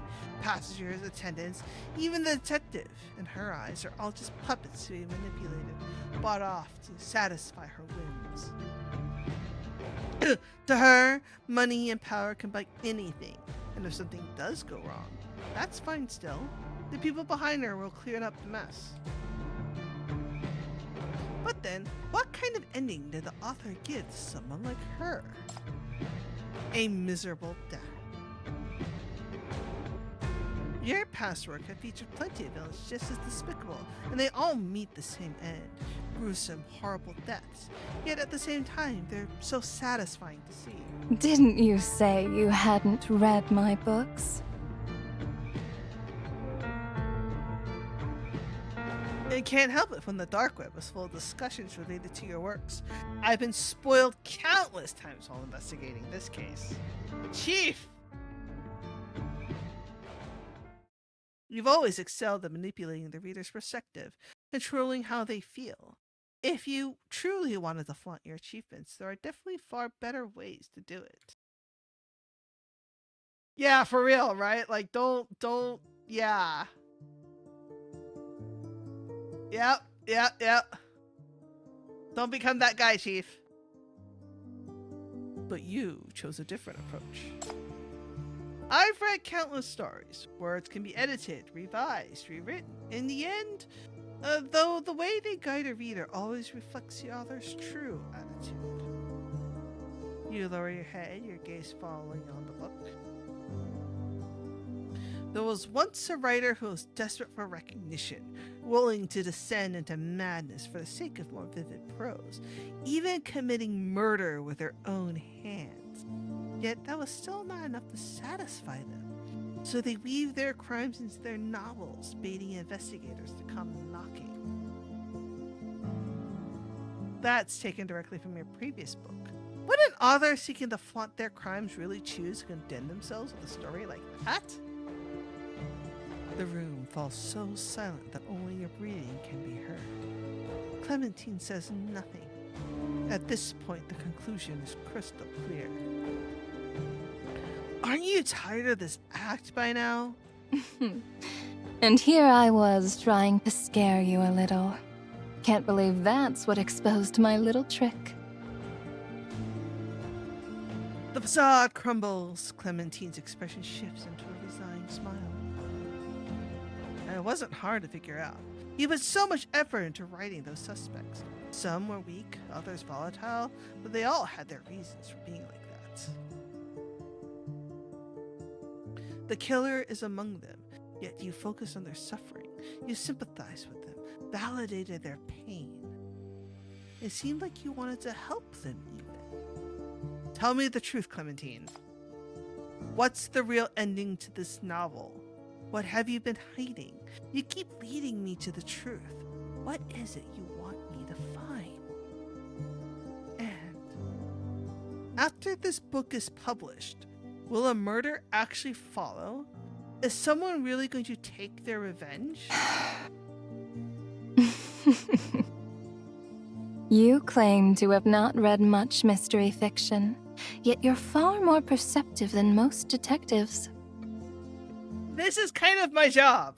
I'm literally the head of a government agency.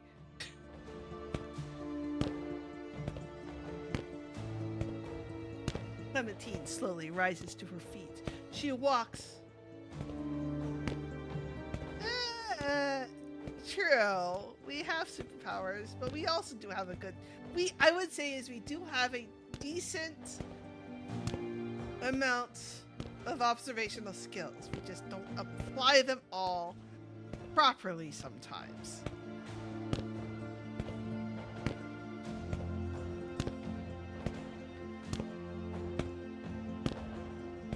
Yes, Chief is a terrible liar. The worst liar. Clementine slowly rises to her feet. She walks towards the bookshelf on the far end of the room, her fingertips trailing across the spines one after another. Her voice carries an emotion too complex to name. I love writing about detectives, about the battle of wits between culprit and detective. One would try to conceal the evidence, while the other seeks the truth. I love watching readers agonize over the detective's fate, right up until the very end. Because the detective always uncovers the truth, defeats evil, and proves that love and justice still exist in this world. That's a very optimistic view of things for somebody like Clementine. Cliched, isn't it?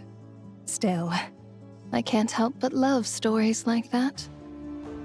But, in the end, stories are fictional. She pulls something out from the bookshelf and brings it to you. It's a manuscript, the paper made with the same material as the pages you read earlier. On the cover, there's a line of handwriting. Chapter 5, the final chapter.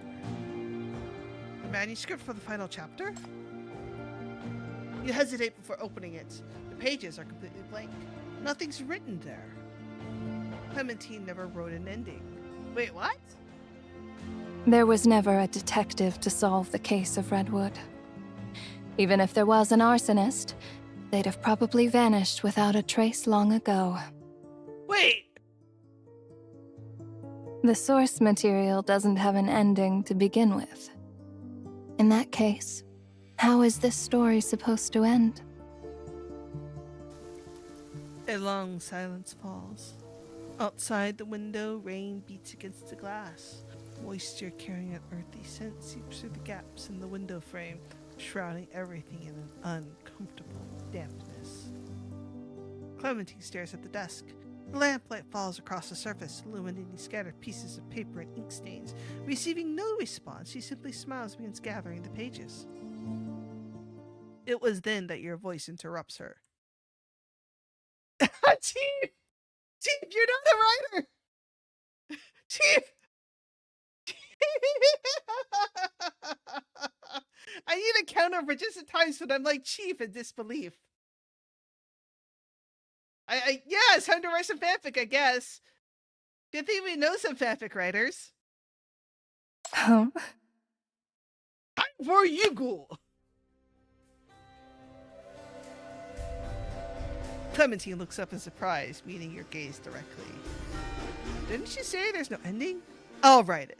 As it happens, I just found a key piece of information. The killer is among us. The method, the motive, every piece of information needed for the deduction is all there. I was simply too focused on finding the culprit and nearly fell for it myself.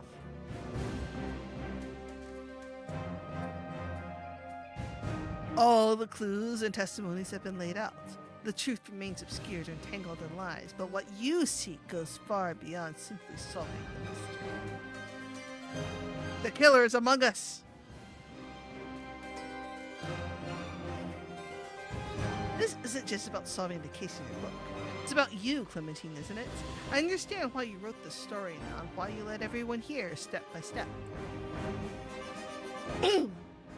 Eliminate all impossibilities, and whatever remains, however improbable, must be the truth. Outside, thunder roars for the first time this night. Lightning tears the sky, illuminating the room, just like that night in the book. The final chapter has arrived. The curtain rises. The detective begins the final deduction. Let's go!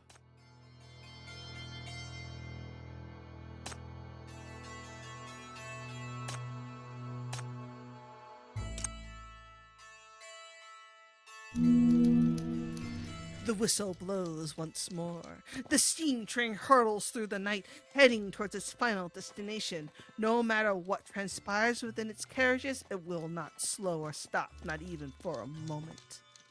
The first-class passengers gather in the dining car. The whispers have ceased. Each person sits there burdened with their own thoughts. They're all waiting for one final person to arrive. Yeah, no, Chief has definitely got the soul of a theater kid inside them. My apologies for keeping you waiting. No one speaks. Silence hangs heavy in the air like a blade that's poised to fall. Every pair of eyes is locked onto you, waiting for the gavel to strike. Time is short, so I'll cut to the chase. Let's settle this quickly. Today, or rather last night, a brutal murder took place aboard Depravia. Who killed her? Why? We must uncover the truth before this train reaches its destination. Your gaze sweeps across the room before settling on an elderly woman with white hair. The crime scene was locked from the inside. For this reason, Miss Jones, your room is the only path that could lead to it at the time. Every passenger's gaze turns to the elderly Mary Jones. The man leaning against the bar seems lost in thought for a moment and then speaks up. But the fatal wound on the victim's chest is extremely deep. An elderly woman hardly has the strength for that. You're right. Mrs. Jones wouldn't have the strength to inflict such a deep wound, which means someone else must have slipped into her room. Like a certain train attendant who carelessly left behind a button, for example. The train attendant Allison shrinks back a step, but before you can press further, William interjects. But there's another uniform in your room. Oh, and how would you know that, good sir? Yes, I initially suspected Miss Allison. That is until I discovered another train attendant uniform on this train, as well as a spare master key. Then, who else was present that night? Who else could have entered room 103 when the crime occurred? Mr. William, could it have been you? I saw Mr. William in the corridor. He had just finished fixing the circuit breaker. It couldn't possibly have been him. Or maybe it was just a convenient alibi. That's also right, and it's not just Mr. William. Everyone in the first-class compartments has an alibi. Which means there's only one possibility left. Last night, an intruder boarded the first-class carriage and murdered the victim in this darkness. You pause. Everyone holds their breath, waiting for you to continue. The old woman hesitantly asks, You mean the killer is no longer on the train?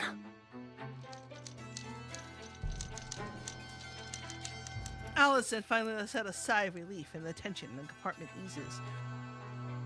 You look around at each face. Some show relief, while others are tinged with melancholy. Then, you slowly continue. No. The killer must still be aboard the Pravia. What? The Pravia is traveling at speeds of up to 100 kilometers per hour. If the killer had truly jumped off, they would be dead by now. No sane person would choose to do such a thing. Moreover, there's a far more reasonable explanation for all of this, isn't there? For instance, what if there were more than one killer from the very beginning? The dim yellow lights in the carriage reflect the shock and fear on every face, capturing those emotions and trapping them like amber. No one dares to move. No one dares to look away. They stare at the detective like prisoners awaiting judgment, eyes fixed on the judge's lips. The burning redwood is a reference to a fire in the past, the one that happened to the Redwood Orphanage.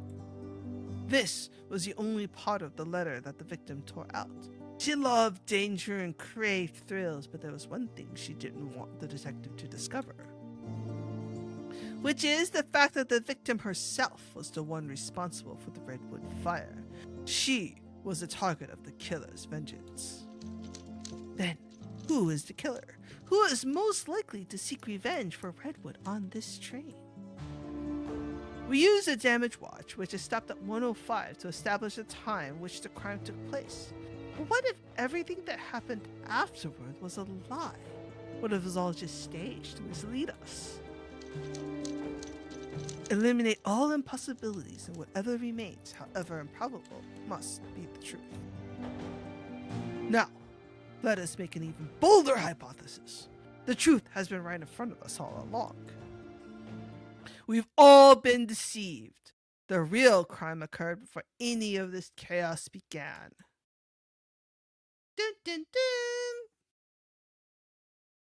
Let's go back to last night. Around 10 o'clock, the victim and the detective bid each other good night.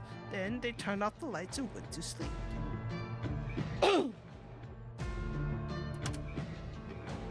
Around 11:45, the power supply to the first-class carriage stopped once again for unknown reasons. The compartment was plunged into darkness. Someone stepped out of their compartment and shut off the circuit breaker, creating the conditions for the crime. However, they accidentally smeared the paint on the breaker onto their hand. To ensure that the victim remained completely unconscious, someone had slipped an overdose of sleeping pills into her nightcap beforehand. She had been furious about the scheduling error. It was precisely this mistake that brought someone who was never supposed to be in the first-class carriage there. In other words, me. But it didn't matter. The plan could still be salvaged. After all, they only needed to avoid the suite's parlor where I was, and so the culprits gathered together and made their way to room 103, which is connected to the victim's room. When they got there, the door to 103 had already been opened for them. It's very clever, really. After all, who could ever suspect a senile, frail, old woman? The fire didn't kill everyone. There was far more than one survivor from Redwood. They had planned their vengeance, which is why they all gathered aboard the Pravia. The midnight bell is about to ring. They who thirst for vengeance have gathered. After all these years, they can finally grab the knife and kill the true culprit with their own hand.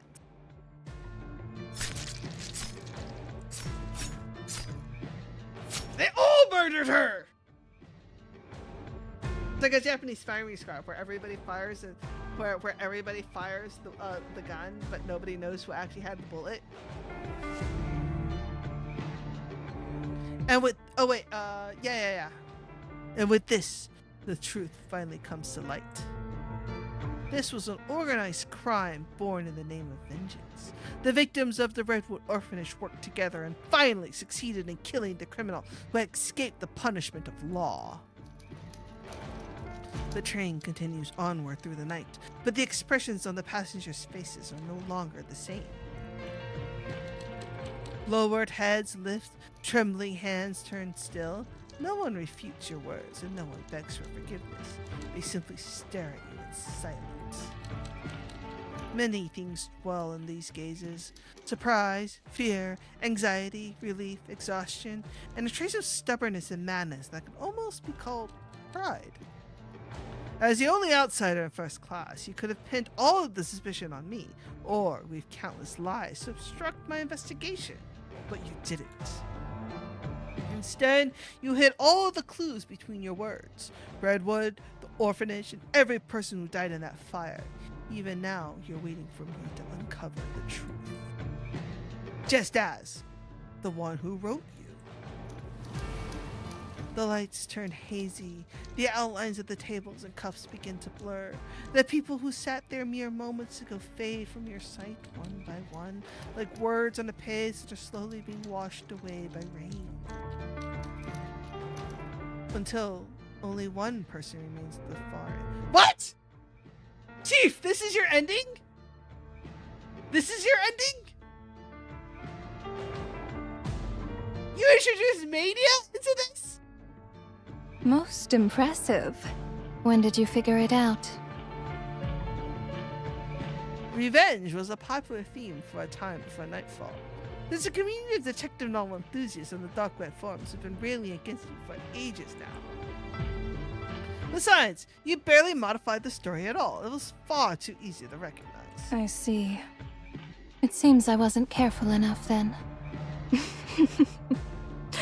Congratulations, Detective. You've uncovered every secret in the book and unraveled every truth. Now you can finally... No. Hmm? The truth I seek goes beyond this. The story at Pravia might have concluded, but the same cannot be said about the one outside the book. Who exactly are you? Why did you write this book? These questions have troubled me for a while, only now do I finally have the answer. The third answer hidden away within this story.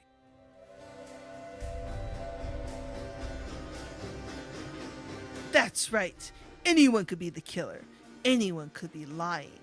The thrill of exposing lies can cloud one's judgment, causing them to overlook the fact that there's still one final deception in this story. Clementine. Okay, that's a cool way to introduce the PV. That's a really cool fucking way to introduce the PV. The story of Redwood hasn't ended. It's still unfolding. This is the final truth you've concealed. Your true purpose of writing the story of the Pravia. This book itself is your vengeance.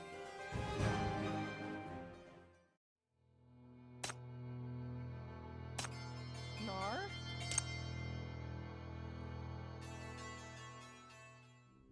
So who did it? The rules of detective novels. Rule number 1. The culprit must be someone who appeared in the story, all the while being someone beyond the reader's expectations. Murder on the Pravia Express is a story of hatred and fury. It mirrors reality, exposing the truth behind the Redwood fire, and serves as retribution against the arsonist. Who is the arsonist? I don't know, but while thinking about this, I noticed a contradiction in everything you said. Why are you so obsessed with all of the marketing hype? Rule number 2. The detective must not solve the case through supernatural, bizarre methods. A thrilling experience that mirrors reality. The victim is the author herself. Serialized chapters to build anticipation.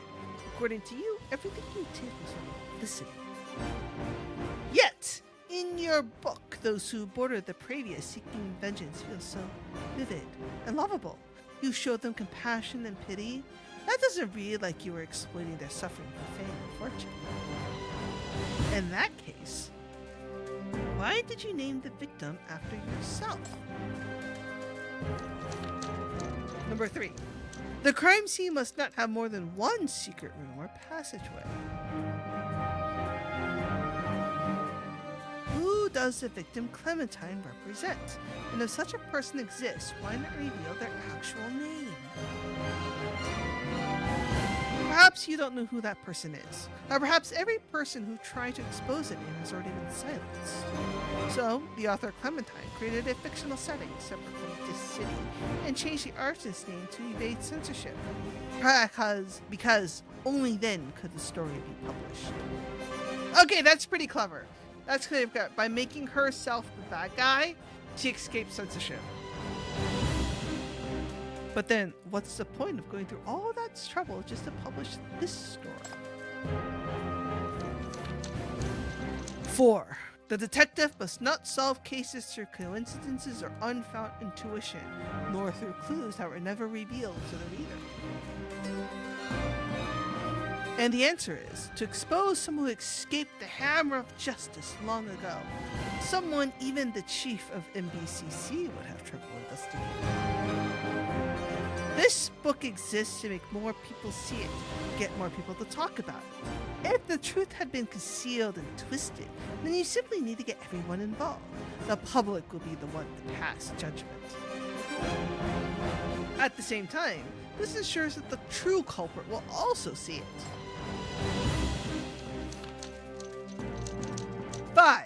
The detective must not be the criminal.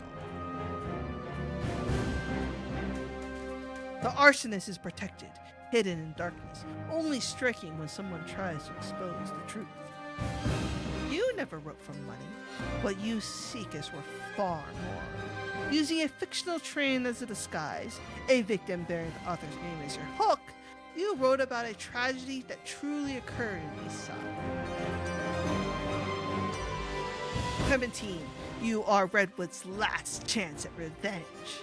You're using yourself as bait to draw out the true culprit, aren't you?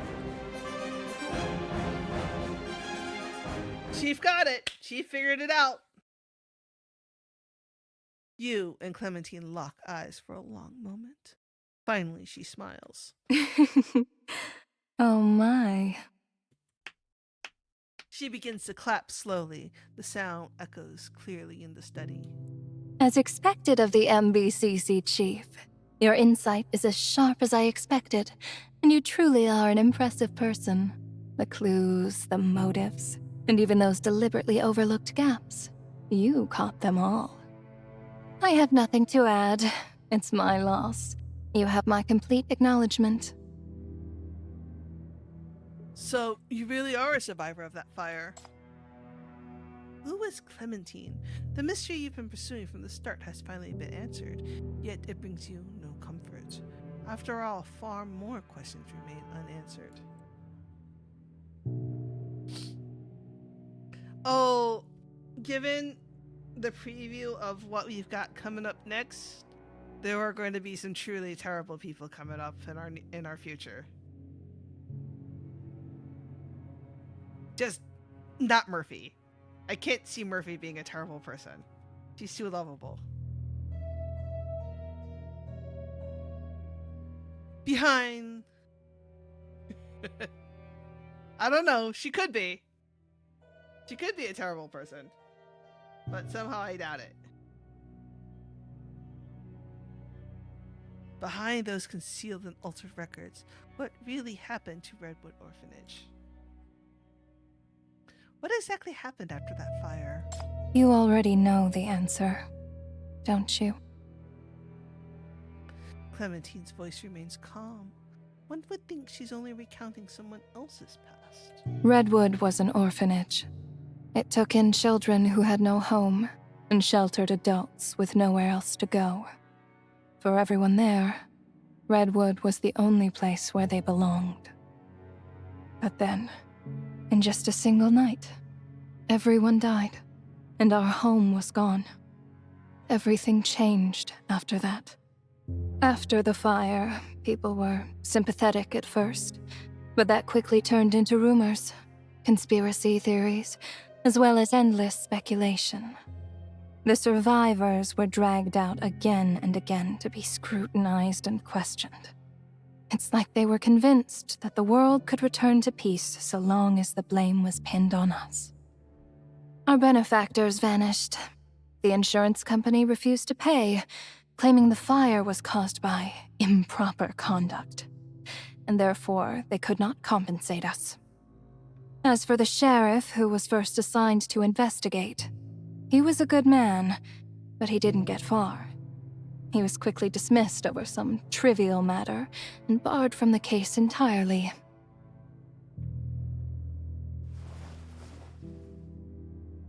Clementine pulls out a folder from a drawer beneath the table and hands it to you. You open it to find handwritten records documenting the Redwood fire. Yeah. Yep. Way to go, AISNO, of dragging us back into the real world, where justice doesn't exist. Sort of. The original crime scene investigation record, before it was altered. The very first draft. Damn, how'd you get your hands on that, girl? Can't these notes be used as evidence to reopen the investigation? Clementine offers a faint smile. The answer to your question, you realize, is painfully obvious. Of course. We tried to appeal, but every complaint we filed went unanswered, and the investigation into the fire was shut down, swept under the rug. Eventually, Redwood's very existence was dismissed. as nothing more than some ridiculous urban legend. At least one person cares. That's when we all realized none of this was a coincidence. So who's this we, though? Like, are there more than one survivors? She lowers her gaze, her gloved fingertips tracing the words on the page. Yeah. Though, can you imagine? Can you imagine, like, spending all of those years building yourself as this super hyped detective crime novelist just for this one moment of justice? Like, can you imagine the dedication and the luck and the preparation it took to get to this moment? Like, yeah. Man, I can't wait until we get a Count of Monte Cristo center. That would be so fucking awesome. The one who left that cigarette butt erased the evidence, twisted the truth, and hid behind their power, clearing themselves of any sin. Which is why you write. This was the only way for you to expose the truth. The culprit hides behind layers of power and privilege. They only act when they need to conceal information about the fire. This is the truth Clementine seeks to expose. If the law won't hold them accountable, then public opinion will. But what if it doesn't work? What if see the public outcry and simply choose not to act? Then you stop mid-sentence. There's something in Clementine's expression as she looks at you. In that moment, a different possibility dawns on you. I think the fact that you were sent here says enough. Wouldn't you agree? Oh, shit! Whoever did this has the power to send Chief to shut her. Oh. Oh. Oh, shit. Oh, shit. Like, yeah, I mean, yeah, it's Chief. But it tells you how much power that they have, that they could get Chief sent. Chief and the player just now realizing that we too are pawns in this. Oh man.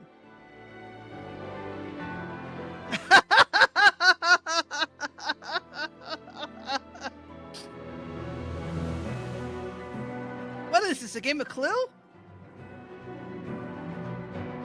It was the complaint letter. The intelligence department traced the letter back to a public IP in Eastside. We couldn't identify the sender, but now I see why. Your arrival here was no coincidence. Clementine knew her plan had worked the moment you walked through that door. If reality forbids her from speaking plainly, then she will speak through stories. Even if her voice is silent, she only needs to preserve the evidence in ink. Her vengeance began the moment her first novel was published. At this point, it's already too late for someone to stop it. Oh man, do you know who she needs to team up with? She needs to team up with Raven! Raven would be the perfect accomplice to all of this shit!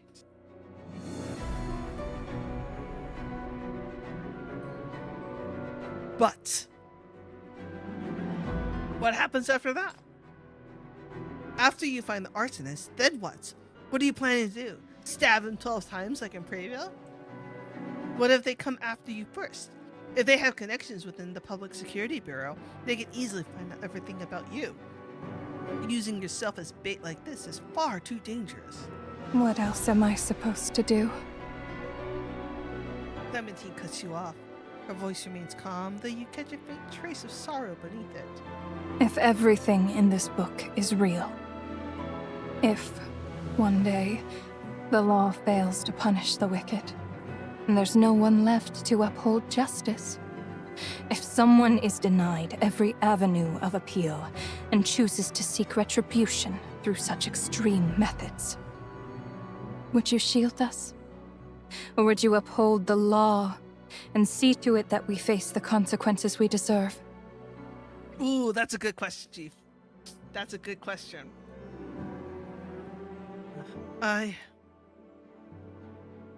Lynching will only make things worse. And after you've taken your revenge, how will you handle the Public Security Bureau's investigation? How will you deal with the retaliation from the forces backing them? There's only so much a handful of people can do. Even with the Sinner's power, you'd be hard-pressed to stand against a family that's been entrenched in Eastside for decades. Clementine's smile becomes slightly bitter. Your words are blunt, but you both understand that's the reality. So...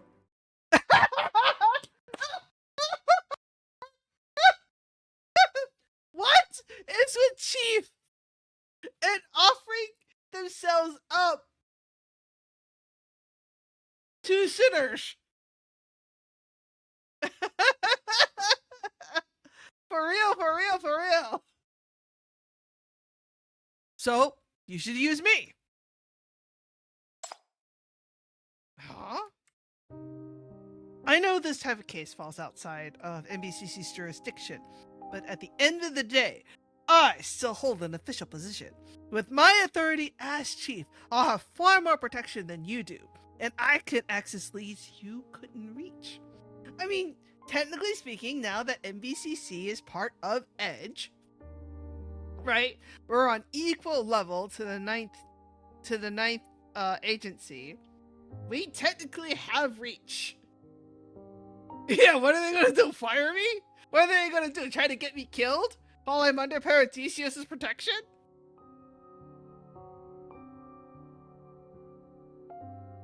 Besides, I know plenty of people from all walks of life who'd be eager to help. They're the type who can't say no to a good cause. I'm certain they won't hesitate to lend a hand. I'll investigate. I'll find the person responsible and bring them before you. I'll make them answer for what they've done and be the voice for those who are denied the justice they deserve. Right. Good deeds are rewarded, and evil receives its due. If only that were true. It will be. Once you get blood in your hands, there's no going back. I don't want you to destroy yourselves by going down that path. So, wait for me. Don't do anything reckless. Don't stain your hands. Thank you, Chief. What I hoped for when I wrote those words was that perhaps one day, outside the pages of a story, I'd hear someone say them in the real world, too. I hope that this time, justice will really come. The clock chimes. It's nearly midnight. Your terminal rings at the same time. Chief, the intelligence department has tracked down a new lead. Based on the name Inspector Doyle provided, we've identified a sheriff who once handled the Redwood case before being transferred to a satellite town. He recently retired and returned to the city. The address has been confirmed. We can move at any moment. Good. Wait for me. I'll handle this personally.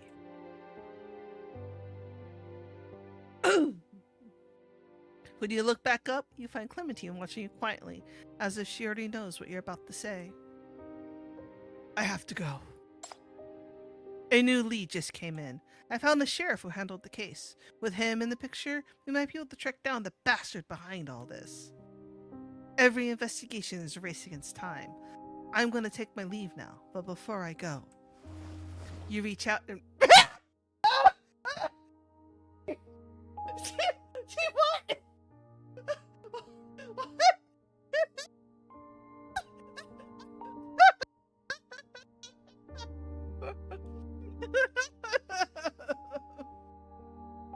Is it Pinky Promise? Child care for real. Oh my god. Let's make a promise. Remember the promise between the detective and Clementine in your book? Those 3 articles? You're standing in the spotlight, but your enemy is hiding in the shadows, ready to put you in danger at any moment. The team I'm leaving behind will protect you. Your safety matters more than anything else. I'll bring you the results of the investigation by tomorrow morning. I'm sorry, I can't take this seriously because, like, I'm imagining Chief standing there delivering this impressive monologue about how they're going to protect her, with their fist up, held up, and their pinky proudly standing up, ready to. And it's such a silly mental image because it's just Chief looking so serious and offering their pinky as a prop. I'm sorry. I want you to trust me. At least wait for me to come back. A finger hooks onto your pinky and gently shakes it. All right. I trust you.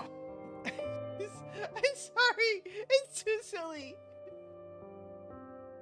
She releases your hand and steps closer, gathering all of her manuscripts and placing them in the folder you're holding. You've gathered all the clues. You'll be fine, even without me. I got Nightingale at my side. It'll be great. There's no point in my keeping this. Consider it your reward for clearing the challenge. When all her lies cast aside, her expression softens. You can't help but imagine that at some point in the past, this is what Clementine was like when she was still lived in the Redwood. But the past is the past. You need to leave now. There's much to be done, filling clues, deploying personnel to reopen the investigation, and so on. A long list of tasks awaits you.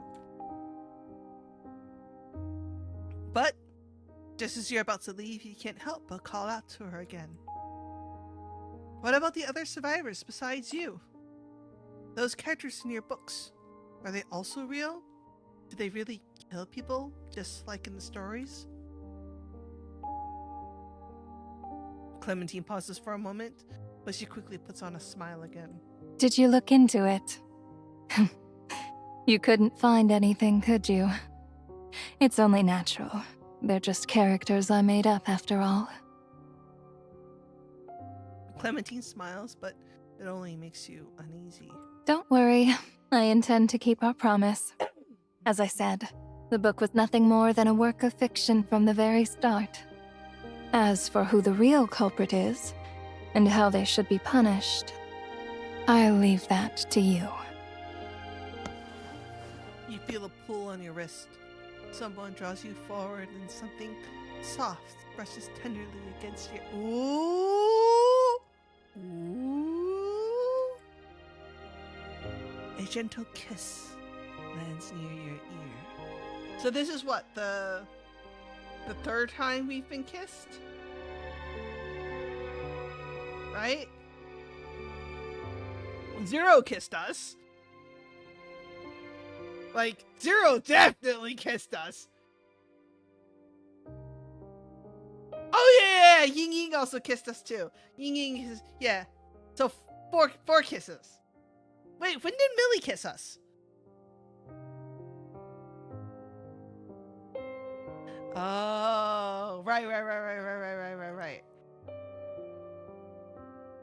So, Genji's face is so yeah. So this is our fourth kiss. Thank you. I'm glad. In the end, someone understood my true story. Meanwhile, Duro crushing a cup.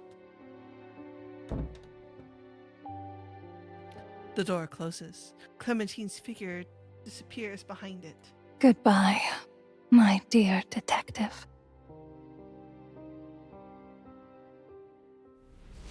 Okay, so when does the boss fight come into play? Like, I'm missing a boss fight here.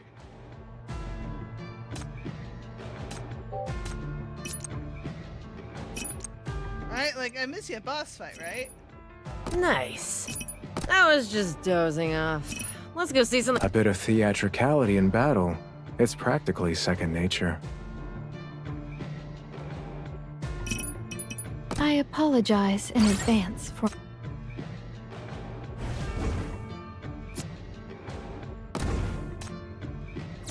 All shall grovel to your mountain. All shall grovel to your mountain lord. Like, All shall grovel to your mountain lord.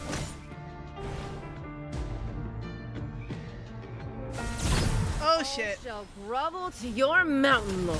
Just gonna. How about we just AFK this? All shall grovel to your mountain. Because I totally forgot to equip thingamajiggy. I know. I literally did not realize that I equipped the wrong thingamajiggy until like I saw it and I was like, oh, why is it blue? Plum branch snapped. Jade. All shall grovel to your mountain lord. All shall grovel to your mountain lord.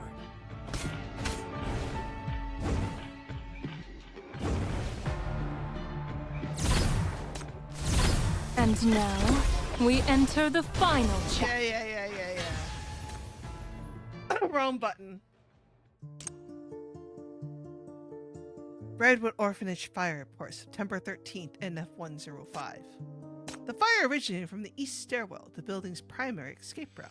A cigarette butt was recovered from the debris in the hallway and is suspected to be the actual cause of ignition.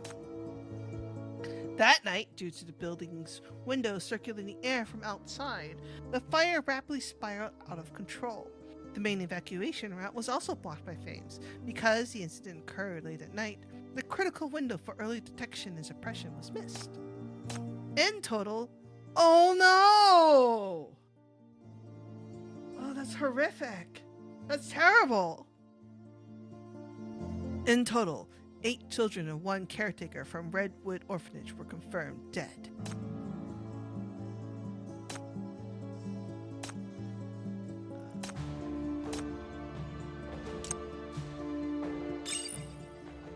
Did anyone save the threads discussing murder on the Prairie Express? I wasn't done reading yet, but then they all vanished when I refreshed. What's going on? Oh no, the analysis threads I saved are gone too.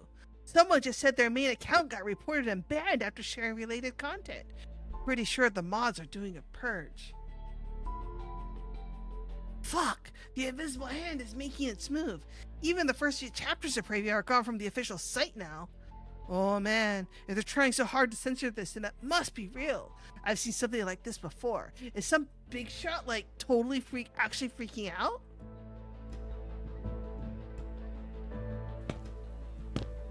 You put down your terminal, meet up with Nightingale and your rest squad. Posts are being mass deleted online. Whoever's behind this is making their move. This is a rare opportunity, so don't do anything that'll alert the culprit. Contact Doyle and tell him I've obtained new evidence. Let's see if we can get him to investigate from inside the Public Security Bureau one more time. I love that we have Doyle as a contact now. Like, I love this man. You all don't understand. Well, I think Est understands how much I love Doyle, but the rest of y'all don't understand how much I love Doyle. East side elites tend to shield each other. Pull one thread and the whole web unravels. This investigation is going to be tough. This case falls outside of NBCC's jurisdiction. You'll need to quietly pull a few strings of this investigation to get anywhere. Fortunately, you've been involved in countless instances over the years, and have built up quite a network across various fields as a result. No, you know what the real answer is? You know what the real answer is? I mean, Captain and Langley, yeah, but you know what the real answer is? Sick Bianca on them. She would absolutely do this for the scoop. Meanwhile, the cordon outside Clementine's residence is lifted. Oh, Pine would be a good one too. But I think Pine is a little bit... Yeah, Pine and Bianca both would be really great. Oh. Hey, wait, why do we have a rando? Where's Eugene? Is he on a date? Thank goodness nothing went wrong, sir. Surprisingly, she was pretty cooperative this time. You lead the team towards the car, but pause at the corner to look back at the building. The corridor lights have already gone dark. the curtains drawn tight.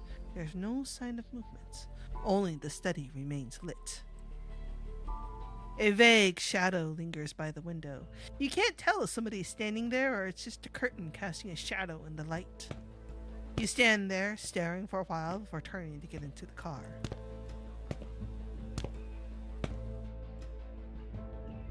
Nightingale sits in the passenger seat, the glow from her terminal illuminating her face. She briefs you on the personnel arrangements, but when she turns, she notices your eyes are distant and unfocused. It's clear to her you're not listening. Chief, listen to your work wife! Chief, you've been distracted since we left. Is something wrong? Sorry, there's something I still can't figure out. Unease has been gnawing at you since you left. All your questions have been answered, and Clementine has handed over the evidence and the leads you needed. So what are you worried about? What did you miss? Did you look into it? You couldn't find anything, could you? It's only natural. They're just characters I made up after all. Don't worry, I intend to keep our promise. As I said, the book was nothing more than a work of fiction from the very start. What I hoped for when I wrote those words was that perhaps one day, outside the pages of a story, I'd hear someone say them in the real world, too. Wait, what if the Redwood thing... Oh. Hold on, no, I'm getting too inside my own head now. Like, what if Redwood was faked? Like, all of it, and so it keeps being deleted because it's not actually a real mystery. And it's just a marketing scam.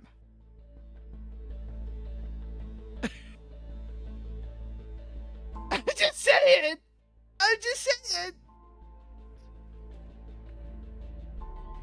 There are more than enough clues that they all lead to dead ends when it matters. It's as if somebody deliberately dangled them before you only to pull them away the moment you're about to grasp the truth. Guided by instinct, you turn to Nightingale with a question. The other survivors from the Redwood fire, have we found anything new on them?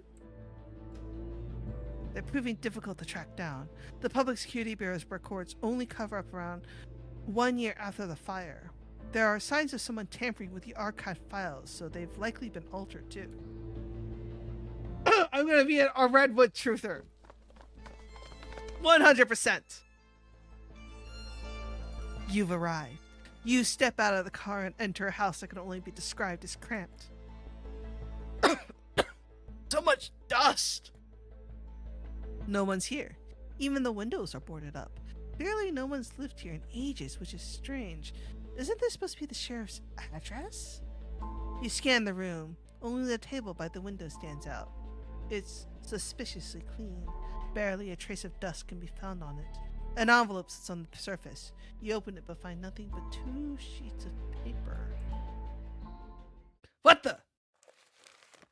NF-107 satellite. East Town. Sand ship! What? Passenger... What?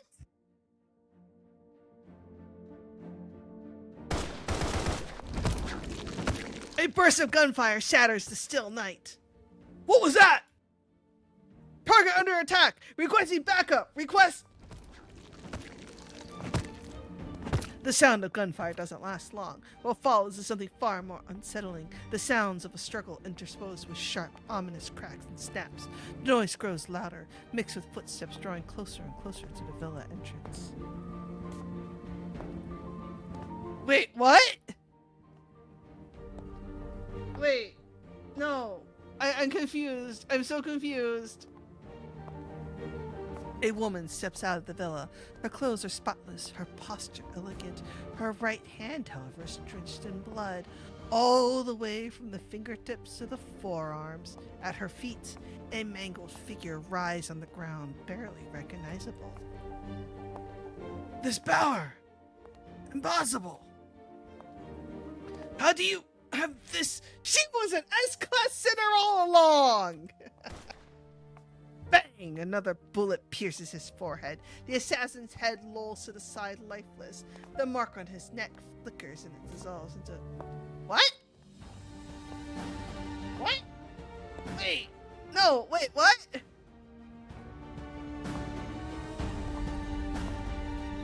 The butterfly taxidermy piece at her neck brims with mania, greedily absorbing life force. The accessory then converts into even greater power, feeding it back into its master. She senses the marks she's planted. One of them is gradually moving further away. When they parted, she used her ability to leave a mark on Chief. It's faint, but it's strong enough to track their location. A commotion of this scale cannot be hidden, but that's fine. He's clever enough. He should have found the final piece of the puzzle she left behind by now. I'm sorry. It seems I'll have to break my promise. Bitch! We made a pinky promise! I said I wouldn't do anything reckless. But alas, we don't live in a fairy tale. We made a pinky promise! You don't get to break pinky promises! I trust you. You will bring change. And those you help will lead fortunate lives. But it's not enough. Bullets erupt from the barrel, repelling the shadows that lunge at her one by one. Clementine's body is covered in wounds, yet she continues walking steadily towards the exit and into the rain, gun in hand. It's almost as if she's actually unharmed. Come to think of it, I never told you how that final story ends. Wait! No! This is the wrong event! Hilda's event is the one that's gunshots and rain, or whatever that fucking title is. No! About Preva. About the true ending to Redwood's story. Yes! For me, this is the wrong event title!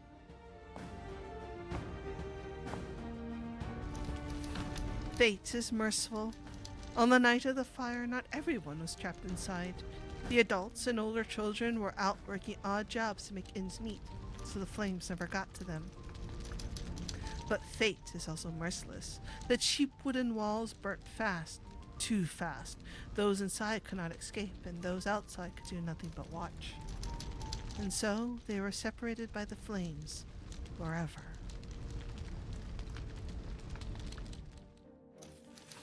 How unfortunate, said the bystanders who witnessed the tragedy. After all, to survive meant despair. To survive meant homelessness and suffering beyond measure. It was better to perish in the flames than be done with it all. How fortunate, said the survivors who survived through the fire. After all, to survive meant hope. It meant they still had the chance, the strength to make that bastard pay for what they'd done.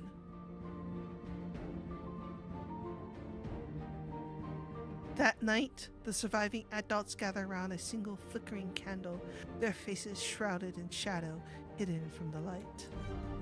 But oh, we knew what he said. So it was him. Of course. He was the only one who could have gotten inside that night. They finally found the name. The man was hidden among Redwood's list of sponsors, using his position to suppress any investigation while savoring the victim's suffering. Oh, a rich sadist! This is our last chance to get close to him. Let's put it to a vote.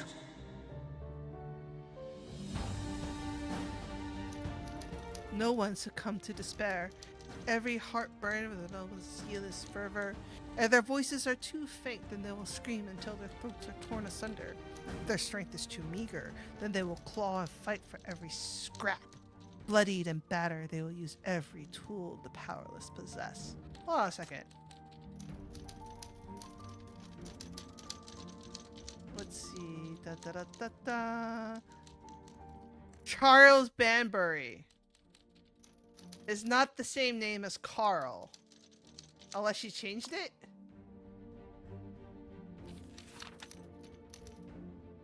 Nothing is impossible. Nothing is beyond their reach because justice must be served and evil must be punished, even if it means staining their hands.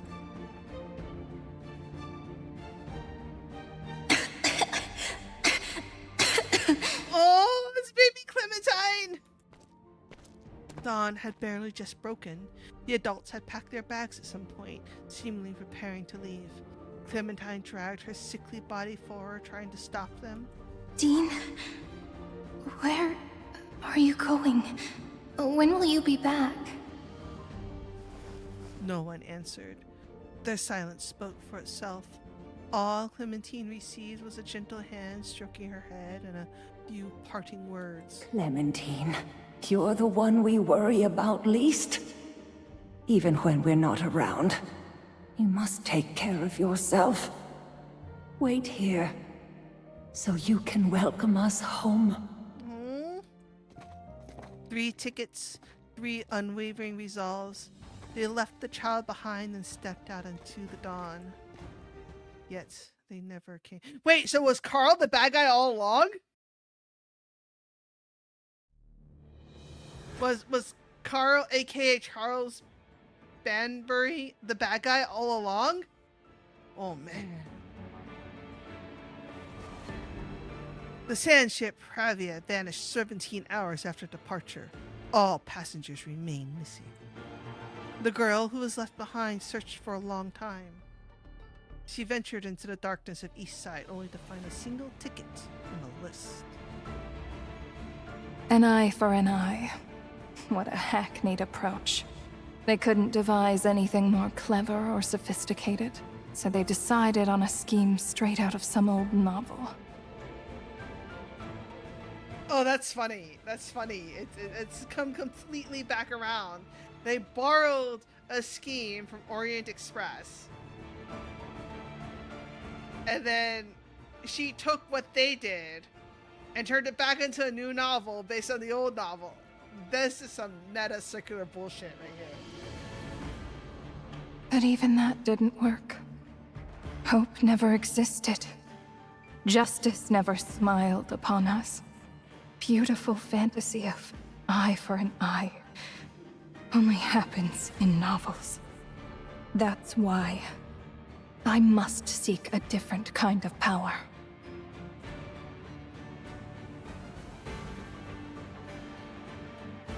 In her most desperate times, another hand reached out to her.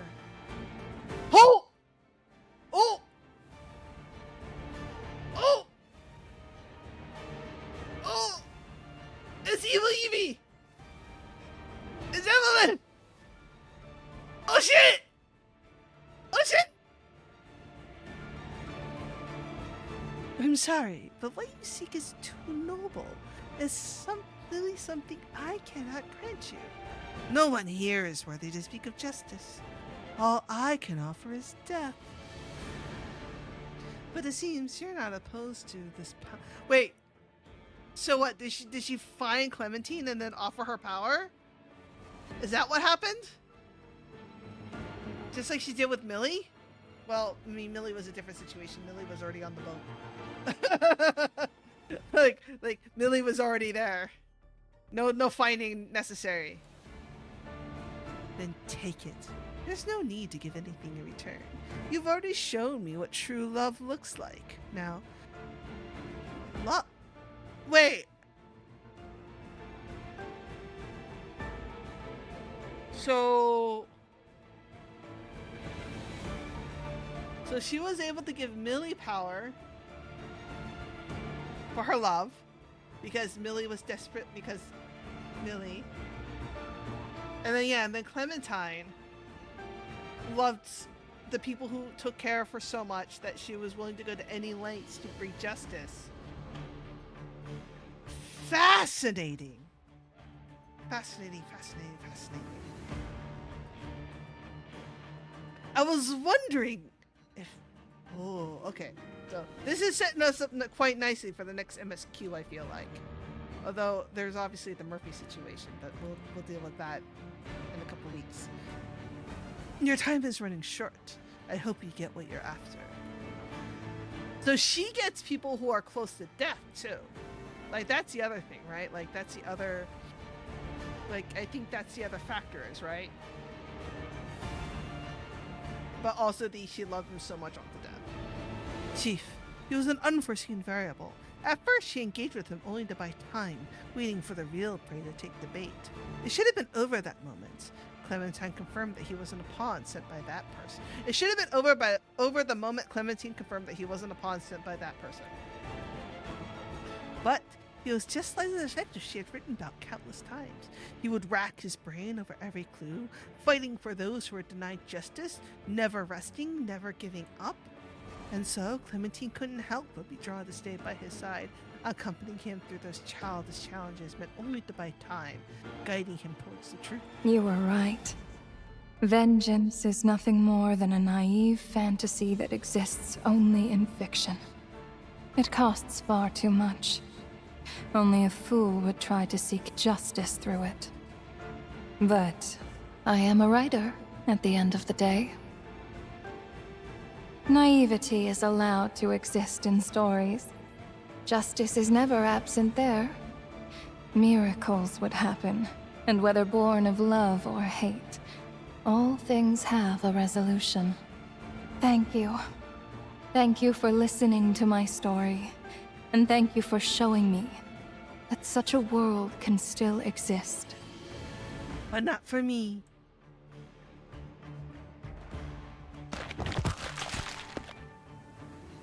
She takes another step forward. The last assassin crumbles to the ground. Mania sears her body. It's not the kind of agony any ordinary person could endure. Clementine's vision blurs, yet her other senses are sharpened to the extreme.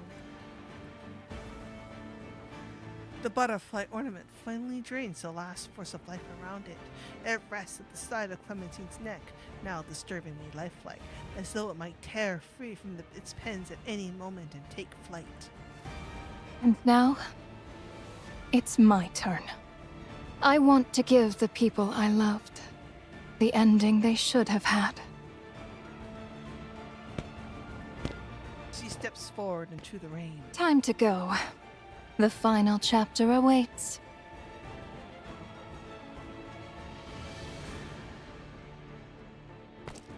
A man is pacing anxiously, his eyes darting to the terminal screen every so often. Oh! It is Carl! On his hand is a ring bearing a prominent family crest. Vines coiled around a set of scales symbolizing justice, seemingly in support, yet in truth are parasitic in nature. They have woven themselves tightly around it, making it their host. Damn it. No matter how many I delete, they just keep coming. Yeah, bro! The public got their hands on this now! Never underestimate the power of the internet! He refreshes the page once more. Still no news of the novelist's arrest. What the hell is that useless Minos chief doing? I should have known one tip-off wouldn't be enough. Good thing I sent my own people, too. Bro, do you even know who the chief is? Like...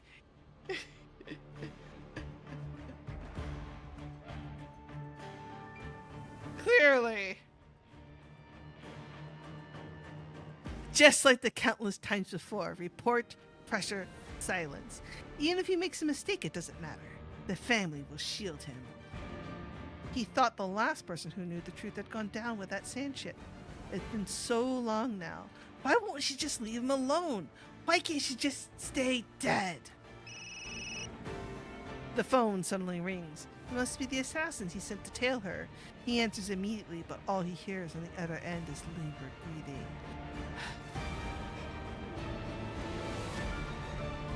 A sense of dread suddenly washes over him, but it's already too late. At long last, I've found you. That should have been, like, I'm sorry, but I see that and I hear Adela's voice in my head. I found you. The door suddenly bursts open. The bodyguards are sent flying into the room. Before he can process what's happening, an iron grip closes in around his throat, slamming him to the ground. He struggles to speak, but all that comes out are strangled, incoherent sounds. Oh no! Another voice actor! victim to AISNO's casting ways. Do you remember me, Mr. Charles? Or should I use your old name instead? Carl. Oh, Carl was actually his real name!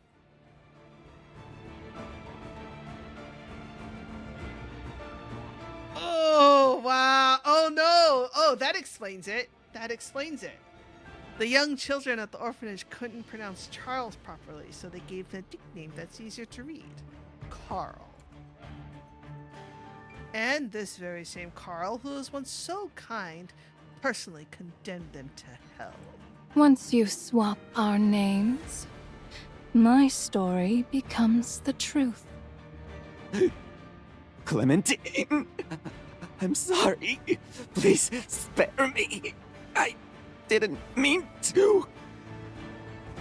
The voice direction on that. Man! We used to get along, didn't we? You'd even bring the children along to tell me stories, remember? The gas on that eye! Oh, man! Clementine cuts him off.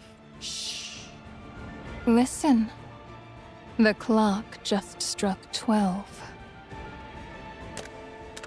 Clementine tosses the gun to the ground, yet the man's expression only grows more terrified. He finds himself unable to move. The strength in his limbs is completely drained and his eyes are fixated on that eerie, glowing light emanating from the butterfly necklace. The light grows brighter and brighter and she begins to speak. Her voice is soft and gentle, almost like she's reading a bedtime story. The midnight bell chimes. Figures emerge from the darkness, stepping into the chamber. Their eyes unwavering, blades gleaming in their hands. The first among them tightens her grip on the blade, its tip hovering just above the sinner's heart. She's waiting. Waiting for the sinner to open his eyes and see who has come to claim his life. It was an accident. I didn't want to run, but the fire spread too fast. I was terrified. You know, I've always helped my uncle fund Redwood. I would never do this on purpose. The sinner awakens in agony. He tries to scream, but a second hand clamps over his mouth. A third presses down on his shoulder. It was then that he realized the time had come for him to pay. Even if it was an irresponsible accident, the fact that he spent years bearing this is what makes him super irredeemable. You know what I mean? Like, that's what makes it super irredeemable.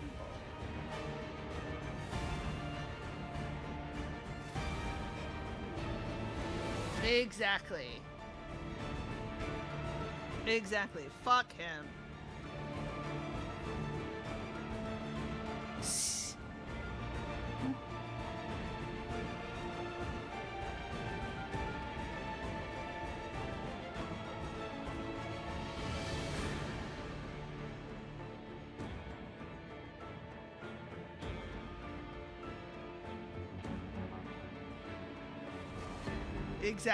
Exactly. And now the sins of the past is catching up to him. Searing mania spreads across his skin. Under the grip of utter terror, Carl no longer sees Clementine as human. He only sees a monster standing before him. The first stab. This for the innocent souls who perished in the flames. They withered before they could bloom. Trapped in the past before they ever had a future. Wait, you want compensation, right? Money? Power? Anything you want, I can give you! This is for the cliched line of, I want my family back.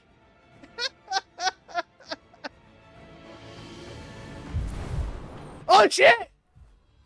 Oh shit, what is that? What is that? Is that the boss? Oh fuck.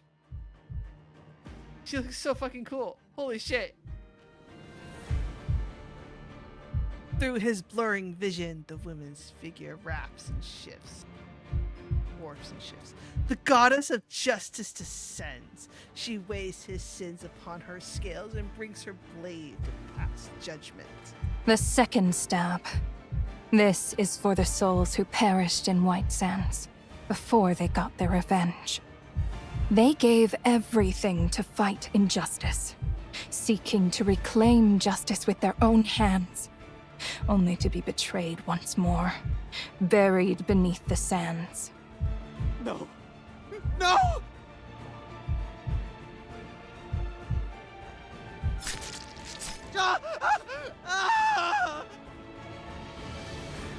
And another voice actor bites the dust. Depends on the butterfly, and like the oozing shit is really cool too. Once, twice, the needle falls over and over. The butterfly beats its wings frantically, yet it cannot escape, for it has been pinned firmly to the ground. The seventh and the eighth. The blade falls again and again, blood splattering across the velvet wallpaper of the compartment. The sinner convulses and wails, yet he has still not paid in full. Damn, that's vicious. That was an absolutely vicious reading. The ninth stab cuts through his skin and flesh. The 10th pierces between the ribs. The 11th splits open the heart. Yeah. This is some serious revenge porn. Dark, putrid blood flows without end. The butterfly's struggle grows weaker and weaker until all 12 needles have fallen. Then, at last, the taxidermy is come. Oh man! Okay, so for as ho hum average as this event has been up to this point, the imagery and the symbology of this final stat, like, and the butterfly and the needles and the narration, this is peak. This is good shit. Yeah. Like, I like how they didn't resort to the to the body horror, right? Like, for this, because this is way more poetic. This is really good. This is the moment. 12 cuts of vengeance. 12 lives. A blood debt. Paid in blood.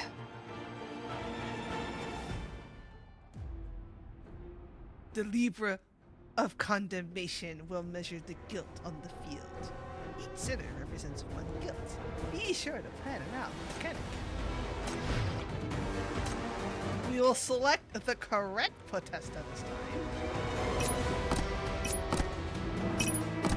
I don't know what is going on, but I'm sure this is going to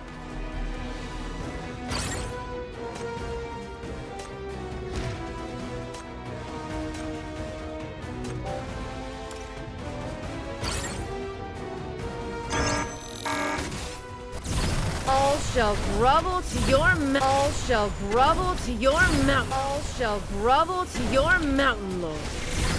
Listen. Oops, the rain is coming.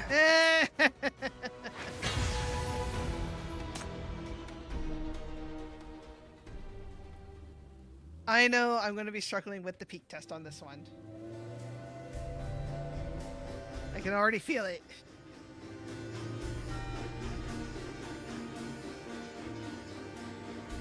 Maybe.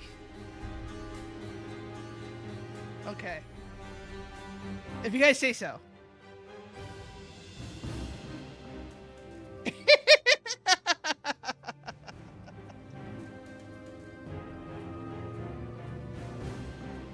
Oh, I'll tell you a fun fact about my chief's name after I stop stream.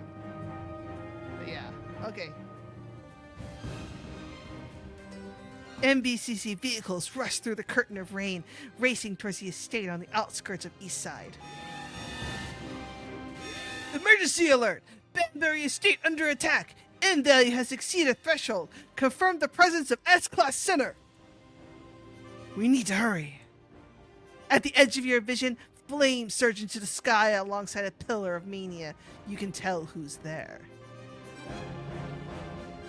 What is with sinners sacrificing themselves in a pillar of fire? This is like what, like the third time it's happened? The fourth time it's happened? Right? Like it happened with Eve. It happened with Yin Yang. Did it happen with... I mean, Yao was obvious. Hilda? God forbid. It's for the drama of it, right? It's for the drama. The fire rages, tainted by mania. The flames cannot be quenched by rain. They devour the Banbury Estate inch by inch, burning away every last sin.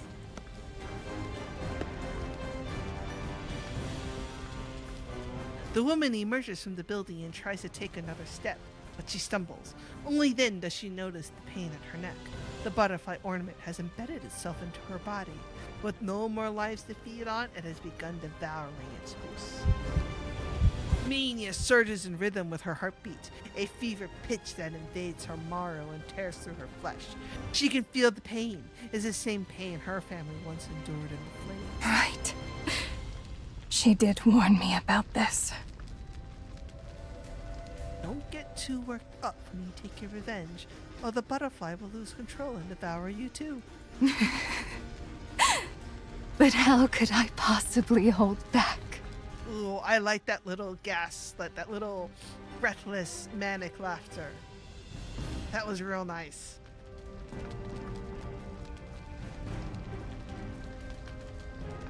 What? No! Get out! Get out! Fuck you! What? No! Get out! Get out! Get out! Get out! Get out! Get out! Fuck you! Fuck you! Ow!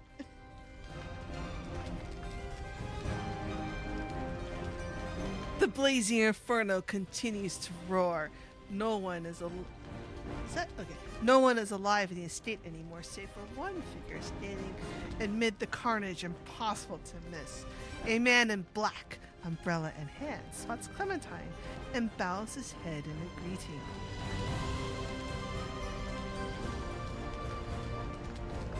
She sensed you activating your power, so she asked me to come and extend an offer. You're far too talented to die here. Come and join her while you still have the chance. I mean, you know, he is... It is a sign of, like, the underground, right? Like, and he is a lettered character. Right? Like, because, I mean, S had it, too. Like, S also had the umbrella, remember?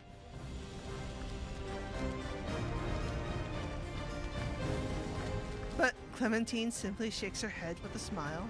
I humbly decline. This is fine. Oh, dude! The look in her eyes without that monocle, that's so fucking cool. But no, get the fuck out, Mr. E! Get out of here! Fuck you!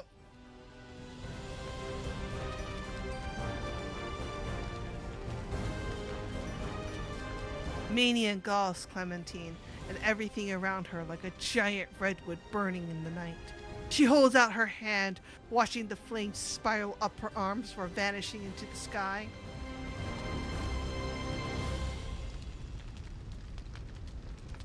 Those days of her past have grown far too distant, so much so that they feel like faded dreams, hazy and indistinct. Only that fire remains vivid in her mind. This is such a cool CG. Can I express, like, how fucking cool this CG is? It's so dramatic. I love it. Pain and rage pour from her pen, transforming into words. She can never return to the past, yet neither can she move forward. Her enemy is dead. She has no regrets. If she had to say, then she places a hand on her chest, feeling the mark that connects her to Rain. It's drawing closer, racing towards her. If you're still willing to read my stories next time. What next time? What next time? Perhaps I'll be able to write a better ending then. Why was that not voiced? Like, why was that not voiced? Yeah, you can find a place like this in Eastside. A peaked roof, a two-story wooden building. In the backyard stands an ancient tree that rustles in the breeze. It isn't particularly spacious. The red paint on the roof has already begun to peel, and the windows always let in drafts, and the aging stairwells creak with every step. But none of that mattered. The peeling paint formed pictures if you look closely enough, and the broken windows let in the cool summer breeze. We bounded up the stairs laughing. Even the creaking wood would sound like a cheerful tune. This is 28 Redwood Lane. This is our home. An elderly woman and her husband opened the orphanage together. She had no children of her own, so every homeless child who came through their doors became hers. She'd always tell them to grow like the redwoods, strong, steadfast, and true to themselves. Wait, does this make Eastside, California? Does this set this city in basically California? Yeah, I know you mentioned it, Han, but I was kind of like skimming over it because I didn't think it was like a real, actual fucking redwood. They were a pair of sisters at Redwood. The older sister fell in love with a man who came to work there as a handyman, while the younger chose to venture out into the world. She joined the finest sandship fleet and would bring back the latest and most exciting gifts for the children from the satellite towns whenever she returned. The man had a volatile temper, a frightening face, and always struggled to find the right words. His appearance drove many away, but the Redwood welcomed him regardless. There, he slowly learned to open his heart and eventually fell in love. The children would run through the courtyard and around the old tree, their laughter echoing throughout the orphanage. Only one thing, one person, could settle them down. What would you like to hear? Are there any books on the shelf you haven't read yet? Man, Raven would love this woman. We've already read them all, Miss Clementine. Oh, that one! We want to hear the story you wrote last time. Sometimes the storytelling sessions would attract other listeners as well. Miss Jones would sit in the shade knitting, and Allison would squeeze herself right in among the children. William, though he would keep his distance, still listened all the same. Little heads huddled together, paying close attention as their most beloved and trusted Mrs. Clementine told them the stories she'd written. The children would laugh, gasp in wonder, and even wipe a tear or two as the tales unfolded. Keep going. Keep telling your stories. The adventure goes on, and the tale never ends.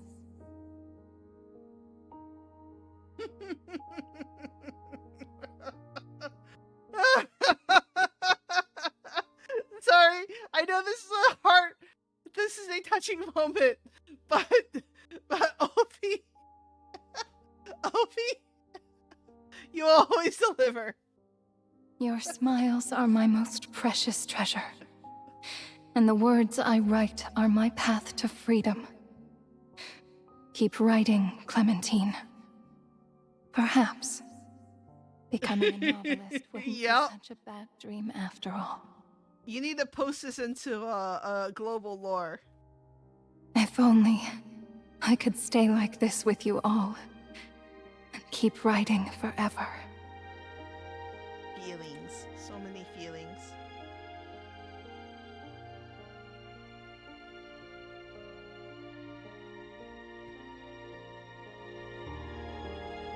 Clementine slowly opens her eyes.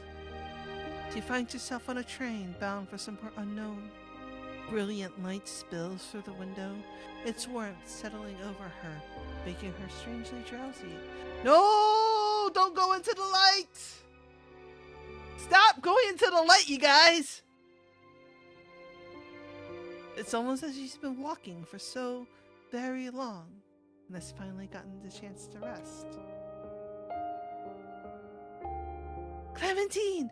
Mrs. Clementine! You promised to tell us a story! Why'd you stop? The voices come from somewhere unknown, yet they're so achingly familiar that her eyes begin to sting. Tell a story? Yeah, you stopped right at the best part last time. The detective was about to reveal who the real bad guy is. Frozen memories begin to thaw and return. Yes, she had made such a promise, hadn't she? Are you okay, Miss Clementine? Don't worry about me. I just had a very, very long dream. There was a great fire in the dream, and you all went away, one by one. No! What is this For so emotional? long, but I couldn't find any of you. What is this emotional manipulation?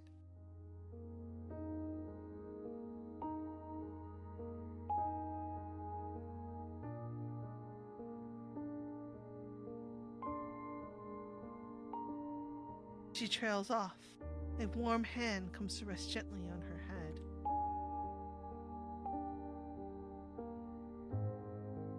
One by one, translucent figures settle down around her. A kind face, a cheerful face, a stern face. Every single one is familiar. She may have claimed to have forgotten. They have long been etched in her heart.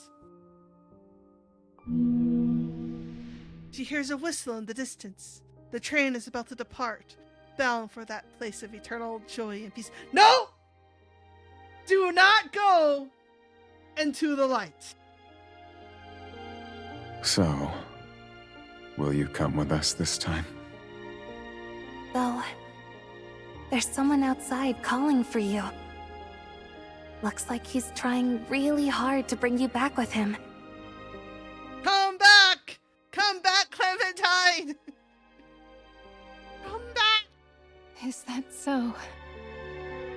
Time to disembark! She made a promise to wait for someone to return. But her limbs feel impossibly heavy, as though they've been filled with lead. Her eyelids weigh down, about to close any second now. Even the strength to speak is slipping away from her. In that case, you should just rest for a while.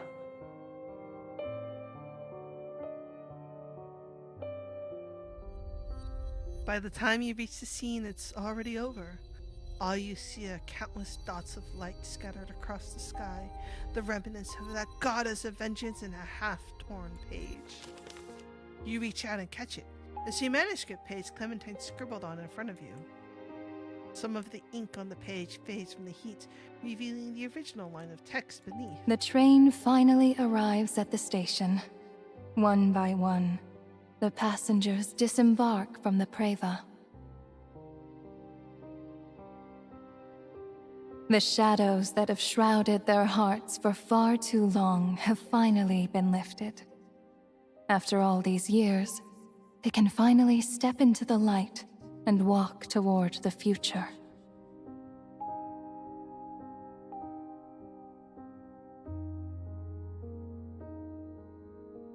Sleep well, child. You've been through so much. Oh, she looks so soft here. But also, don't stop going into the light. Welcome home.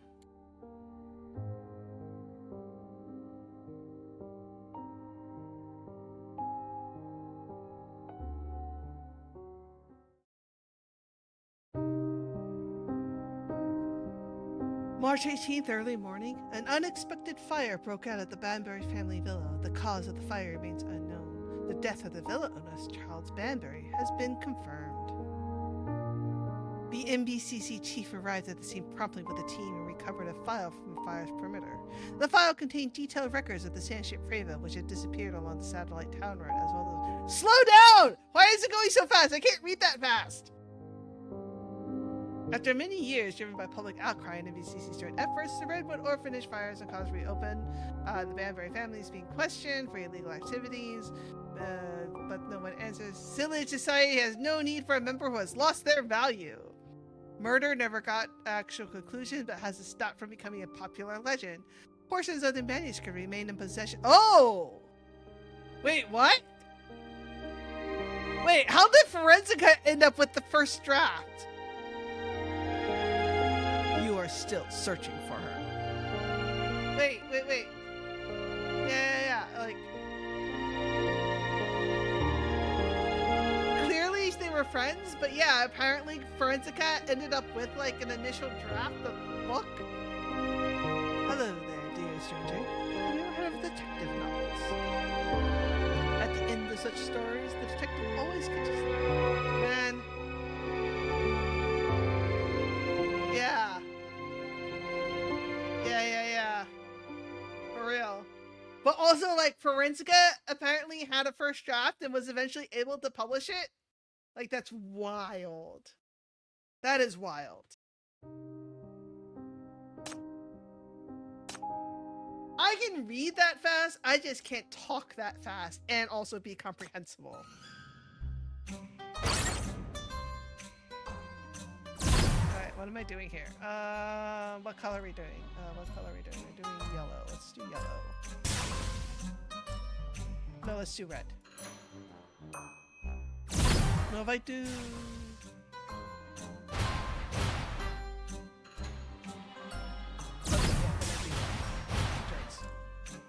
Booyah! Apparently, clearly she was. Shut up. I forgot a little bit. It's fine. We got it. Yeah, I know.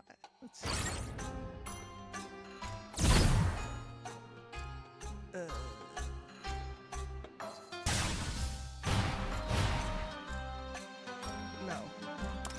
Wrong.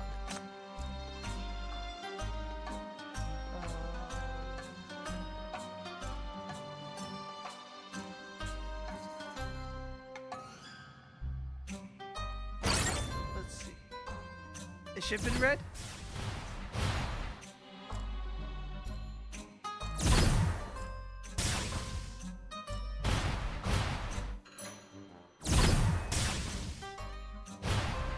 Oh, and then I do the... Okay, and then I fill in this one, and then I turn everything blue. There we go. I do like the shading. Like, I do appreciate that. I do appreciate the whole, like, little shading thing that they done. Is that it? Did I get everything? Did I do all the paint?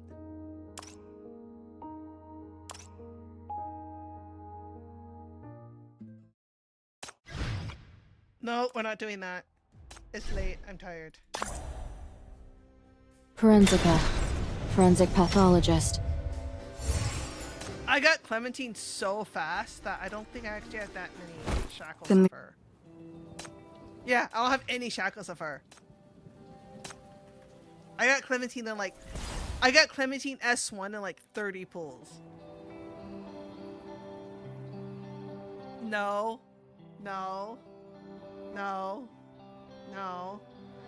Ophi, we have a pool going up in 60 days.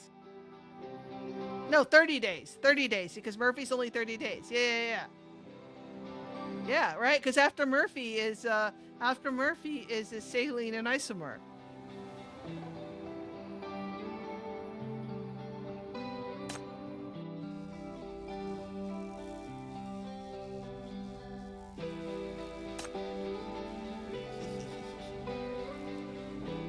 Don't be so nervous. This is so I can funny. stay on the This is line so with you. silly. Yeah. just Funny, are you continue gonna with stream what that? you're You doing. should stream that. And You should I'll be stream that here ass. with you. If you should stream still that. feel ill at ease, how about I sing a song for you? Anyway. All right, that's it. That's all I got.